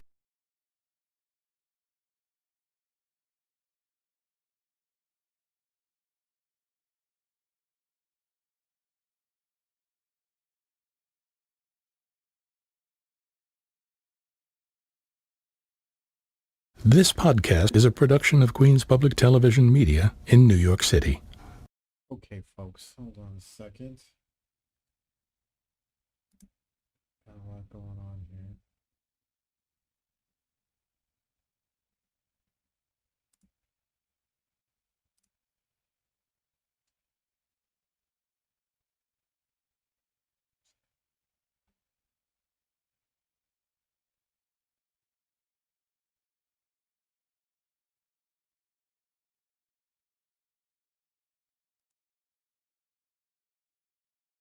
Okay.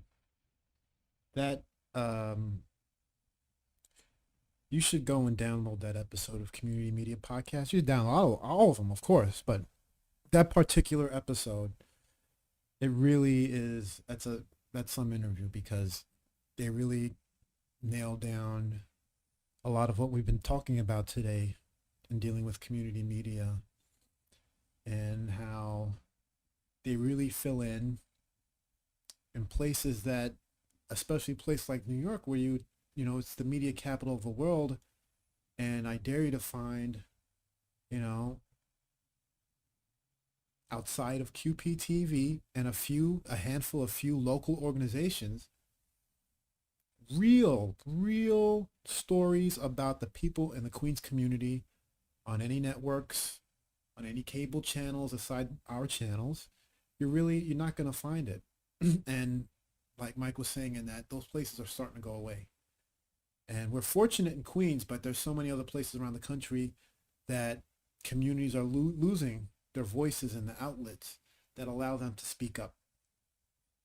What we're going to do now is play another episode of Community Media Podcast, because it is, after all, Community Media Day. This time, Neighborhood Media with Oswald Williams, an award-winning QPTV certified access producer. So we want to give him a big shout out. He's been, like all of our producers who make up our Community Access Center, just, you know, invaluable. So we need them to run, and we want to make sure that we're needed for them so that they can, you know, to get out there and say what needs to be said in their communities, or to just simply let others know what's happening. Let others know about this program that could benefit them. Let others know about what activities are available through our bulletin board, or even what services. Right now, especially with the COVID-19 situation, there's a lot of people who need help, and there's a lot of people who are willing to help. And QPTV, Queens Public Television, and Community Media, that's the connector. That's the bridge between those who are willing to help and those who need help, and those who are willing to provide help. It's all here. It's what we're about. It's based in it. We're not here to make a profit. It's all about the community. So without further ado, let's get on with this. Again, I'm hoping that I set up everything right for this to play. I'm so happy that you guys are along for this test run of, you know, our virtual studio opera. I don't know what we're calling it. It's a lot of fun to play around with. But when you're on live, on a live stream, and things are kind of not working the way they worked 10 minutes ago, it makes it interesting. But anyway, we're gonna play this and we'll come back soon. We're gonna replay an episode that actually kind of kicked off our sort of live home streaming thing. I want to give a big credit to Lucia and Mark and Noran for creating content from home. That's coming up later. That's a good program for people who are interested in creating content from home, and obviously other community media producers and creators. It's something you'll want to check out. Also, we want to bring to you a little bit of our award-winning program that was brought to us by Roz and Madeline in the Community Development Department,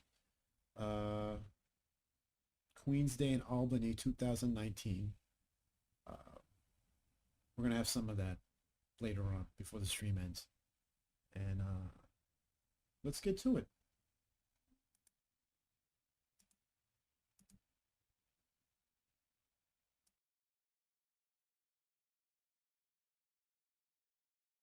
This podcast is a production of Queens Public Television Media in New York City.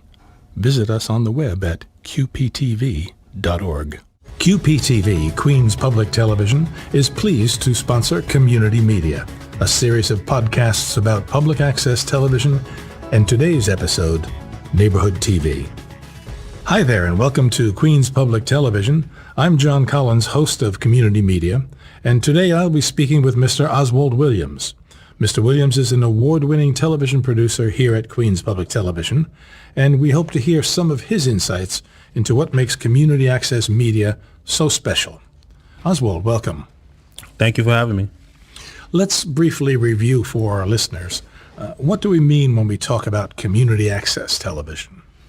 Well, community access television to me is, the ability to find other creators, other producers, other people that are making content that's specifically engaged for the community, that reflects the community they're in.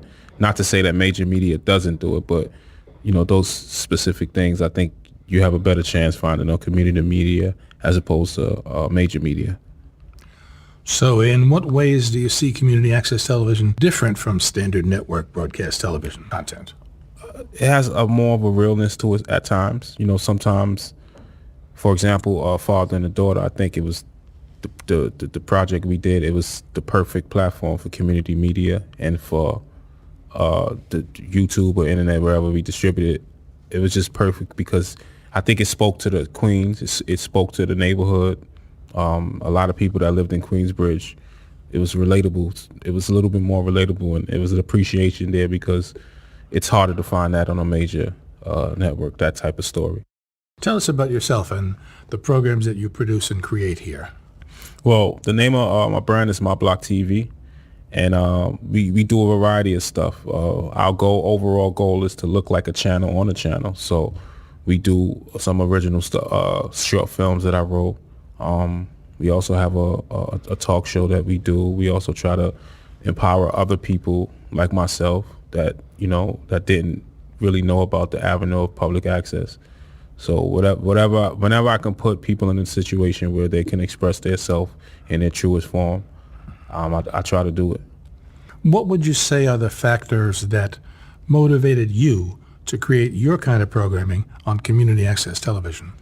For me, it just represented an opportunity to stay true to myself as far as content and as far as ownership and as far as just creating your own opportunity after you come out of school and you realize the certain aspects of business and how it's ran. I think community access for me represented an opportunity for me to stay true to myself and be able to be a little bit more sovereign. Did you consider other means of promoting or publishing your message?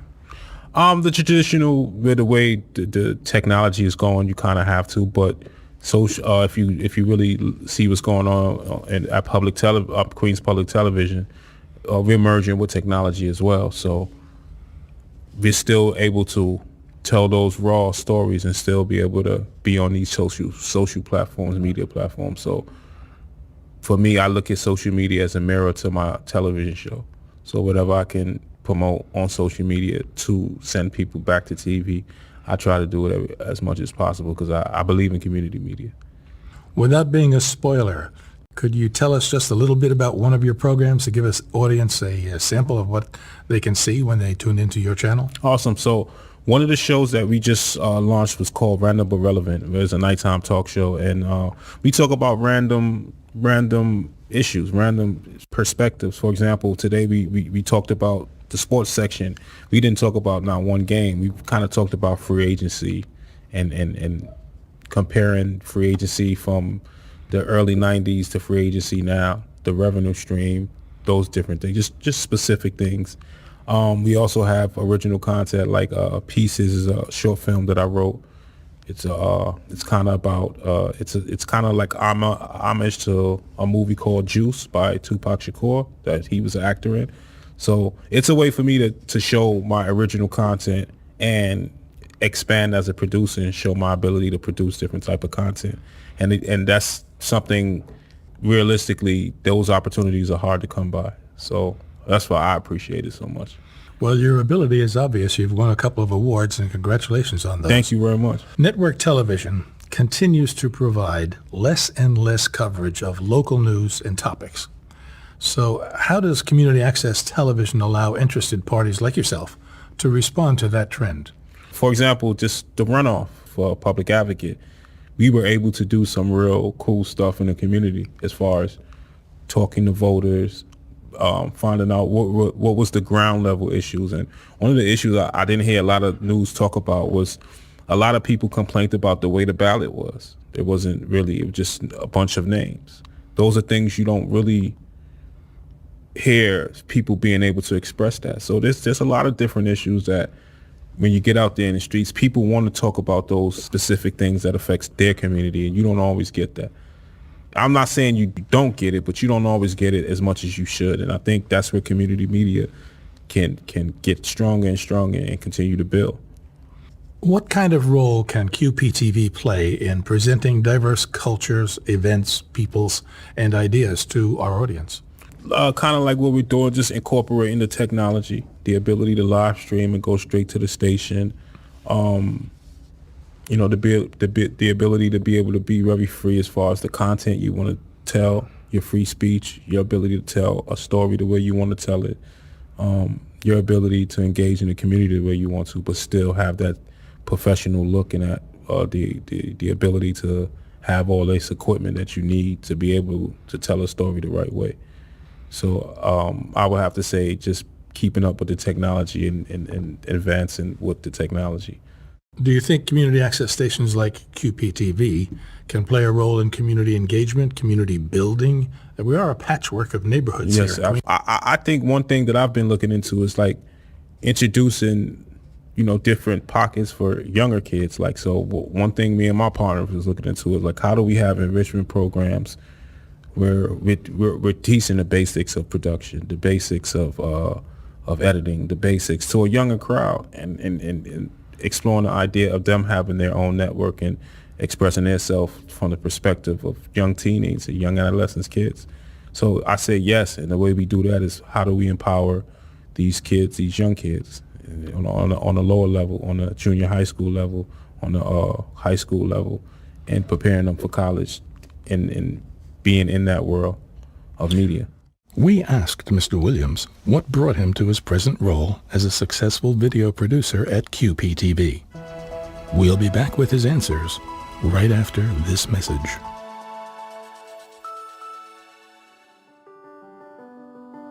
AJ was my son. He was the oldest of 4 children.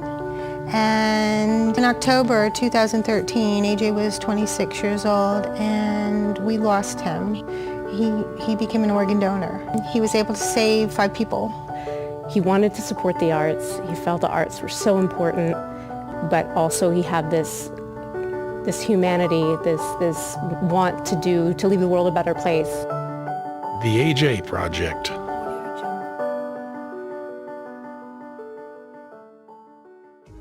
Don't miss this program and many others. You can watch them all on our website, qptv.org. We're back with QPTV producer Oswald Williams. We wanted to know what influenced his decision to become a producer at QPTV.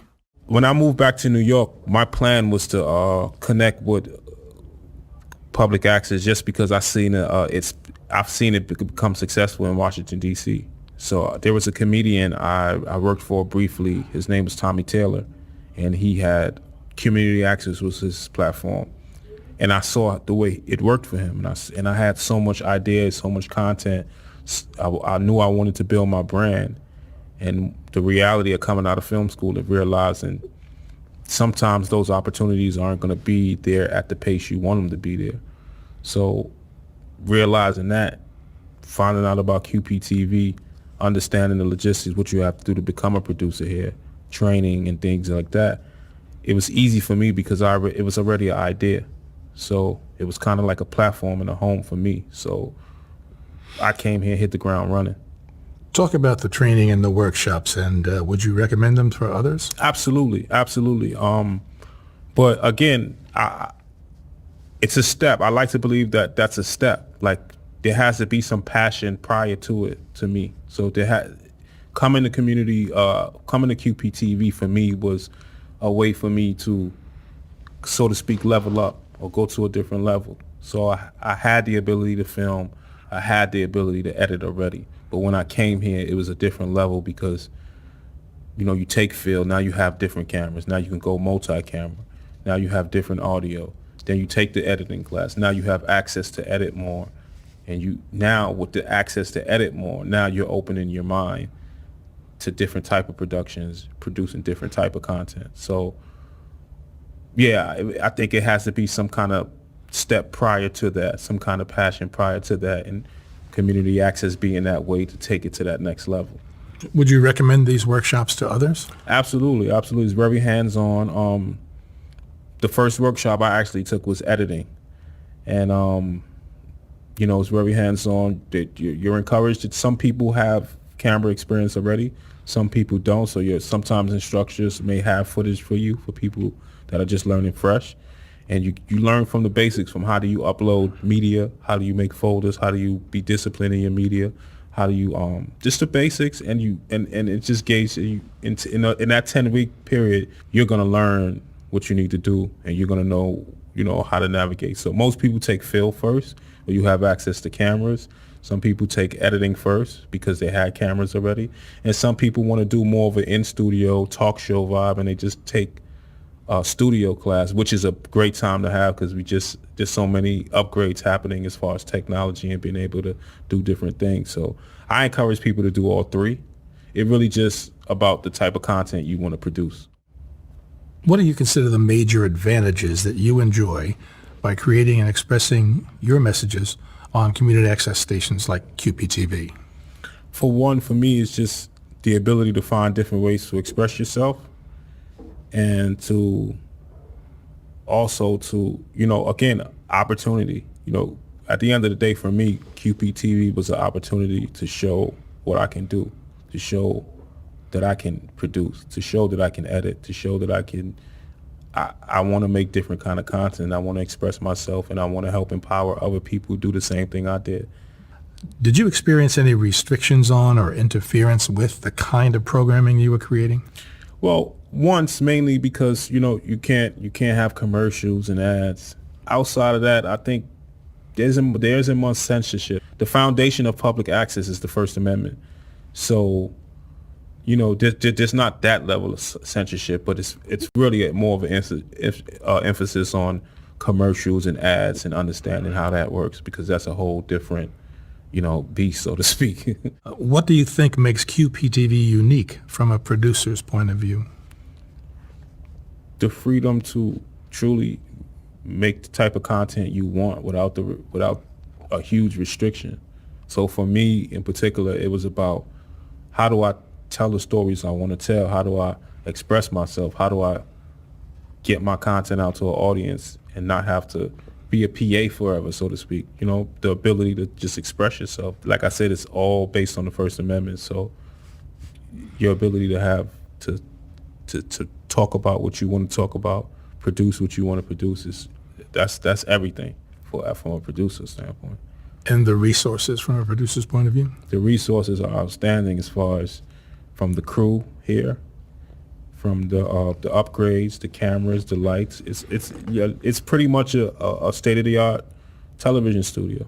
There's nothing that we don't have here that another major network doesn't have, and I'm extremely proud of that. And to be honest with you, it makes you want to be a better producer. It's hard to make excuses when you have everything you need. So it helps me become a better producer. What kind of future programs are you developing for community access television?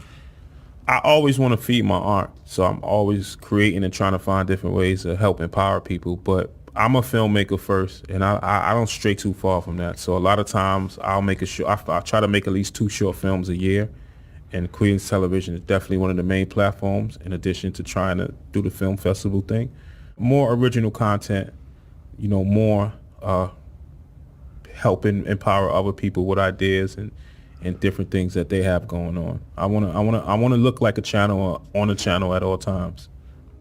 Well, Oswald, I truly want to thank you for spending time with us today. Thank you for having me. I'm certain our listeners will be looking forward to viewing more of your programs, and they can check the listings for these and all of our other programs on our website, qptv.org. You can also watch many of our award-winning programs on the site as well.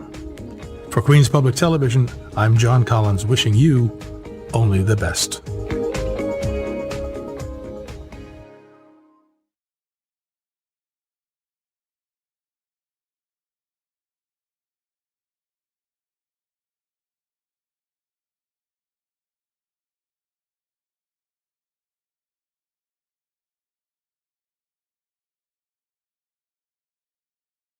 You couldn't hear what I just said because I said I need to turn on the microphone.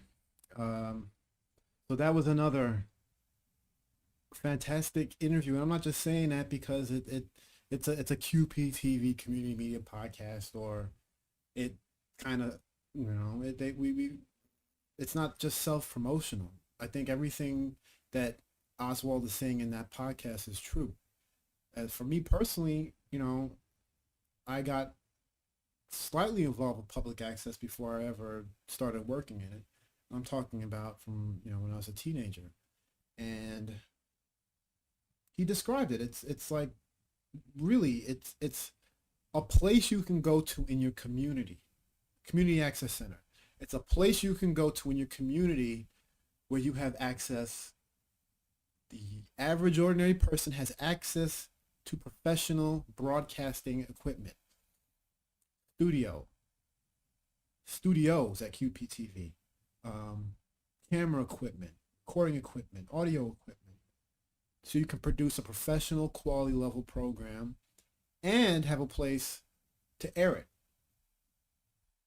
And not only that, we teach you how to be a producer, not just how to edit and shoot and to light.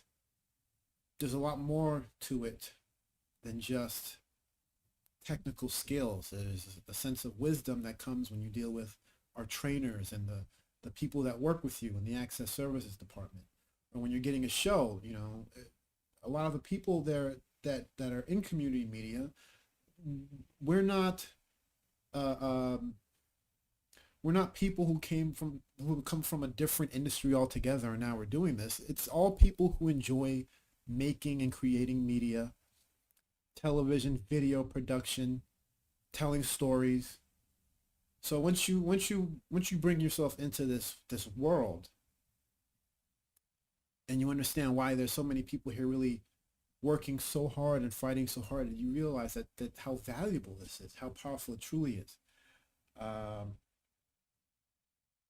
So yeah, please go and download all the podcast episodes, especially the ones dealing with community media and creatives in Queens Creative, because it's not just something to listen to while you're on a jog or doing a workout or commuting. There's so much actual knowledge, so many gems of information that you can use, not just for producing media, but just in thinking about your work, whatever you do. But especially if you're in media, you think about not just how community media, the immediate impact of community media, how it benefits people and organizations and so on and so forth. There's also how community media acts as an incubator for creativity in communities. That you don't just get a television program out of training and producing at QPTV. You wind up with something that can be a toolkit for change in your community, or a message that needs to be heard by many that wouldn't get out by yourself. Even on social media, the key with social media is that, you know, it's not so much about messaging as it's about sort of selling you the message. And to get your message widespread, you have to go viral, which in itself, if you think about it, is kind of, you know, interesting to use that terminology for something on social media. But community media, it's not about getting all the eyes on what you're doing. It's about getting the right eyes on what you're doing. And usually the right eyes are your neighbors and the people in your community. So that's what this is all about. What we're going to do next is play creating content from home. And that'll probably be one of the last videos for the night. But before we go, I definitely want to get in a couple of the promos that we had running earlier dealing with specifically community media. One from the ACM, Alliance from Community Media. And we also want to play back one produced in-house. Special thanks to Rosalind, Madeline, Cliff, Joseph, all those people that were involved with that program. I'm sure I'm forgetting people. I also want to certainly thank all the people that came through today to be on the stream and who helped me out tremendously, not just by filling in time for this long stream, but also, again, dropping so much amazing information. And really, you can tell how sincere we all are about, I don't even want to call it a cause, because this isn't anything you can point out and say, I'm going to donate. Sometimes it is. There are organizations, we're fortunate that we're carrying on as we are, but community media as a cause, if you want to call it, in order to support the cause, you have to learn about it. You just have to, what you're doing here, if you're watching this, if you're going to watch this later, to learn about community media, how it impacts your community, how it can benefit your community. And if you really step aside, if you have doubts about the power of the impact and so on and so forth, think about what it actually is. That if you wanted to, all your grievances with whatever community media is, community media actually allows you to do it right on our cablecast airwaves. That you can, it's free speech is the fact of the matter. And that's what we're all about. We want to allow Queens residents and across other access centers, they want their constituents and residents to be able to tell their stories, to amplify their voices to the people directly in their community who need to hear it. Because if you do put something out, you don't necessarily need to hear it around the world. And you know what?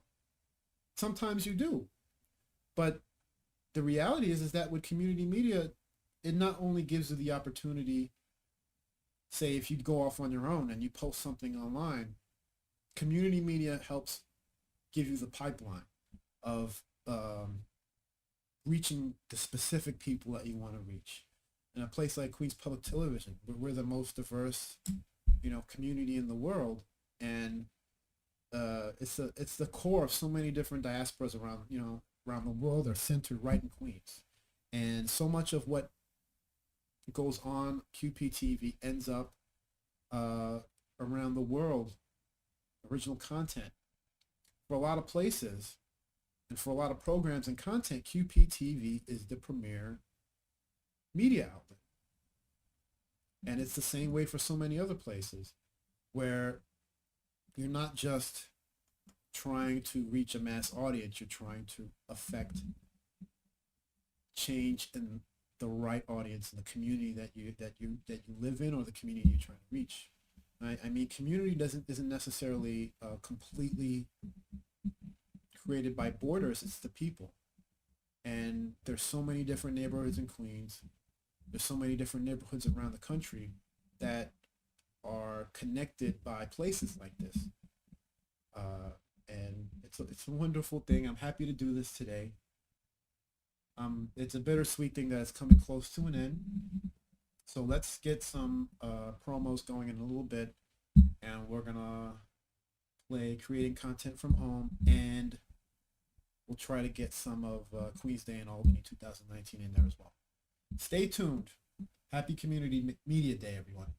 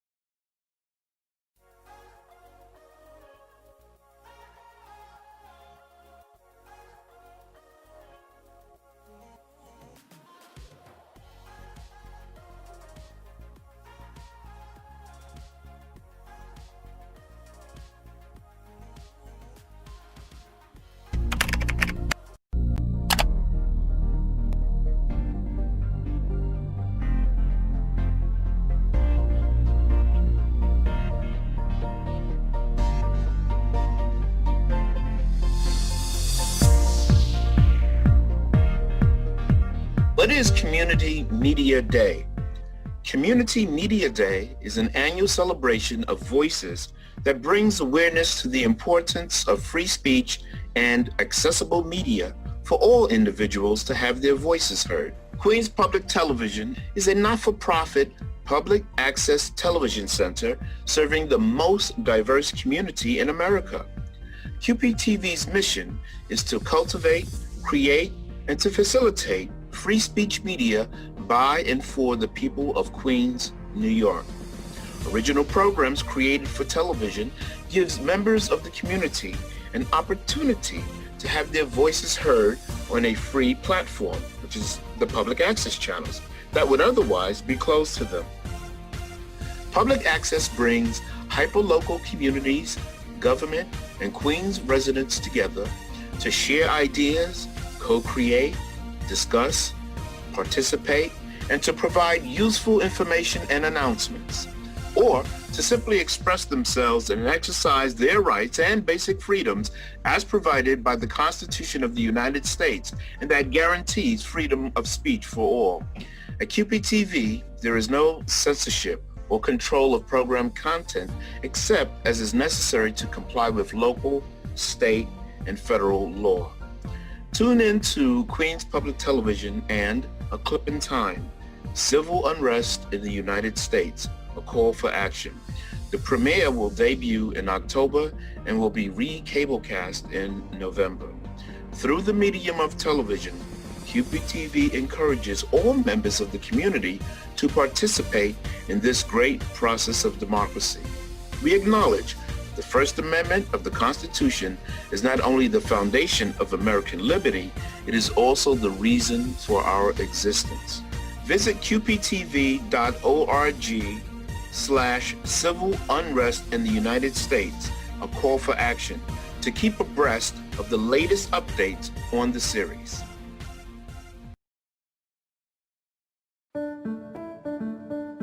This is the Appalachian Weekly News. Aloha, I'm Gina Archangel Miller, and this is the Maui Daily. This is Ken Matthews and John Prey on KHNN Radio. This is KHNS. Have a nice day.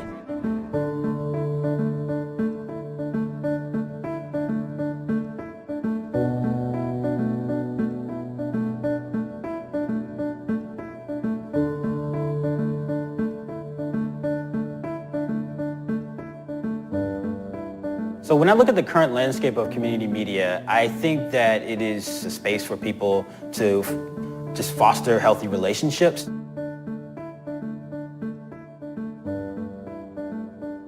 There's no shortage of content. There's a tremendous shortage of trust right now. And community media believes in the fact that we serve our communities and we have a place in those communities of trust because we've been there.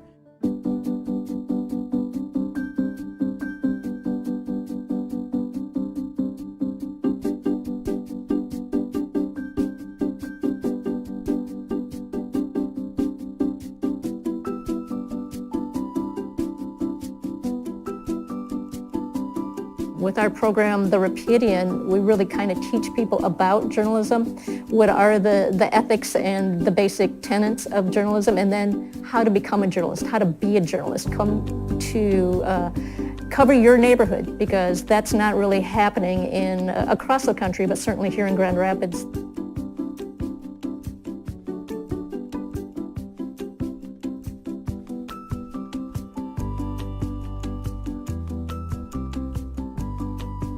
Local institutions, news organizations, foundations are taking notice of this cohort of Latinx media makers.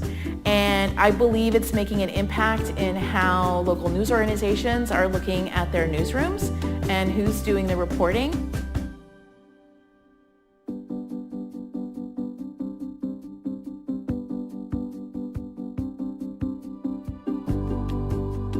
We are building non-source relationships. We're building connections between ourselves, our newsroom, and the people that we serve as public servants.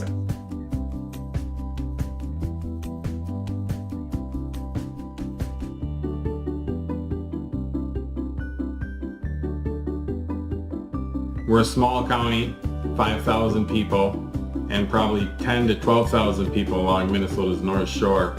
So it really has become up to us to bring out what Cook County and the North Shore is.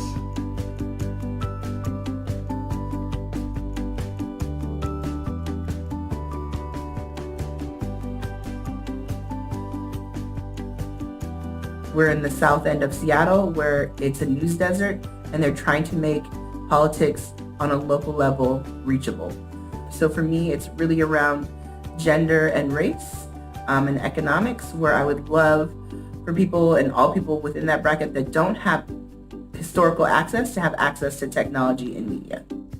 With a lot of different platforms at our disposal, we have different entryways for community members to really kind of take part, and we as citizens really probably are the best chance of making sure what's going on in our neighborhood, our community, is being covered. It's a beautiful participatory medium, and to me that's where the power is. I came upon community radio and was really shocked. It was loud, it was rambunctious, it was unusual. It inspired me to want to become a journalist. In order for a community media operation to be really successful, you have to have community buy-in. It has to be wholesale community buy-in. Times like this are why people do media. This is why we are engaged in our communities, to try to provide a voice for people, to try to provide information, opportunity, and some hope.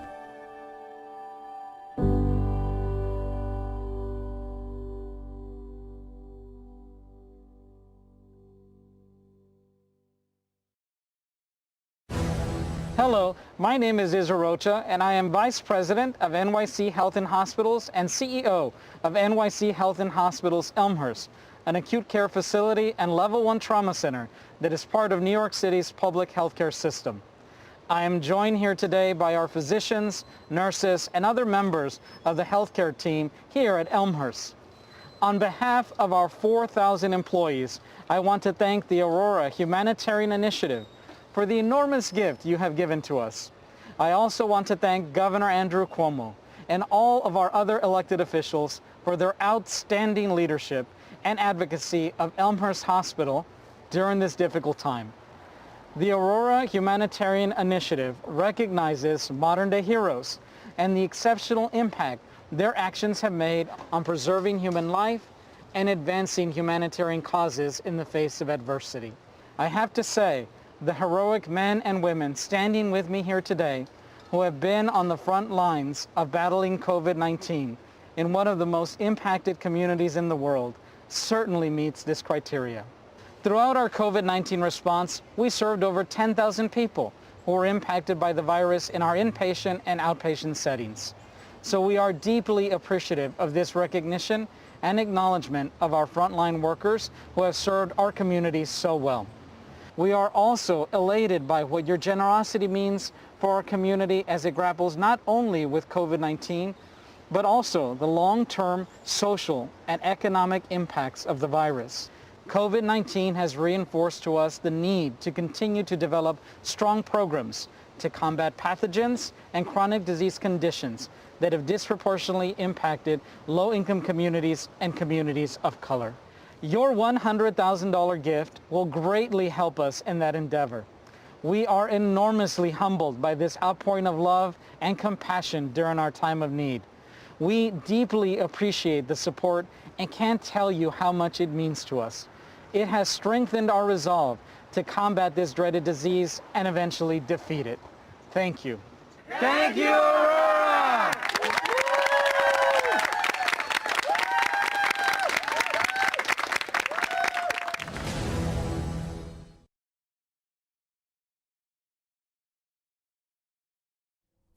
Hi there, this is your Queensborough President Sharon Lee, and I am delighted to join you here in celebrating National Community Media Day.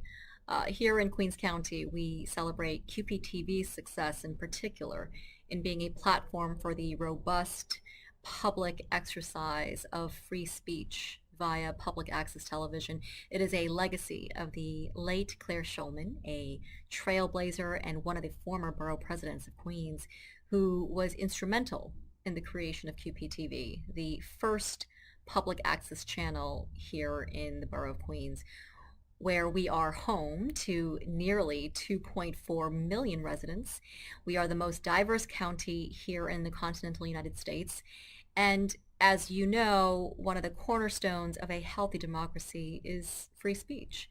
And community media in all languages and platforms are a critical vehicle of and for democracy here and around the globe. And so it is my honor and privilege to declare today, October 20th in the year 2020, as Community Media Day here in the borough of Queens.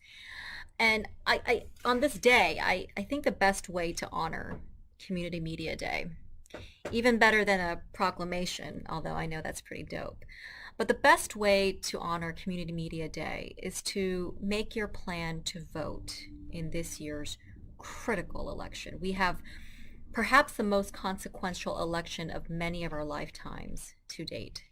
And here in New York, including Queens, we can begin voting as early as this Saturday, October 24, through November 1st. 9 whole days to find the time to vote at the poll site before November 3rd, the regular election day. But if I may, I advise you don't wait until November 3rd. Don't wait until November 3rd. Plan to vote before the end of this month, before the end of October, before Halloween, in fact, because there are some shenanigans out there and we don't want to let anyone play trick or treat with your vote. And so make your plan today on Community Media Day, and make your plan of when, where, and how you will vote in this year's critical election. To find out either your early voting poll site, or if you must, your November 3rd Election Day poll site, and remember, these two are not the same. You'll need to go to your assigned poll site. But to find your poll site, check out the following website: findmypollsite.vote.nyc. It's findmypollsite.vote.nyc. And so I urge you, if you are able, to plan to vote as early as you can and as soon as you can. And I will say one thing: if you can go to the grocery store, if you can go to your local Stop and Shop or your local ShopRite, your local Trader Joe's, your local bodega, if you can go grocery shopping, you can go to the poll site and cast your vote in person. Because tomorrow is never guaranteed. And so thank you and happy Community Media Day. Let's get out the vote.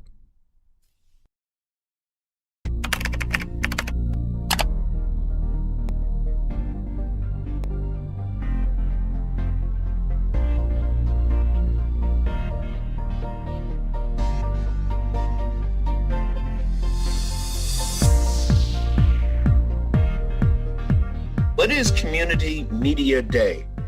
Community Media Day is an annual celebration of voices that brings awareness to the importance of free speech and accessible media for all individuals to have their voices heard. Queens Public Television is a not-for-profit public access television center serving the most diverse community in America. QPTV's mission is to cut in here right now so we can bring you some of Queen's Day in Albany.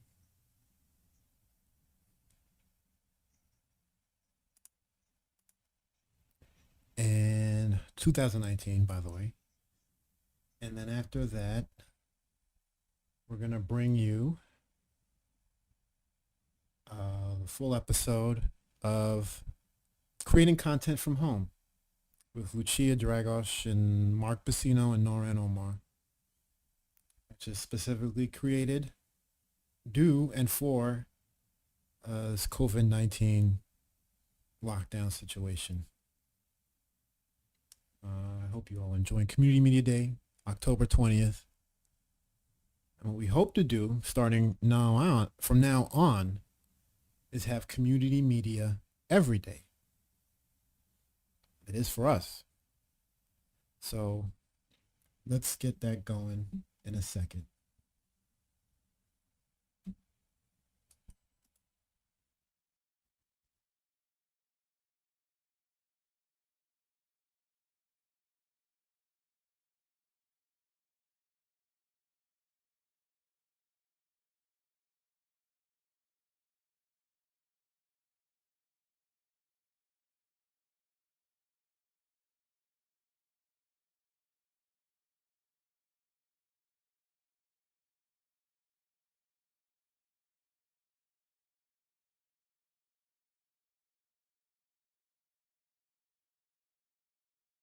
Hi, everyone.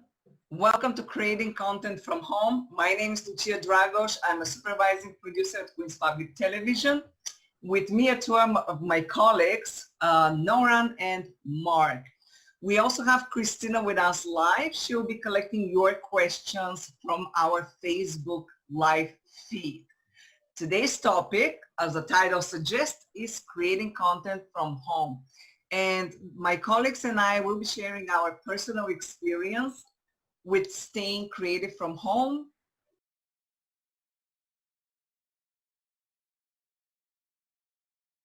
I paused it because I was supposed to play Queen's Day in Albany. Another mistake. It's a live stream, folks. Again, a live stream. Let's put that on. Hold on a sec, folks.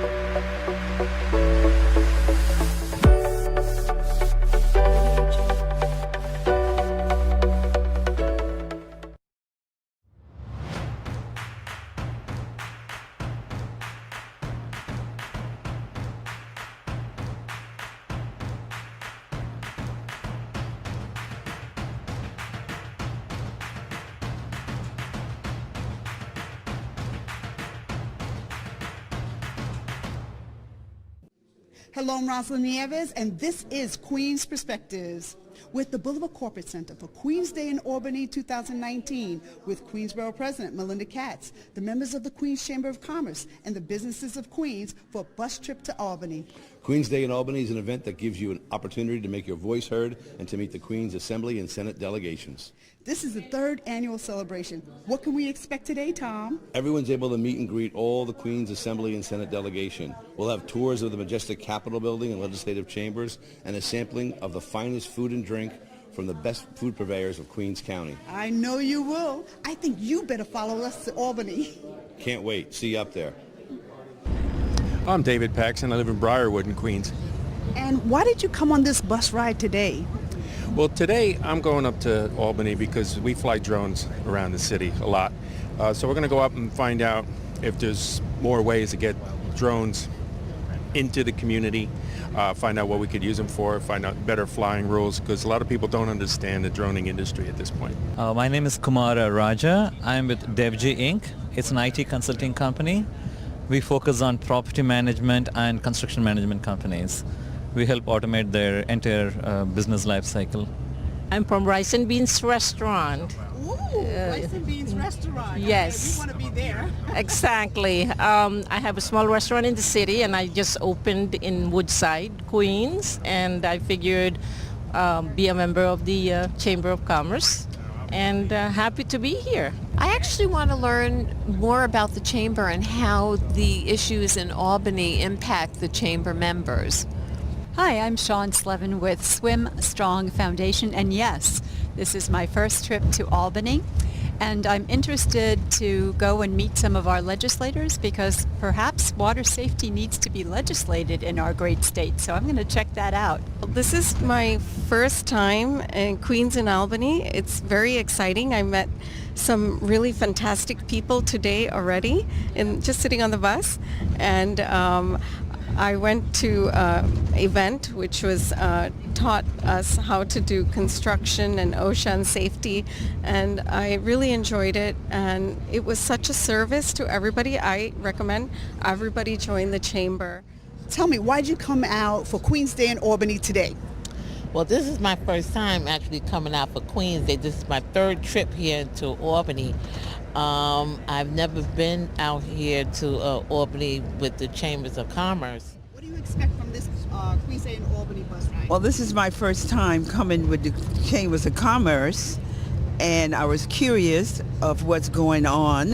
I'm Scott Thornhill with Alpha Point, and we came out today because we wanted to highlight the great things that are going on in Queens. We've made about a $30 million investment in Richmond Hill area of Queens, and we felt like it was important to let our elected officials know the great things that are going on. We work with people who are blind, pushing workforce development, working on getting a 70% unemployment rate in the blind community down significantly.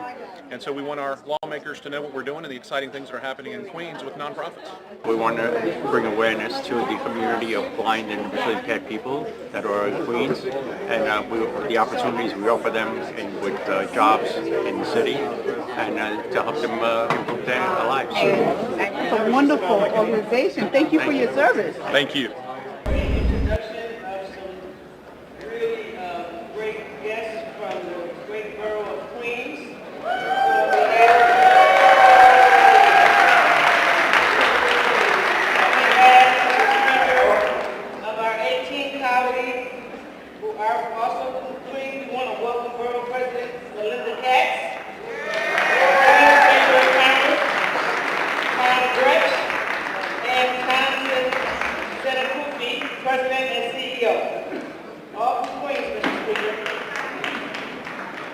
Certainly on behalf of Ms. People-Stokes and the entire Queens delegation, we welcome you here to the New York City Assembly. It does our hearts good to have our borough in the House. You are as fantastic as our borough is. You represent every portion of the borough. You represent all of the ethnic groups, all of the religions, all of the cultural groups. Thank you so very much. Continue that great work. We are so very proud of you. Thank you.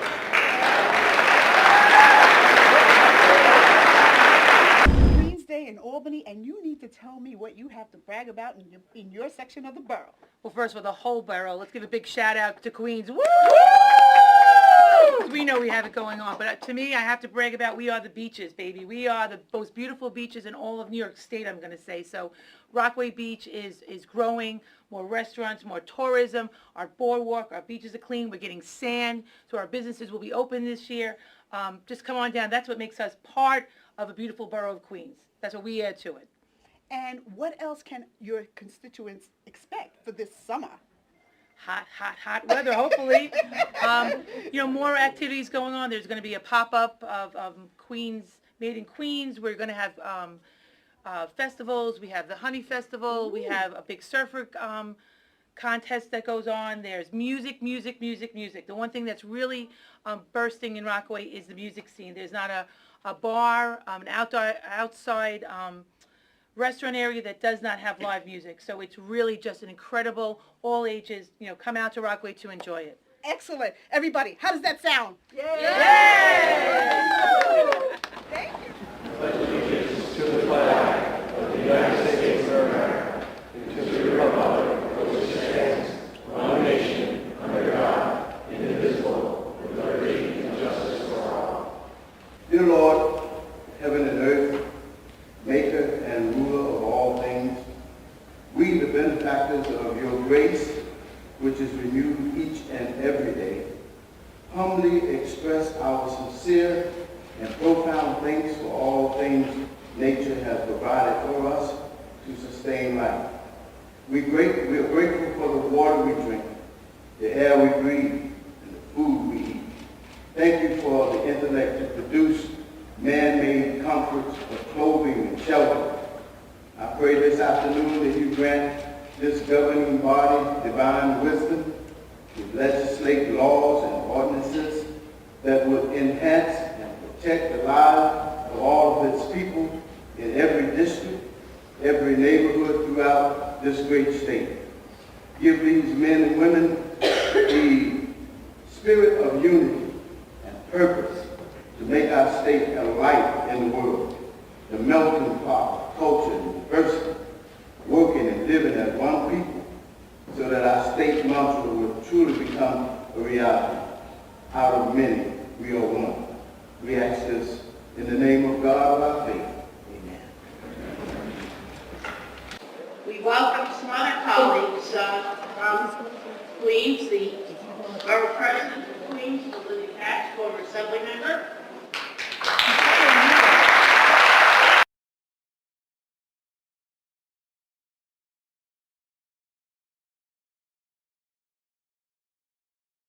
Hi everyone, I'm cutting in so we can play some more things for you before the show is over. That's actually Queens Day in Albany is an excellent program. There's actually a few of them on the website, qptv.org. Search for Queens Day in Albany. I suggest you go to the website and watch the rest of that program. It's incredibly informative. Thanks again to Roz, Madeline, obviously Dan, for putting all this great content together and putting it out there. It really is a service to the community, and we hope, like I said earlier, that you from here on forward take a look at community media and Community Media Day and think of it as community media every day, because at QPTV we certainly do. And if you take that into consideration, you'll see how much and how far, how deep community media has its roots across this country and what we're doing. And as we lose more and more community media centers, we lose that sort of that bond between institutions and people that we really need, and especially in these times. So what I'm going to get ready to put together here for you guys is we have a major event coming up, not just for us, but for everybody, which is Election Day, November 3rd, 8 p.m. QPTV is going to be covering election night. And while, of course, we have the national races, we also have some very local things going on that we want to bring to you, and it's all from a Queens perspective that we hope you will tune into. And while you're there, we want to make sure that you're participating with us. We're going to have a lot of guests. We're going to have that up on the website very soon, but we want you to interact with us that night. We want you to send us your questions, your comments. We want you to do that now. Go to the website now, go to our social media, and just send us your questions and comments for election night. But also during that evening, while we're live, please feel free to chime in. We're going to have a special social media host, Noran Omar, who's on our Queens Conversations program, and she's going to be handling social media. So if you're watching this now, make sure that you're going to be watching on election night. Watch it on the TV, of course. But if you watch it on social media, you can then have that on and whatever else you're doing in the background, and make sure you have it on. That's all I'm saying. You want to make sure that you have us on, that you're talking to us, you're engaged with us, because we're going to have people on that you're not going to see on any other channel. And these are the people that are going to be more important to you, because it's the people that represent you. It's the people of your community. It's the people you're going to engage with in the future, and people you have engaged with. It's all connected. Queens, as big as Queens is, as you know, it's a small world here. And we all got to stick together, and that glue and sticking together is QPTV, for sure. Let's get the election video ready for you. We want to play that. We want to play that, and we want to make sure that you know that you're watching.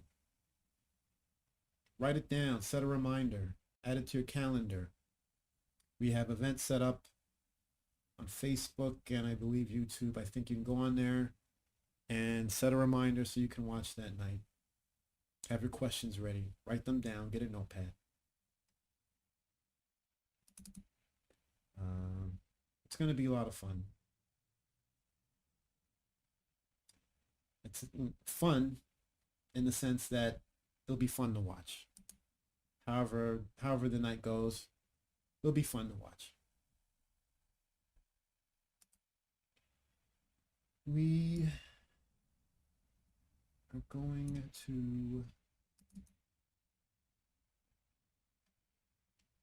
play our election promo, and probably a couple other as well.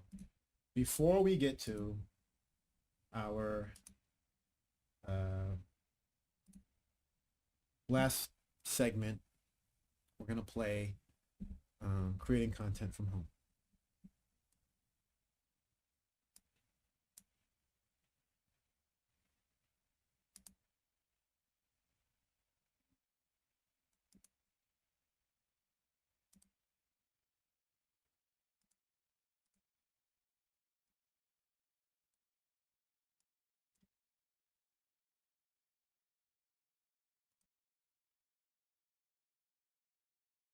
And again, I want to give a big thanks to the entire QPTV staff, the folks that came on today, Lucia, Mark, Mario, Roz, Joe Swift helped out with a lot of that today.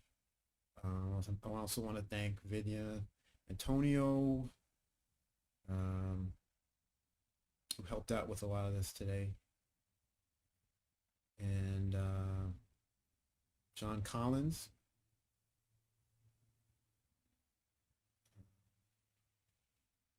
I don't want to forget people, but I will. And most definitely want to thank Dan Leone, our president, QPTV, who has helped guide us through this situation, I think amazingly well, and has guided the company into, really this new landscape, this new era that we're heading into, and I'm happy to be a part of it. So let's play the election video, and we'll come back in just a bit to end the show.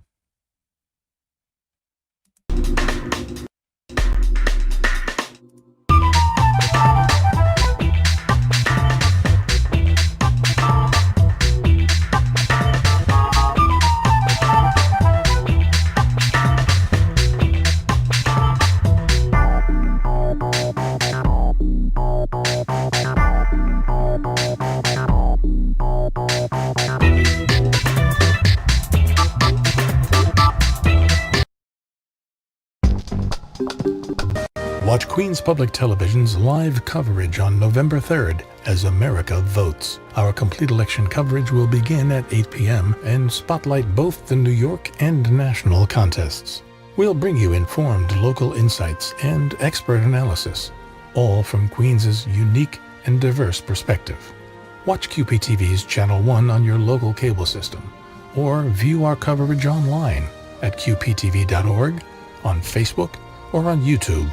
And please remember, your vote counts.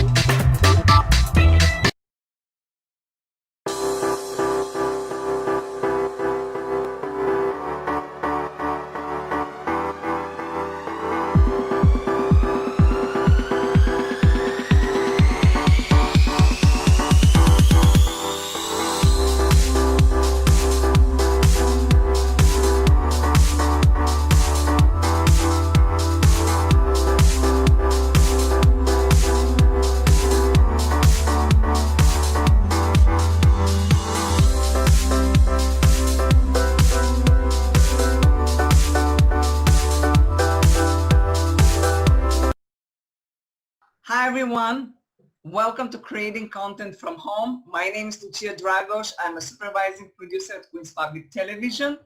With me are two of my colleagues, Noran and Mark. We also have Christina with us live. She will be collecting your questions from our Facebook live feed. Today's topic, as the title suggests, is creating content from home. And my colleagues and I will be sharing our personal experience with staying creative from home during these difficult times. I'll let my colleagues introduce themselves briefly and then we can start. So Mark, please take it away. Hey everybody, my name is Mark Bassino. I'm a producer of new media and audio content for QPTV. So what does that mean? That means I produce video promos of our original content, the shows that, the great shows that Lucia and Naran make. So I make promos out of them. Then I also look after the production of QPTV radio and also the production of QPTV original podcasts. Hi everyone, I am Naran Omar. I am a video journalist, producer, and a filmer in QPTV. So we host a couple of shows and basically producing a couple of shows, and it's very exciting. We have First Generation, Power Youth, and so many other shows if you guys are fans. So yeah, that's pretty much it. So passing it on to you, Lucia. Great, so before we start, let's do a little housekeeping. We are going to be live from 1 p.m. to 1:30 p.m. on our channel, QPTV channel 1, and also on our Facebook page and on our website, qptv.org. After 1:30, we'll continue to answer any questions that you have on our Facebook page. So make sure you join the Facebook page and type in the comments, hi, where you're from, so Christina can greet you, and also type any questions that you have during the show. And at 1:30, we'll start answering them on the Facebook page. So let's get started.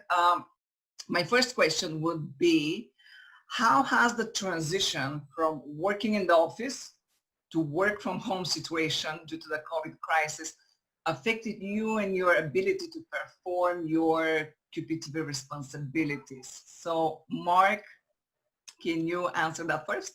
Sure. Like I said before, I kind of do 3 different things for QPTV. So it's interesting to me because the first thing that I do, like I said, creating promos for the original content, that's fun, funnily enough, that's not really changed that much because of the technology and the way we work.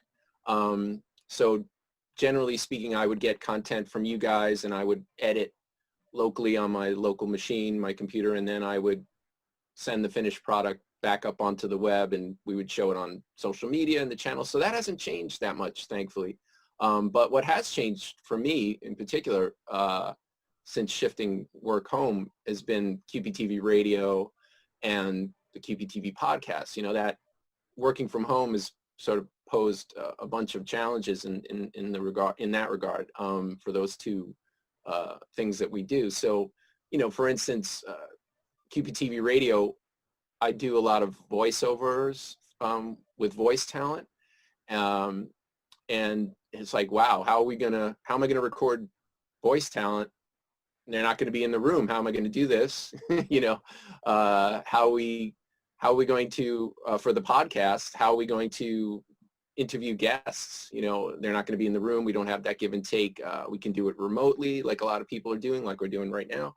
But, podcasts are all about audio too. So how are we going to make it sound good, make it sound professional? And those kind of, how am I going to record myself at the same time? So all these sort of issues have presented themselves.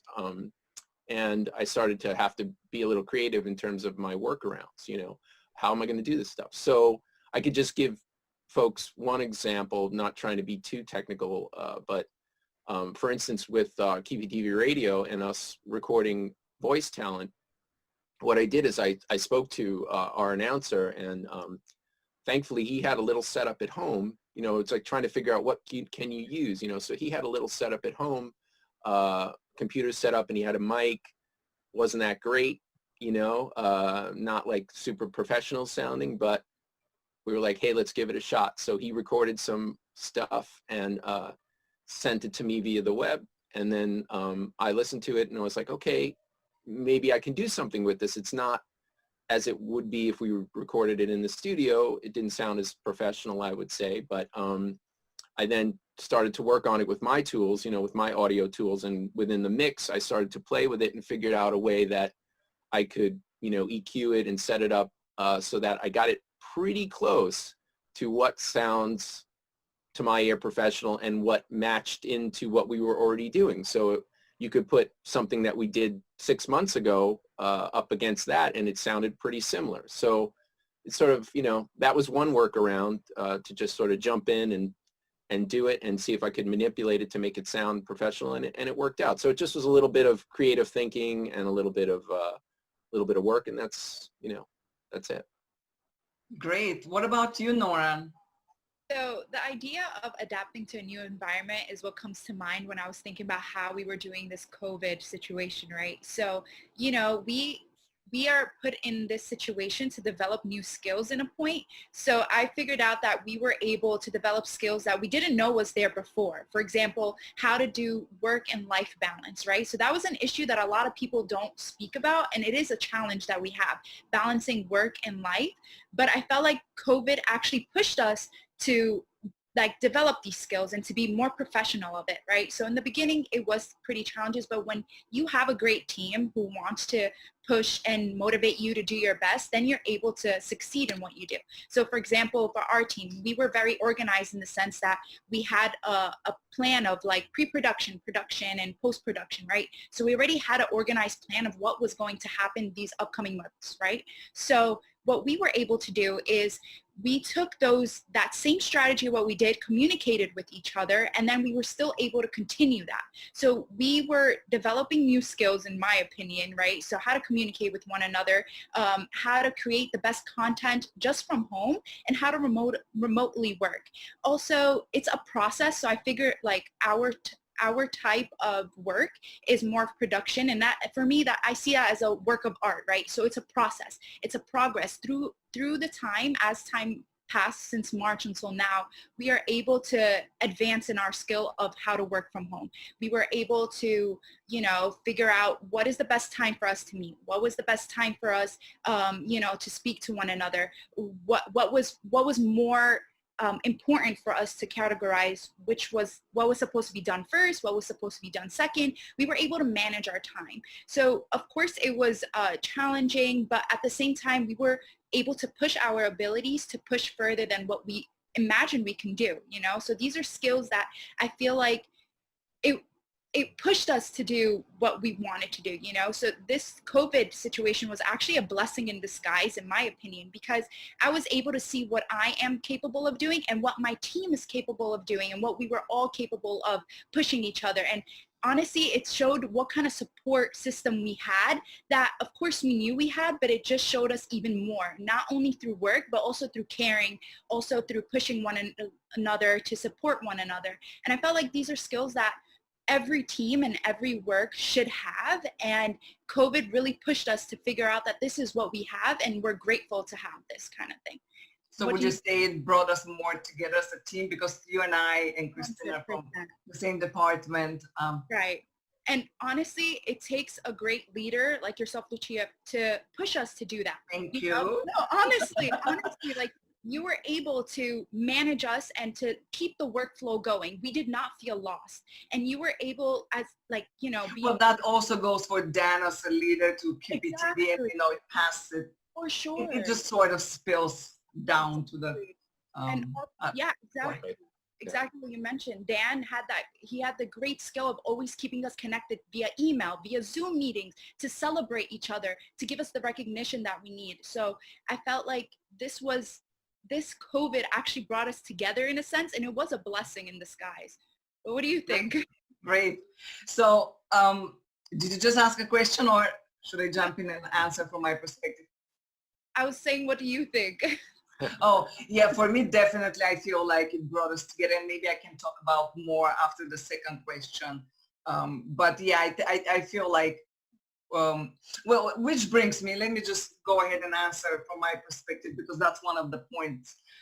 My fear in the beginning was that we're sort of gonna get lost in the department, because as you know, when we go to work, we brainstorm a lot of ideas with each other. When we're face to face, you come up, oh, you see what I read, let's do this, and all that. And my fear was that we're gonna lose that. How are we gonna brainstorm? How am I gonna draw an inspiration?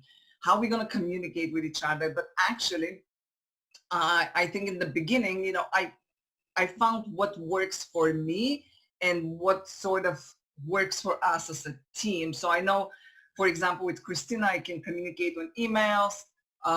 With you, it's more Instagram, DMs, and then if it's something longer, I'll just tell you, okay, check your email, I send you an email. So it's just knowing your team and finding what works for your team. As far as other challenges, one was that we used to do documentaries in our department, so it's more visually cinematic sort of stories. And when we got at home, with COVID, with the pandemic, it was just, well, how am I'm gonna do documentaries? Not a new style, but more cinematic.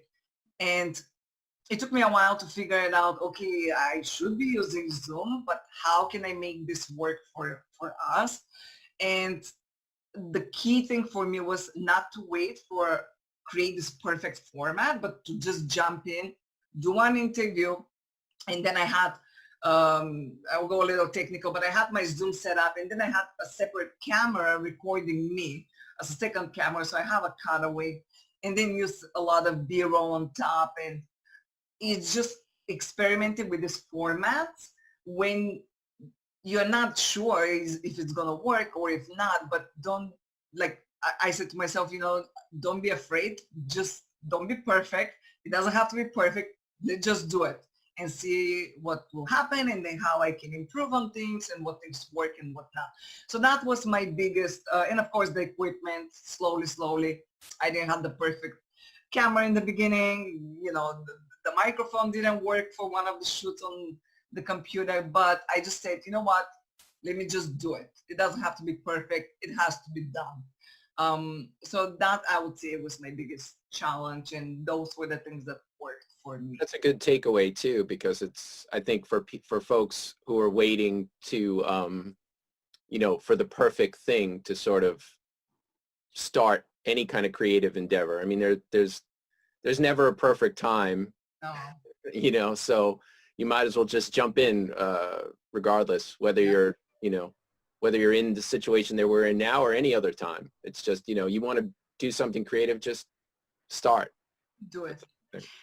Yes. So just a quick reminder, we are, for people who are joining now, we are live on our channels until 1:30. From then on, and we're also on our website, qptv.org, and on our Facebook page. But from 1:30 on, we'll stop streaming on the channel, and we'll continue on the website and on Facebook page. So if you have any questions, we'll be answering them live on Facebook. So just go into the Facebook page, type in your question, and Christina will send that to us, and we'll be answering them at 1:30. So my next question would be, how have you stayed productive, creative, and inspired during these times? Because that might be challenging at home. And I know especially for Nora, she had school, not only in terms of creating content for QPTV, but also in the personal side. So Nora, how was that for you? Honestly, I'm not gonna lie, I loved it, because I felt like the freedom of being creative was given to me. I was able to use what was available to me to create creativity, so to create a studio at home using just like a blanket sheet, and the lights of your 2 different phones as like lights for you, and seeing the things that you have available to create the best quality you could.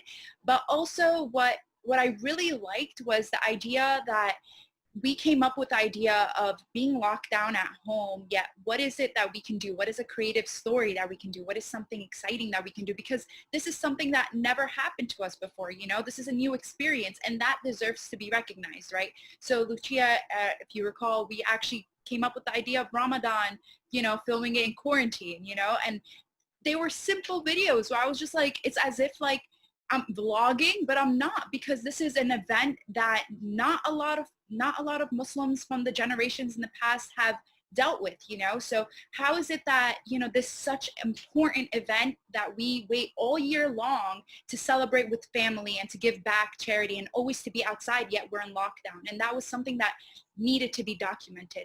We used the equipment, we communicated, and we were able to make it as creative as possible. Like you said, the equipment sometimes not working, the equipment sometimes working, and just using our phones. It's just being creative and taking advantage of what we have in our fingertips, So also the creativity of having that freedom of thinking, what could I do now, and putting it to the spot. So for example, the Black Lives Matter movement, there were so many events that have been happening in Queens, and just by me having that access through my phone and on Instagram, seeing where these events are, I am able to get out there, wear my mask, and to go shoot it, to get as footage for it, just because I have that flexibility of managing my time, I'm able to manage what could I do now and what could I do later that will be just as equivalent. Like right now I could be editing, right? And I could be doing like a studio at home with like a cool bed sheet, you know, taking photos, videos, you know, and interviewing people. But at the same time, I'm able to take a break, step out, go to the movement, go to the protest, see what's happening out there and document that, because there's so much that's happening. Yet because we have this freedom of managing our time, where I'm able to get more done than it would be in an office space, because in an office space, I would be sitting down, editing, focusing on one thing. And I get that some people need that.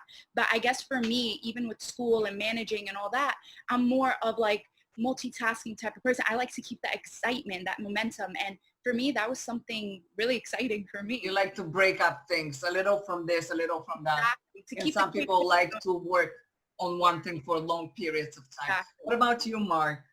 Yeah, I think those are great points that Naran made. And for me, I mean, the creativity between and the inspiration for whether it's for me personally or work, it's sort of the same. It's not much of a difference there. You know, I guess for me, I'm sort of finding inspiration as I normally would from listening to music. I'm a musician as well, so I love to listen to great music and, you know, listening to a really interesting podcast or watching a great film or, you know, reading a book or even, you know, something silly like a tutorial video on YouTube or something like that. I mean, all of these are sources of inspiration for me, you know, generally speaking. Yeah, so for me, I'm sort of a workaholic, so I blend work and life. The lines are kind of blurry in there. Right. So like you, I draw, it's just, when I'm at home, I'm thinking about work or what shows, what content we can create. So it was sort of, it was not that difficult from idea standpoint, what ideas, what shows to do. But it was more, I saw very challenging that some people would, when I contact them to do an interview, it would take them longer to respond, or they would not want to do it right now because they're overwhelmed, because with the kids being at home, a lot of people are parents and it was just hard for them. So an example, we have a freelancer who freelances with us, Andrew, and he came up to me with an idea that we might do immigrants, how they cook at home and dishes from around the world. So I reached out because I have a few friends who are from Europe, and they all said absolutely not, because the kids, they have small kids, they're at home, and it just, they couldn't find that balance. So for me to interview them, it would have been, a huge imposition for them. That was work-wise. Personally, for me, it was, the challenging part was that my son is at home, he's a 5th grader, so I have to keep track of his assignments and then my work and then draw inspiration. Yeah, maybe from that to do a show, but also, you know, I have to be a parent and then come to my computer and be a creator, an employee and supervisor. So it was just challenging in the beginning. And now, you know, the schools will be out next week, but from then on it's summer. So what do you do with a 5th grader at home? Yeah. You know, that would be another thing to figure it out. So those are all things. I don't have the perfect formula. What worked for me is be more scheduled. So let's say in the morning, we get up, we go for a run, we come back, then we do 2 hours of work. Then we take a break, play Lego or whatever, and then again work. So we split up the day. That works for me. I'm not sure for other people, but like Noran, I like to work on a few different things throughout the day. So I like to take a lot of breaks in between. In the office, I'm not like that. In the office, I can sit and work for a long period of time. Yeah. But at home, I have to take breaks. And like Noran said, you know, just go outside. Like I take a break, I go outside and then see something, see a flyer, see somebody is doing something, and then I have an idea, oh, we might do this, we might do that. So it's just more inspiration than from the office. From the office, it's more searching online or watching TV, the news, and yeah. So, yeah, I mean, that was for me. Again, quick reminder, we have 10 more minutes on the channel, and then we're on Facebook Live. We are already on Facebook Live, but at 1:30 we'll start answering any questions that you might have. So let me go to my third question, because we have 10 more minutes, 9 more minutes. What do you see the future of the work experience post-COVID-19? How has this crisis changed the way you approach work? And when we go back to the office, what would you do differently? Well, Mark? for me, I think, I guess I would hope that we could return to some, semblance of normalcy at some point. What that timeline is going to be, obviously none of us really know. Because I think there are some good aspects to being, that immediacy of being together. But at the same time, just like all you guys were saying, like Noran was saying, it would be silly if we didn't get some sort of positive or semi-positive takeaway from this sort of horrific, tragic experience. For me, it's like, I just look at it like, what could I take away from it? Well, we had a lot of limitations, and limitations are generally looked upon as being sort of a negative thing. But you can also kind of spin it to be maybe a bit of a positive thing, in that, well, these limitations pushed me to be more creative, to look at things in a fresh way, to, look at fresh solutions to problems that, maybe I'd never looked at it that way before. And I hope that, maybe we can, once you learn those things, you can't unlearn them. So, I think ultimately you take that away, and that becomes part of your skill set going forward. So I feel like if there's a positive thing, that's, for me, limitation is not the worst thing. Great. Noran? I love what you said, especially about the solutions. Like, we figured out new solutions for situations, and definitely I feel like this is the new face of all kind of workforce, not just journalism, not just production. I feel like this is the new way of life, and we were able to adapt, like you stated, new skills to develop creative work, and we were able to be more as a support team, as we mentioned. And I feel like this is something that we will forever carry on and figure out how to do the work balance, and figure out what it's like to remotely work, and what it's like to spark up your creativity, and to continue doing that. Staying at home doesn't mean that you are now, that's it, it's shut down, you're just staying home, you're relaxing. Actually, it's more work, but at the same time, it's the best kind of work you can do, because you're giving it your full momentum. You're giving it all your attention to give it the best product, because you are trying to be as creative as possible. And I feel like this is something great for, moving forward, because in my opinion, there was more positives that came out of it than, it was a blessing in disguise, as I stated. It brought us all together. Thanks to Dan again for, bringing the whole team. We're all emailing each other, sharing experiences. We're still together, and great thanks to our team. We're still following schedule. We're motivating each other. And yeah, it's a blessing. Yeah, for me, I know a lot of people are hurting right now, and the unemployment, and just the mental toll and the financial toll on people. But there's always, like you said, to try to find the positive in everything. And I think a lot of people, especially for me, it was time for reflection, and reflection not only of my daily life, but my life as a whole, as a person. And to just see, okay, what could I take away from this, and what I can do differently in my life moving forward. And one thing is, yes, definitely slow down and regularly reflect on, where am I going? Am I on the right direction? Because I feel like before that, everything was go, go, go, work, and then home with my son, and then doing homeworks and things. And it went on and on so fast. And we did a lot of great work, for which I'm very proud. And I take it as a personal responsibility, my work at QPTV, telling these stories from Queens that are so important. But moving forward, probably I would be doing documentaries, but also I still want to continue with something like that live, because I think this format is amazing. And I was refusing it for a long time, the look, and I wanted this cinematic look, but I think Now, being live and being able to build that community around, especially on Facebook and on social media, I think it's a blessing, and to be more connected with one another. So format like that, I think it will give us that opportunity.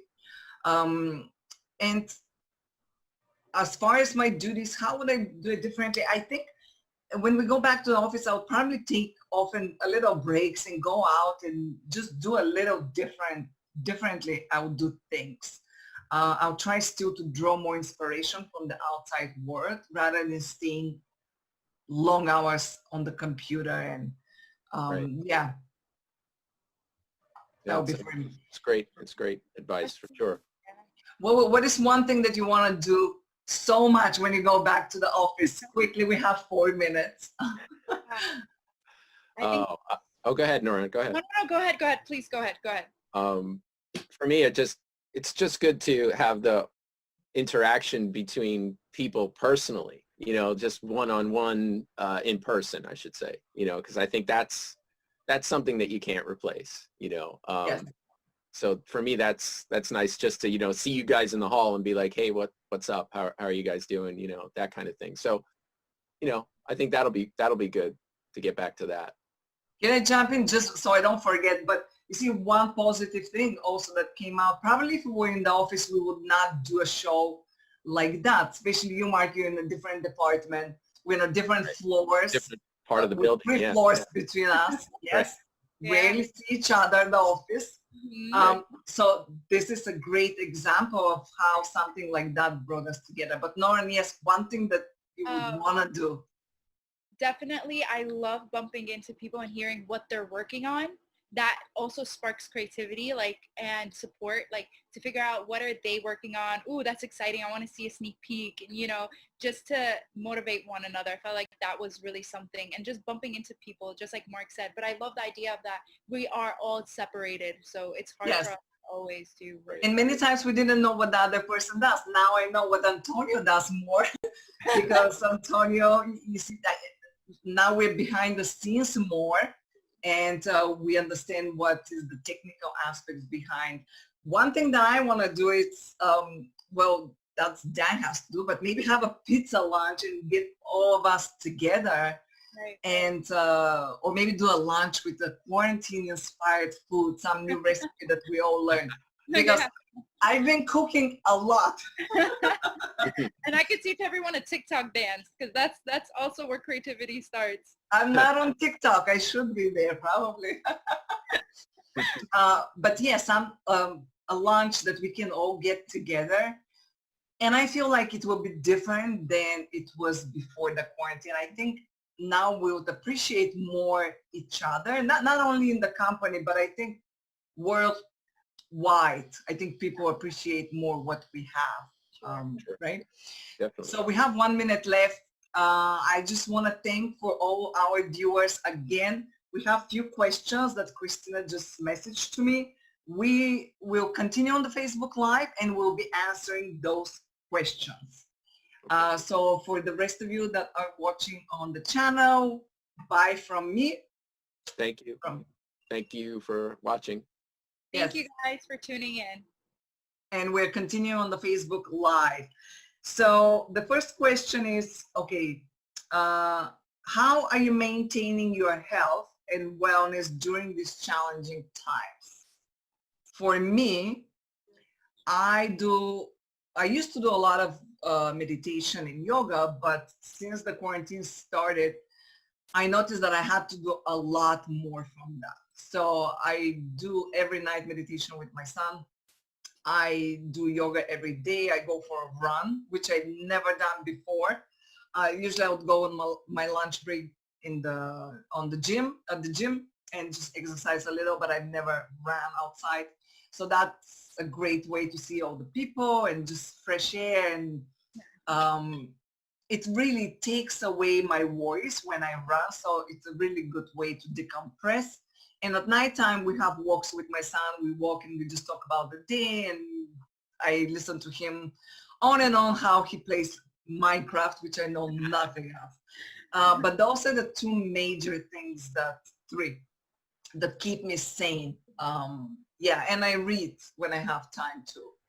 Of course, binge watch Netflix, but yeah. What about you guys? Noran? Oh, sure. Similar to meditation, I do journaling. Like I journal everything that I'm feeling, everything that I want to create, manifesting, also meditation, that also plays a huge role. Also like meditation, praying, that also plays a role. And just walks, taking a walk in the park, even though everybody has masks on, it's just great to see fresh faces and everybody's, in a good spirit of being outside, just enjoying the sunlight or sitting outside in a porch, like just having that good energy and that sunshine, that does help. But also, I know this is going to sound a little too youngy or whatever, but TikToks, dancing, that plays a huge role. I don't know. I felt like that is some way for me to escape, reality, see what everyone's up to on TikTok and, Instagram and all that. So, yeah. What about you, Mark? Yeah, you don't want to see me dance on TikTok. I didn't want that. But for me, my whole thing is sort of like a combination of both what you guys are saying. I've been, I try to run even before, I mean, I've always done this. I try to run like 3 to 4 times a week. So that's like a total, de-stressor. I've come to like totally need that.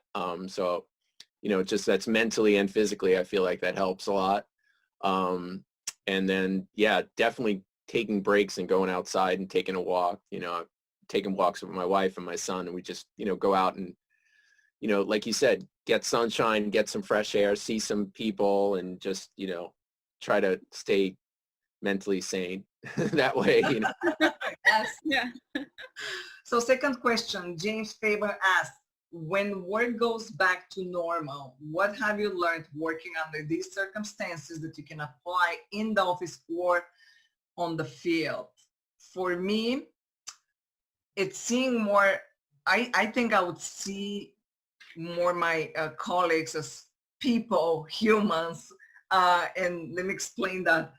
But during this time, it just allowed me to see we're all on this together. We all have problems at home. We're not just employees of the company, but we all have things at home. And we should be more tolerant and accepting and understanding of each other because we're all in this together. And you don't know how the colleague that is sitting next to you, what his life is, what is he going through. So not only in the office, but also for everyone, a lot of families and a lot of people are hurting right now. So I think just in general, be more open to just the understanding of we're all humans, we all have issues, nobody's life is perfect, and just be more understanding. As a technical side, I mean, like I said, I would continue probably do something like Zoom, like live, and incorporate that in the workflow. That will be something that I'll take away from the quarantine. Yeah. Mark?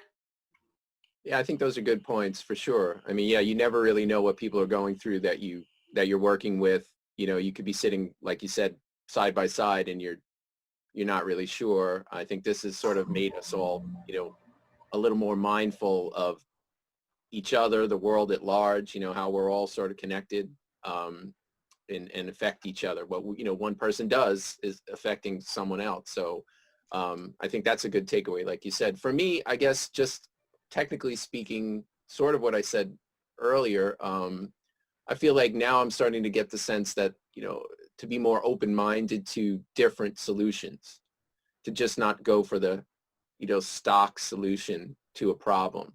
That, this has sort of forced us to be creative in solving problems in different ways. So why limit that to doing that at home? Why not bring that mindset back to the office, and sort of, think along those lines, like, hey, how can we do this differently? And it sort of falls into that, creativity side of things too. Like, how can we make this a little different, or, that kind of thing. Naran? Yeah, with both of you, you guys really had amazing points. It's just also genuinely asking someone, how are you? You know, just like within your heart, how are you actually doing? And besides work-wise, like how is your mental health? How did you cope with everything? Are you okay? I feel like these are questions that need to be asked, especially for people you care about and anyone you're walking in the street, because it's just nobody really shares how they're actually doing, and that's really important. But also what you mentioned earlier, Lucia, is just not waiting for everything to be perfect. Just go for it. Be as creative and as open-minded as you can be and see what you can produce out of that. I feel like that's also an important skill that we should continue on doing, because I know we're very like perfectionists. We want to make sure everything's like edited perfect. I feel like we need to free ourselves to, you know, explore that. And just tell the story. Yeah. So the next question is, the pandemic coupled with the digital revolution has radically altered what we used to call the work-life balance. Has it happened for our participants? To what degree? What do they anticipate after we have some sort of return? I mean, like I said in one of my answers, if I understood the question correctly, for me, it's more, I decided to be more reflective in general, my life and the things I do. So the shows that I produce, how are they important? Are they important? Do they bring the message that it's really important to the Queens community? And do more, even though we all have done hyper-local content, but maybe be more mindful, okay, which content can help which community. So be more selective of the shows that we produce. And even though we do favor quality over quantity, but I would say even maybe more having social message, limit that to the shows that we produce. And then be more mindful in general with the work-life balance, making sure that I have more time for myself. That's for absolutely sure that, yes, I need time for myself, which sometimes during, you know, before the quarantine, it just didn't happen very often. But now I know that I must have time for myself. So yeah, that's probably for me. Yeah, definitely. Noran, you? Yeah, I definitely agree about, you know, giving yourself that time to relax. I feel like when you're so passionate about what you do, you forget to tend to like, all right, I love what I'm doing. This is like a hobby, but at the same time, it is a job. And, you know, to prepare yourself mentally and to be in a good state, that's how you're going to produce the best work. So that's very important. Also, creating, producing projects for the community. So definitely I feel like we should be more aware of what does the community need? What kind of coverage do they want to see? What is it that they are curious about? What is it that they want us to produce and to feel as if that we're listening, and we want to listen to our community? And I feel like that's even QPTV's motto, like we're listening to you guys and we want to produce what is best for you guys. So I feel like that's also creating the best for the community and covering important events. Because now probably it will be very different what stories the community needs. What, like you said, yes, asking those questions, because yes, their needs are changed now, right? Mark, you? Sure. Yeah, I think you guys touched on it with balance is the key, I think, you know, and like Noran said, it's like we would probably be doing this stuff if it wasn't our job, because we're just creative people. So we're doing all kinds of different creative projects, you know. And so when you look at it that way, I find it even now with the quarantine at home and at the office, it's like you got to sort of have the sort of boundaries, I think, to maybe it's healthy to set for yourself. Because I know sometimes, and I'm sure we all, you know, we're at work and it's like 7:30, 8 o'clock, and you're like, oh, you're into doing your edit or whatever you're doing, and you're like, I'm just going to do one more thing. And I'm going to do one more thing. And then you turn around and you're like, wow, I should go home, you know? And I found that to be the case because if you don't refresh yourself, then like Noran said, you're not going to do your best work. So I find that too, even in quarantine, you know, like I'm working on something and I'm like, oh, it's 11 o'clock, you know, oh, maybe I should stop now, you know, and and chill out. So I think it's a good thing to sort of be mindful of the balance. You know, I think that makes sense. Oh, great. So one last question. How do you handle social distancing with guest interviews going forward? I think we have to put together maybe a list of things that we will do. I feel like a lot of people will be reluctant to give an in-person interview for a while. So making sure that they know that we are mindful of that, or we're taking the precautions, that will be key. So explaining to them, we'll stay 6 feet apart, or we'll have a smaller crew, not so much equipment, not so much time to hang out there and set up, or bring the things, maybe afterwards clean up. I think that might be one way of doing things. And again, until then, continue to interview them over Zoom. But I think a lot of people will be reluctant. I see that's happening a lot. I contacted a lot of people, and some of them are just, you know, they cannot give me a date or anything right now, so it's all Zoom. Yeah, what do you think? Mark? I think we have to just keep people informed of you know, what we're doing. I guess once we're in that situation where we can be doing things in person, that we're, you know, doing everything as safely as we can. You know, again, thinking sort of outside of the box. I hate that expression because it's so overused, but you know, like maybe we could interview people outside. You know, that would be maybe make people feel safer if they're outside, you know, in the open air. That could be a thing. And, you know, just, you know, I hear, you know, our CEO, Dan Leone, is preparing the facility, from what I've heard, to, you know, be safer for not only for us as employees, but also as for our guests, because we get a lot of outside producers that come in all the time to do their work. So, you know, he's installing, I've heard, like UV lights and things of that nature that can help to keep us safer. And you know, so I think if people who are coming into that situation know that we're taking these extra steps, you know, to make people, you know, safer, then they'll feel more comfortable. But it's going to take time, I think, like you said. Yeah, yeah. Nora? Anything that you want to add?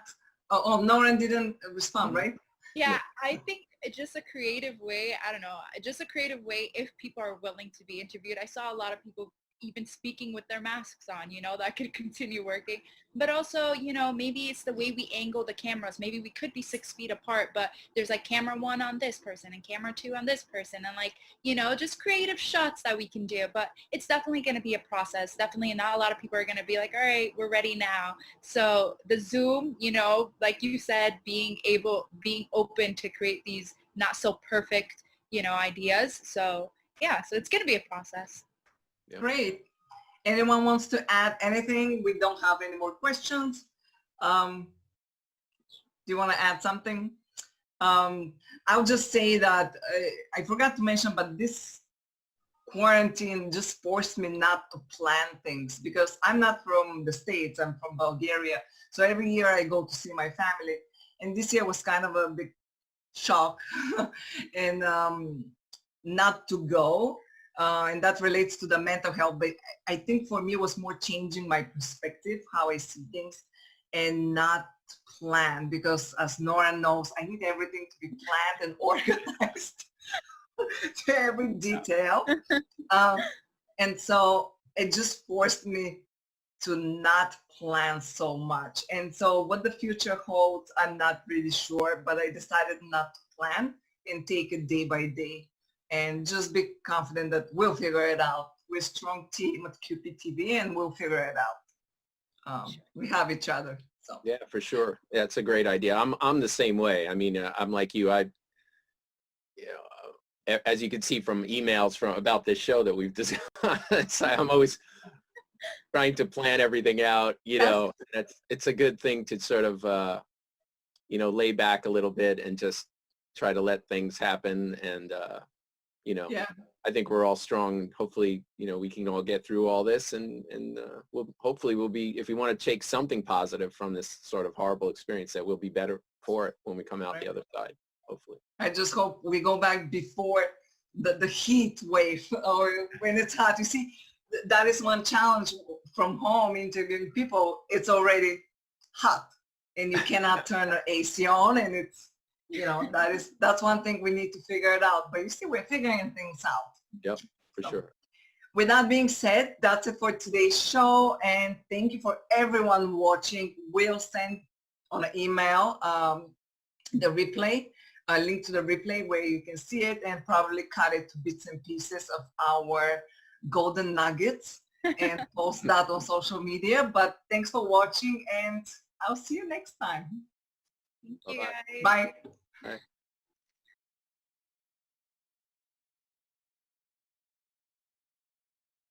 Good, everyone. I want to thank you all, whoever's tuned in. If you tuned into a piece or all, that's fine. Just make sure that you spread awareness about community media. Make community media every day. And please, please, please, please, make sure you tune in on election night, November 3rd, 8 p.m. to QPTV. Visit qptv.org/election for all the details. But if you just go to qptv.org, all the information is there. You'll be able to watch from the website or wherever you're watching right now. We're going to play that out. But again, thanks to everybody at QPTV, the staff, our president, CEO Dan Leone, and all the people that helped get this going. And also you, the citizens of Queens and the world. I hope that you take your time, go to communitymediaday.org, go to qptv.org, and sign up for our newsletter, our mailing list, so that you can get updates on all the things that are going on, especially Election Day. And please send in your questions and comments. Please tune in and send us your question and comment that night.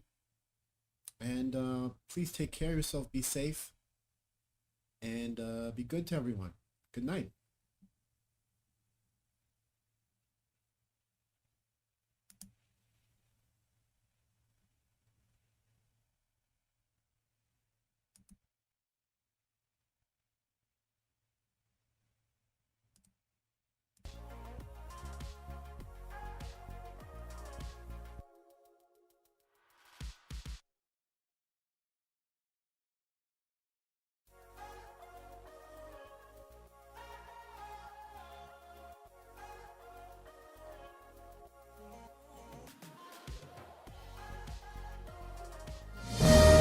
Watch Queens Public Television's live coverage on November 3rd as America votes. Our complete election coverage will begin at 8 p.m. and spotlight both the New York and national contests.